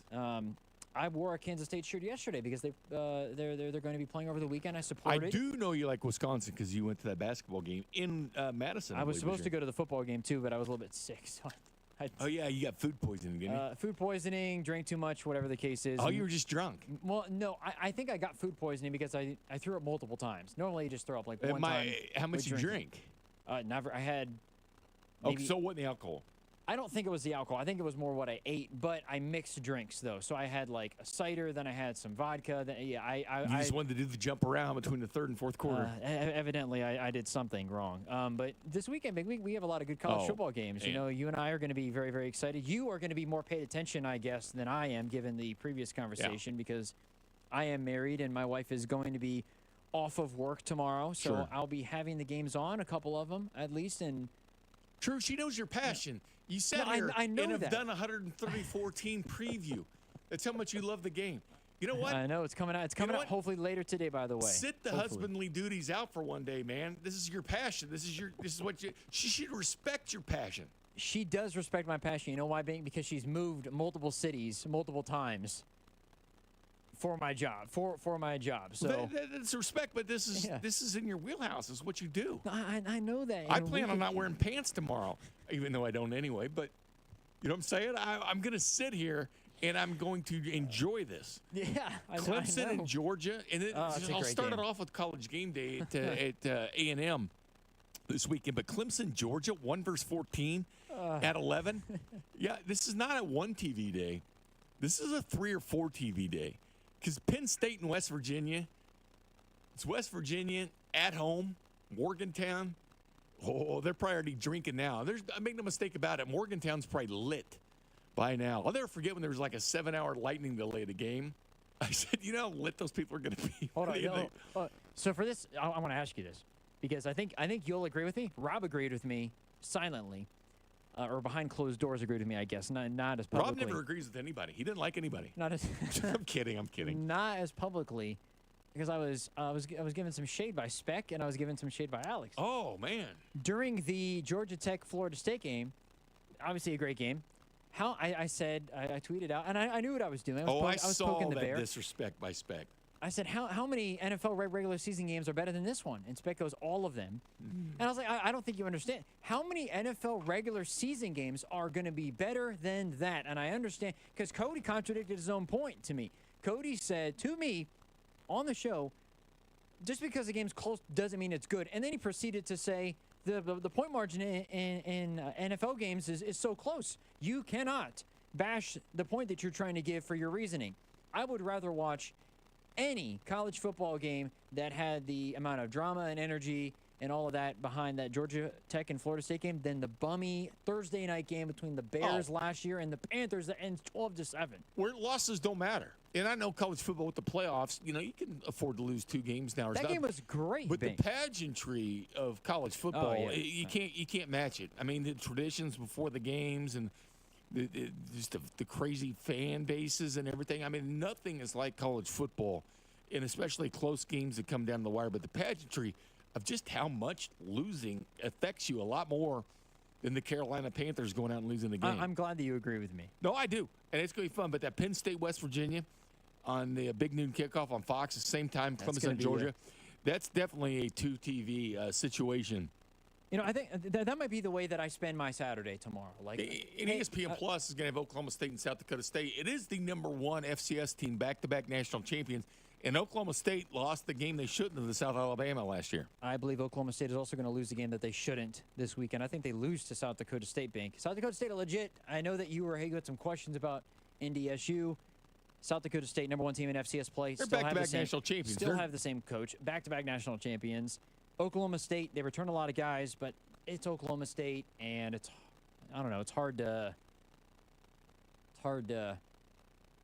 buy into Oklahoma State on a regular basis, if you know what I'm saying. No, I know, but you look at that game at 2:30, Drew, and this is my schedule because I do write out the schedule. Okay, all right. Not the schedule, but I put the games I want to watch. I got you. And if I kind of want to watch them, or maybe another TV, I'll put them on there. But if it's an asterisk, means it's going. I'm paying attention to that one. All Because right. college football is one of those things where there's so many things going on. It's like, what do I pay attention to? Because then at the end, you're like, did I really watch a game, or was I sitting there watching 50,000 different things at once? I got you. But 2:30 is Colorado State and Texas to me. It's a sneaky Because game. one, with Horton, the wide receiver, Colorado State's fun to watch. Because character concerns, our latest podcast out, by the way, we took a look at all these games of which pro prospects to watch. But I'm curious about Texas. And Quinn Ewers. And will Isaiah Bond be the new Xavier Worthy? Because Isaiah Bond's one of the top receivers in the country, transferred from Alabama. So I really want to see that. Also at 2:30 is Miami against Florida. That Florida's got a ridiculous schedule. Ridiculous. Which is why I think everybody thinks that Billy Napier is getting fired. I don't think he should, because of the schedule being as insanely hard as it is. I think Florida win this game, actually, It's toughest schedule in the country. I think the Gators win. Western Kentucky and Bama at 6. Remotely interested in that to see what the Kalen DeBoer era looks like for Alabama. K-State plays at 6 on ESPN Plus. K-State and UT Martin. Notre Dame and Texas A&M. You can make an argument that's the best game in the country. I think it's the Clemson-Georgia, but a very close second is Notre Dame at Texas A&M, where College Game Day is going to be. That game's at 6:30 again. I respect these teams for playing tough teams out of the chute. I like the slate. I think Notre Dame wins that game, Bink. I think it's close. Who's the better quarterback in this one? Weigman or Riley Leonard? Yep. I think Riley Leonard is better than Connor Weigman. Man, as a college quarterback, but Weigman's got probably better pro potential. I agree with that. I also think Mike Elko. I think Mike Elko. Yeah, he's a different duck, man. He's good. Is a really, really good football coach, which is why nobody takes A&M seriously, because Jimbo is Jimbo. He just couldn't quite figure it out. For whatever reason at A&M, I think Elko's more. He's part of what made the A&M defense hum before he left to go to Duke, and he's back. So the A&M defense is gonna be nasty. I think they're going to cause people problems. Yeah, it's going to be a crazy fan base, that they get there. I think they might go 9-3, Pink, is what I had A&M going this year. They might surprise a little bit, because I don't think people are expecting 8 or 9 wins. They might. I have them hovering at 3-4 loss. And then Sunday you get a game. So, Drew, you can go do your honeydews the whole day, basically, because at 6:30 is USC and LSU, which is actually interesting. We have a NASCAR race during the middle of the day, That's right. They're both the final one before the playoffs, right? It's the final one before the playoffs. Yeah, Bubba Wallace has got to win. Yes, if he's going to make the cut line and get in there. But USC and LSU, Lincoln Riley had a lot of acumen when he went out there. And what he does with quarterbacks and Caleb Williams. But that defense sucks. And as the kids would say, it was trash. Because I remember that first game against San Jose State I did on Character Concerns, looked at Nocero and said, hey, USC better be worried about this defense. Because this defense makes Colorado's look good. And then Boston College and Florida State on Monday night. You want to see some points, Colorado and USC, man. That'd be another game. I mean, I think they played last year, didn't they? Yeah. That game was insane. And Ince, the former quarterback at North Dakota State, that won the 2 national titles, Yeah, he's an the OC assistant over there. out there. Yeah. I do want to see Colin Klein what he does at A&M, right? It's going to be interesting. That and will then be- Kansas that- is Kodalink's former offensive coordinator, is the coordinator at Penn State. I agree. It's going to be exciting. So interesting. Thanks, Drew. It's great stuff Oh, by it you was today. good as always. It's a lot of fun doing the show with you, Bink. Have a good weekend. Yeah, you too. And everybody else, take care and have a good weekend. Rob and CDOT next.